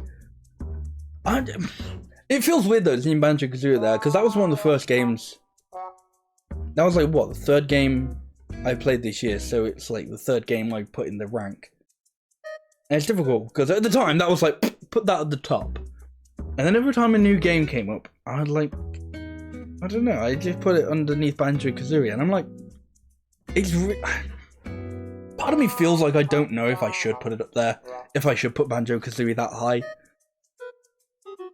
But I don't know, like, should I don't, difficult. I don't know if I should take it down a bit though. Because it's interesting, because while it feels like, you know, some of the same things that I'd critique, you know, Mario 64 for, like, you know, the fact that it has that little bit of it's got that little bit of an N64 stink to it. It, you know, it hasn't aged fantastically with, like, camera and control because of that.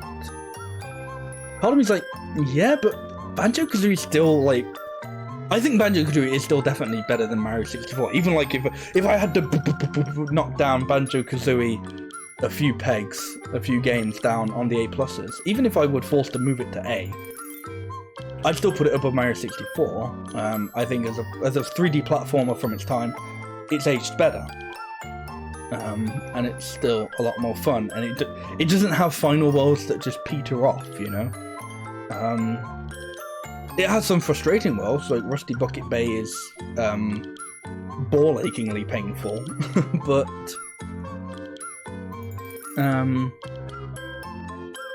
I don't know, it's just a lot of fun, you know? Like, I think it's one of those difficult things where, like, you know, I do that whole fucking speech about how much I like Bugsnax and how, you know, serious we should take it. Well, not serious, but, you know, how, like, kind of overlooked it's been because of its child-friendly image. And then, you know, Banjo-Kazooie, it doesn't have the serious undertone. It doesn't have, like, it doesn't get real. It's just silly. It's just daft. And sometimes that is all you want, you know? That's not to take away from Bugsnax or Majora's Mask getting real. That's just, I don't know, it was just a fun game to play through. I think part of it is almost the fact that, like, you know, it's an N64 that does hold up well these days still. Like, I think Banjo-Kazooie does still hold up really well, and that's almost what earns it points. Is like, holy shit, you know. Like, it kind of doesn't have as much stink as like something like Mario 64 does. You know?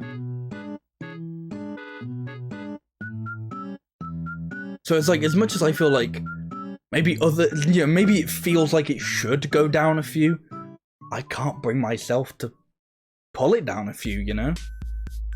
It's just that level of fun. And then, apparently, my favorite game that I've streamed this year. I think I should point out, I am just talking about the games in general. I'm not talking about how I felt about the actual stream experience. I don't know how much that would change it, but... So it wasn't like, you know, oh, I thought my Luigi's Mansion stream was better than any other stream I did this year. I don't even know if I'd be able to pinpoint, like, my favourite stream of this year. I did, you know, like, according to my footage folder, I did about 100 streams this year. But yeah, Luigi's Mansion, similar to Pikmin, as I said, to me, it's just that right length to be filling. I wouldn't say no to more. I wouldn't disagree with, like, if Luigi's Mansion was longer. But to me, it's also just that right length. Yeah, I think you were having internet problems at the time. Plus, it was a long stream anyway. So I remember it going slightly late. Even if I did start early to try and not make it go stupid late. Yeah. But I know, as I said, one of the things I took into tiering some of these games is replayability. And yeah, that does unfairly benefit some of them. So, you know, it unfairly benefits some games more than others. But I don't think I've, like, I don't think that's necessarily affected it too much in terms of, like, the games that should have that advantage have seized it. Like, Crypt of the Necrodancer is a roguelike. That's supposed to be way replayable. But then a game like Grim Fandango, which is a story-based game, is, you know, much higher.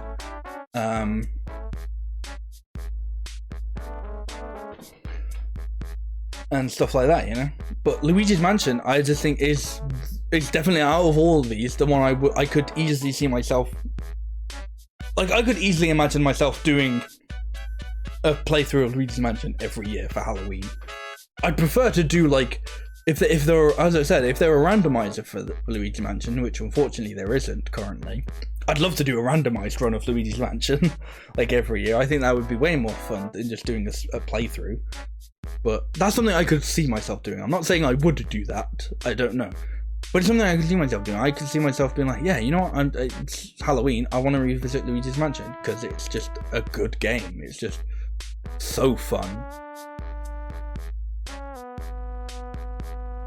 Yeah, I think a Luigi's Mansion randomizer could work, you know? It'd be a bit weird.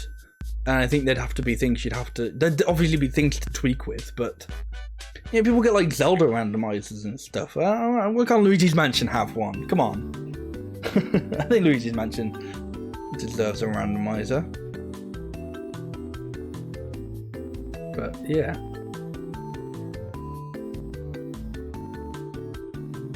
Wi-Fi connection, Pokemon Black and White, interesting. But yeah, that's all the games I've streamed this year, all the full games. As I said, I did a few grab bag streams here and there, so some of those games or most of those games aren't running. I think the only one from a grab bag that I put on here is Octodad, because I did actually play through it all. And I did do a Nuzlocke of Pokemon Platinum, but because I didn't get all the way through it, I didn't really want to put it on here. I think even if I did, I don't know if I put it on here purely because it would be my most recent memory of playing through the game, but it would have been a challenge run, so it kind of been like, can you really compare, like, doing a challenge run of a game to, you know, all these games where I did just normal playthroughs of them. But yeah, I had a lot of fun streaming all these games.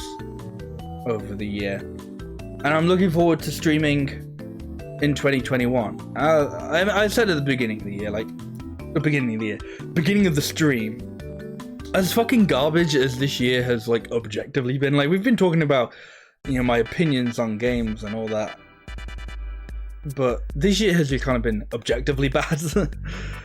But streaming has been like that one thing that has like, I don't know, it's like, it almost sounds dramatic to say, it's the one thing that's kept me going. But it has been one of the things I have loved doing the most this year, was streaming. Hey Matt, how are you doing? Is this pre-recorded? No, this is live.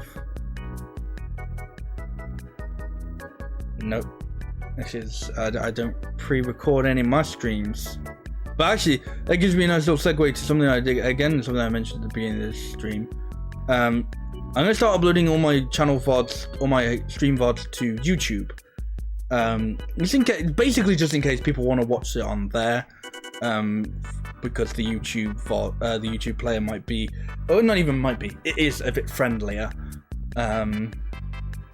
So a slight setback. The reason why I was doing it on Twitch for so long is because I kind of prefer like to read it to have it with the chat. So if you still want to, you know, have the chat there when you watch a stream, the Twitch streams will still be highlighted there. But I'm also going to put them all up on YouTube now as well. So I'm going to start. Well, I say I'm going to start. I started putting them on YouTube yesterday. And I put Sonic Adventure, Banjo-Kazooie, Pikmin, and I think a few other one-offs. I think Wario Land Shake It and Kurin. I had all those on YouTube ready to go, going up. And then right as they all finished processing, YouTube went, you're not allowed to upload videos longer than 15 minutes. And I went, excuse me? And because I hadn't verified my account, because I made a new account specifically to archive streams, they decided to wait until I'd finished processing a good many hours of videos of streams before telling me, oh, you can't do that. So I'll probably start uploading them again, maybe tomorrow, maybe the day after, because I'm having, me and my college friends are doing our Christmas online meetup tomorrow, so I may not want to be tanking my internet by uploading stuff to YouTube. So I might start that again on Monday. But what I'll probably do, this may be something that's changed, is I'll upload all the videos from this year, all the streams from this year, and have them unlisted. And then once they're all up, I'll just unlist all of them. And then I'll share the stream on Twitter or whatever, and put it in like my channel description. So if you want to watch the streams on YouTube, you can go do that there. As I said, you won't have the stream chat, but we'll have a better video player. So it's all right. You wanted to remind me of that? No, I hadn't forgot. Just to clarify, it is 12 tomorrow we're starting. I hope it is, because I've got a... This song gets claimed. Quickly, change the music.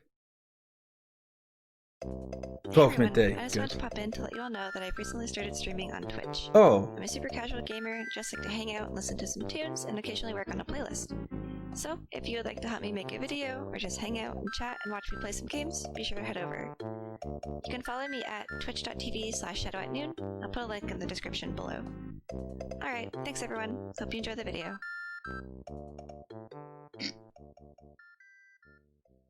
Can I come and do a shout out on your videos now? You probably have more. They probably have more followers than me, so it would benefit me much more than they did just. But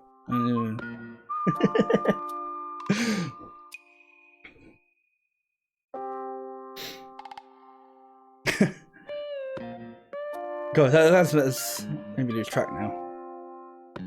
But anyway, yeah, this year has been a lot of fun. I've had so much fun. We're kind of done with So, full cam again. We're done with the tier list. We're just chatting again. We're just chatting, you know. We're on Twitch. We're just chatting. We're IRL. Yeah, as I said, this year has been so fucking whack and mental, but streaming has been the one thing that's kind of kept me like grounded in a way, and I don't know, it's brought me a lot of joy in what's otherwise really just been a shitty year for just seemingly everyone. Yeah, this year has been really cursed, and it feels weird because like it feels weird to say like, oh, I've really enjoyed this year, and I don't mean I've enjoyed all the shit things that happen. I just mean I've enjoyed streaming this year. I've enjoyed all the games I've played. I've enjoyed hanging out with anyone who's come by and chat and talked, and you know, I obviously I appreciate all the support people have given this year, whether it has been, you know, subbing or following or even just chatting or even just nothinging. Even if you've just clicked on the stream just to see what I was doing and promptly left. I mean, fuck it. You found whatever the thumbnail at the time was interesting enough to click, and I'm grateful for even that.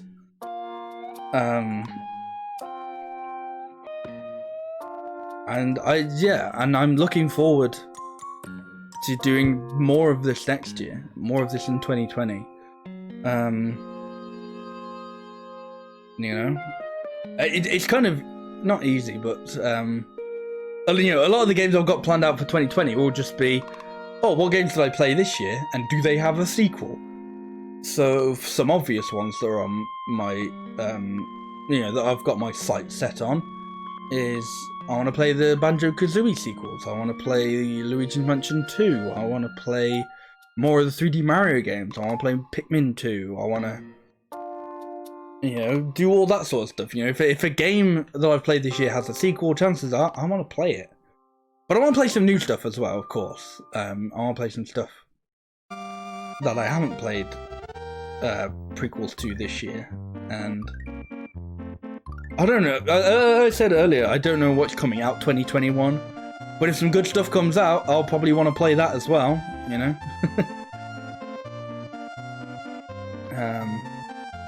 It's weird. I think... Oh, this is a Mario World game, song. I was like, I feel like it's tricking me. I feel like it's supposed to trick you into thinking it's Mario World. But I was like, it might actually be like one of those wacky spin-offs. Like, I was thinking it might have been like Mario Schoolhouse or whatever it was called.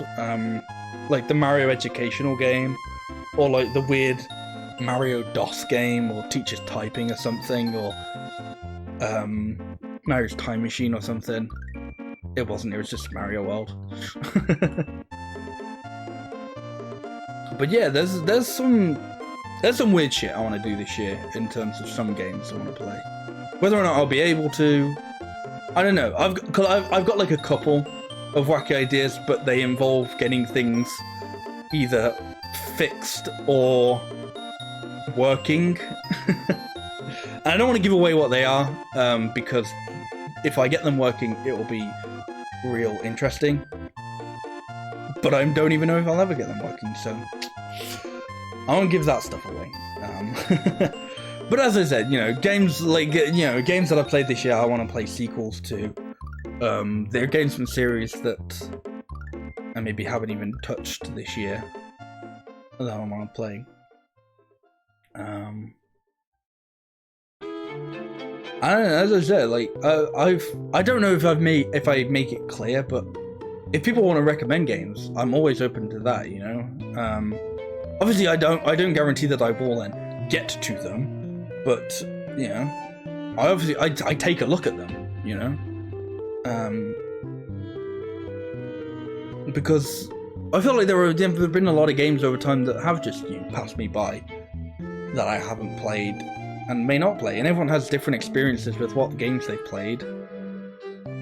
So there are going to be some games that people have played that I won't have, and I'm always interested in hearing that sort of thing.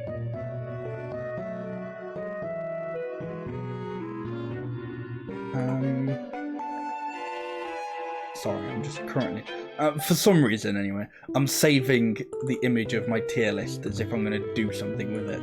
I'm probably not, but you know. I just wanted to do that before I close down. As if, you know, as if I couldn't ever go back to this video just to see what the tier list was.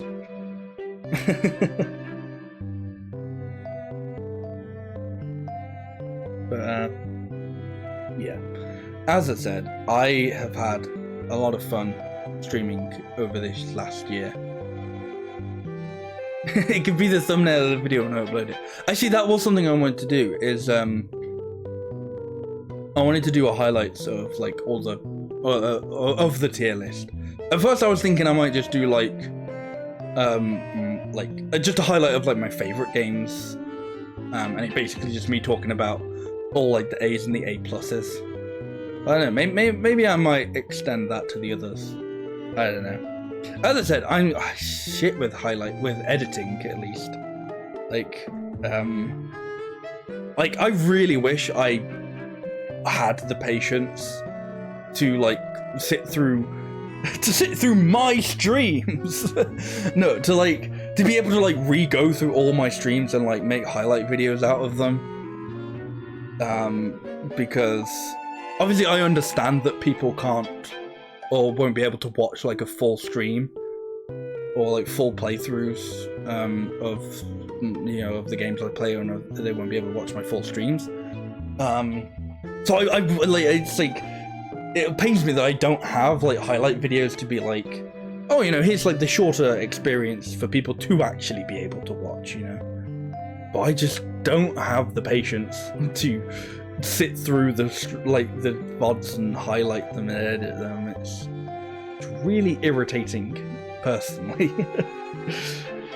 Because I so wish I did, as I said, you know, I really wish I had the patience to do it all and to, you know, edit the videos into more digestible chunks.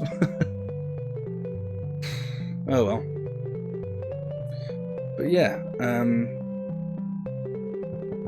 what was I gonna say? Yeah, more to come next year. I'm gonna be doing the same thing as I've been doing this last year. You know, if you've been following me longer than this last year, then maybe there's that part of you thinking, oh, is he gonna do speedrunning again? And yeah, the answer is no. I talk, like, this was probably a good chunk of the first part of the stream was me talking about you know, my speedrunning past and the change in direction of the channel. You know, I went from having done speedruns of Harvest Moon games for pretty sure it was close to 5 years, to just becoming another casual let's player, gameplay streamer, whatever you call them. I've officially retired. So I actually had, or have currently in my Twitter bio, currently retired Harvest Moon speedrunner. And I don't know, there's something about me that's just, I never like saying definitely things. I never like saying, oh yeah, no, I've definitely made up my mind. I'm not, you know, I'm never going back to it, sort of thing. But yeah, I'm probably not going to come back to speedrunning. But if I do, it'd be a nice surprise for everyone, me included, I suppose. I wouldn't get your hopes up on it though. But you know, that doesn't mean I like, you know, I definitely don't regret like those 5 years I spent speedrunning or anything. I had fun over those 5 years. You know, and I'm glad I stopped when I did. I think if I had continued to try if I had continued to try speedrunning, like when I was kind of past it, I don't think I wouldn't have enjoyed it, and I think it would have made me enjoy streaming less. And I don't think I would have ended up streaming as much as I have this year anyway from that. So even though, you know, I've gone from like the nichest of niches to the most general of things to do on Twitch, it's a decision I don't regret, and I've got a lot of joy out of. You know, I've really enjoyed playing these games over the last year, and you know, I'm going to enjoy well, I'm hopefully going to enjoy it anyway. Who knows what the future holds, but I'm going to hopefully enjoy doing more playthroughs and stuff next year. And, you know, and that's the thing, you know, all I really want is just to have, it's just to have this stream be a nice place to just kind of hang out and, you know, relax for both me and the viewers, you know? Like, it's almost weird because I don't feel confident enough in my humor to be like, oh, this is gonna be the wacky comedy channel, you know, you used to laugh a second sort of thing. I feel like it's more easy to go for the, yeah, it's chill, and if you laugh, that's a bonus. Maybe that's me being hard on myself, but I don't know. I don't know, I just want the stream to be a nice place to kind of hang out, and, you know, I feel like if it's enjoyable for me, if I'm enjoying myself just hanging out and playing a game on stream, then and if you're capable, if you're able to get the same or get some enjoyment out of the stream as well, then that's all good, you know. Well, thank you, and no being hard on yourself either.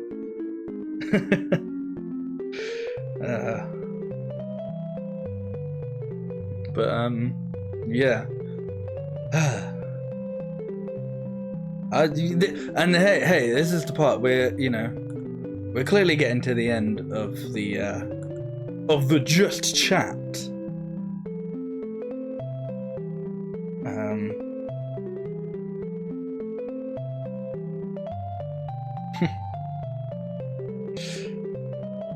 Because I don't know, unless anyone wants to bring up anything, and we could talk about that.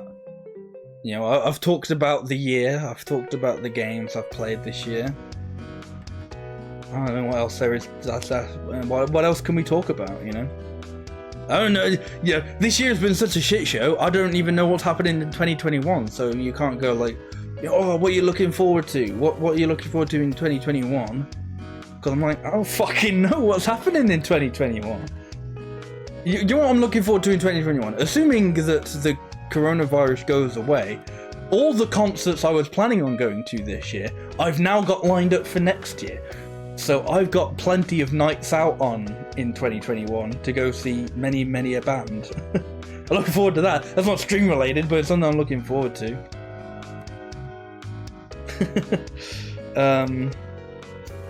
Again, I can't think of any games that are like coming out that I'm like, I can't think of any games that are coming out in general.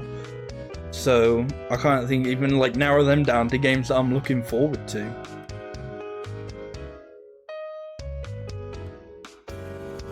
Looking forward to the COVID vaccine. Yeah, it's a shame that's not coming in time because, for all you non-Brits out there, Christmas has just been cancelled for us. Very sad. Yeah, that was a bit of a kick in the balls news. The news of like, hey, you won't be able to visit anyone or have anyone visit, except December 25th. So it's like, oh, I probably won't be seeing much of my family then, which really sucks. But not much you can do about that. But yeah. So, I mean, here's hoping to 2021 being better then, you know? It feels like it can't get much worse, but you can't say that anymore, because then it does. And you say it can't get much worse. I'm knocking on that wood. I'm crossing them fingers. I don't know what you're supposed to do. You gotta do the opposite now. 2021 is gonna be shit. Throw all your expectations to the ground. And you know, if you've got no expectations, you shouldn't be able to be disappointed. I know there's that like Malcolm in the Middle image of like, I expected nothing, I'm still disappointed. Maybe we'll get that. You know what? If we get nothing for 2021, I wouldn't be disappointed with that. You know, after this year, I'd be perfectly happy with just a neutral year. You know. after the hellish red that this year has been, I'd be fine with a beige year, you know? I'd be fine with beige, with a beige of a year.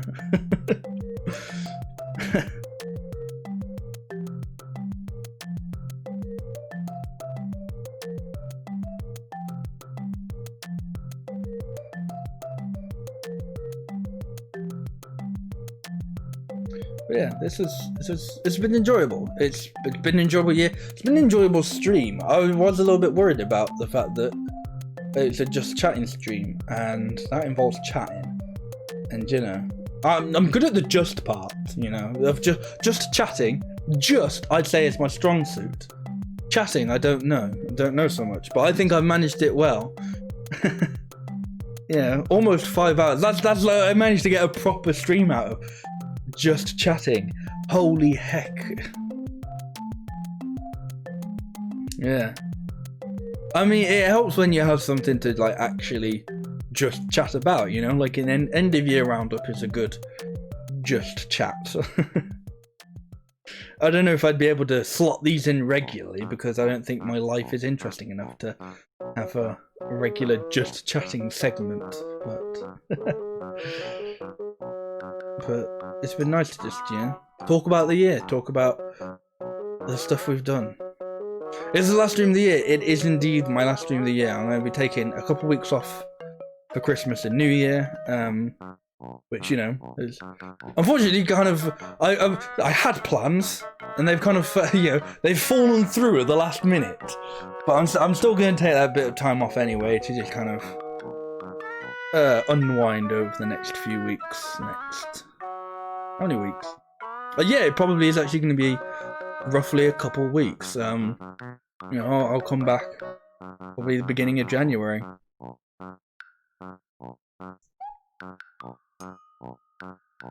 And you know what? Fuck it. I'll reveal this first game I've got planned for 2021 because this is something I'm not sure about. I'm not sure whether I should, like, you know, keep games a mystery or whether I should be upfront about them.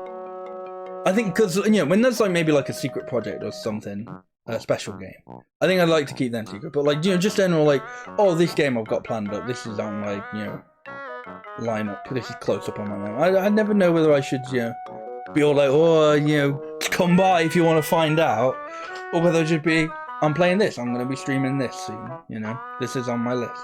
I think I think part of the reason why I'm mysterious, I wouldn't really use the word mysterious, but for lack of a better word, I'll say it, is just because, like, in case something falls through and I switch game, I don't want people like being disappointed, but I suppose to do that you have to have people to disappoint. Tuesday's gonna be your last stream of the year. Yeah, that's an alright day for last stream of the year. I think that's the thing. I was trying to I was like get my last stream in before that sort of time, because that's when originally plans were kind of gonna be about to start, but then, you know, all that falls through. But yeah, first game of 2021. I'm going to be replaying Breath of the Wild. I haven't played it since it came out,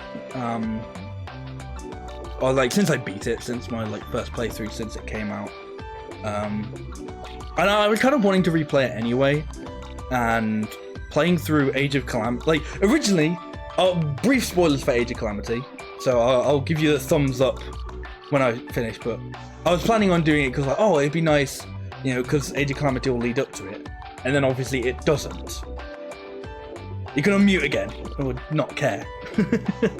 But yeah, I do Breath of the Wild because I've been wanting to replay it recently, and I just think it's a nice game to start the year with. You know, it'll be a nice, chill, interesting game. And I haven't played it since I first got it at the Switch launch in 2017.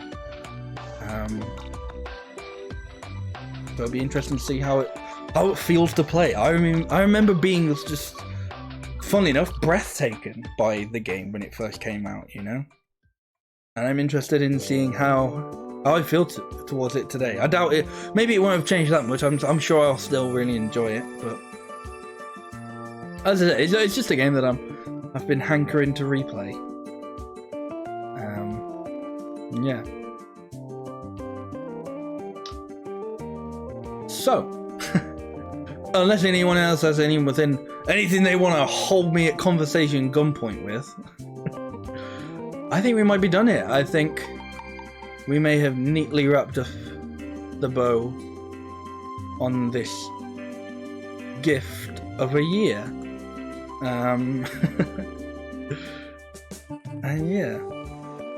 And I think we'll be able to call that it for not only today, but this year in streams. It's been a lot of fun. I genuinely have been so pleased with just the streams. Like I've been pleased with myself, and I'm happy that people have thought to come by and just enjoy the streams with me. Yeah, thanks for hanging out, Matt. Alright, we'll have a nice good old chat tomorrow for Christmas stuff. But yeah, it's been a lot of fun this year in streaming, and I'm glad people can just enjoy it with me, and people just want to watch and chat and stuff like that, and I'm always grateful for that, and I think I always will be, as long as not even as long as I stream. I think even if I ever stop streaming, I'll still be grateful for when people did come by.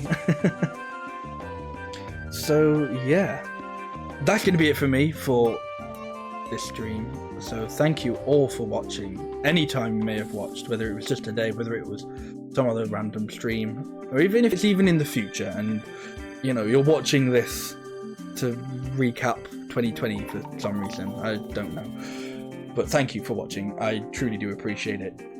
And hopefully I'll see you next year. Bye.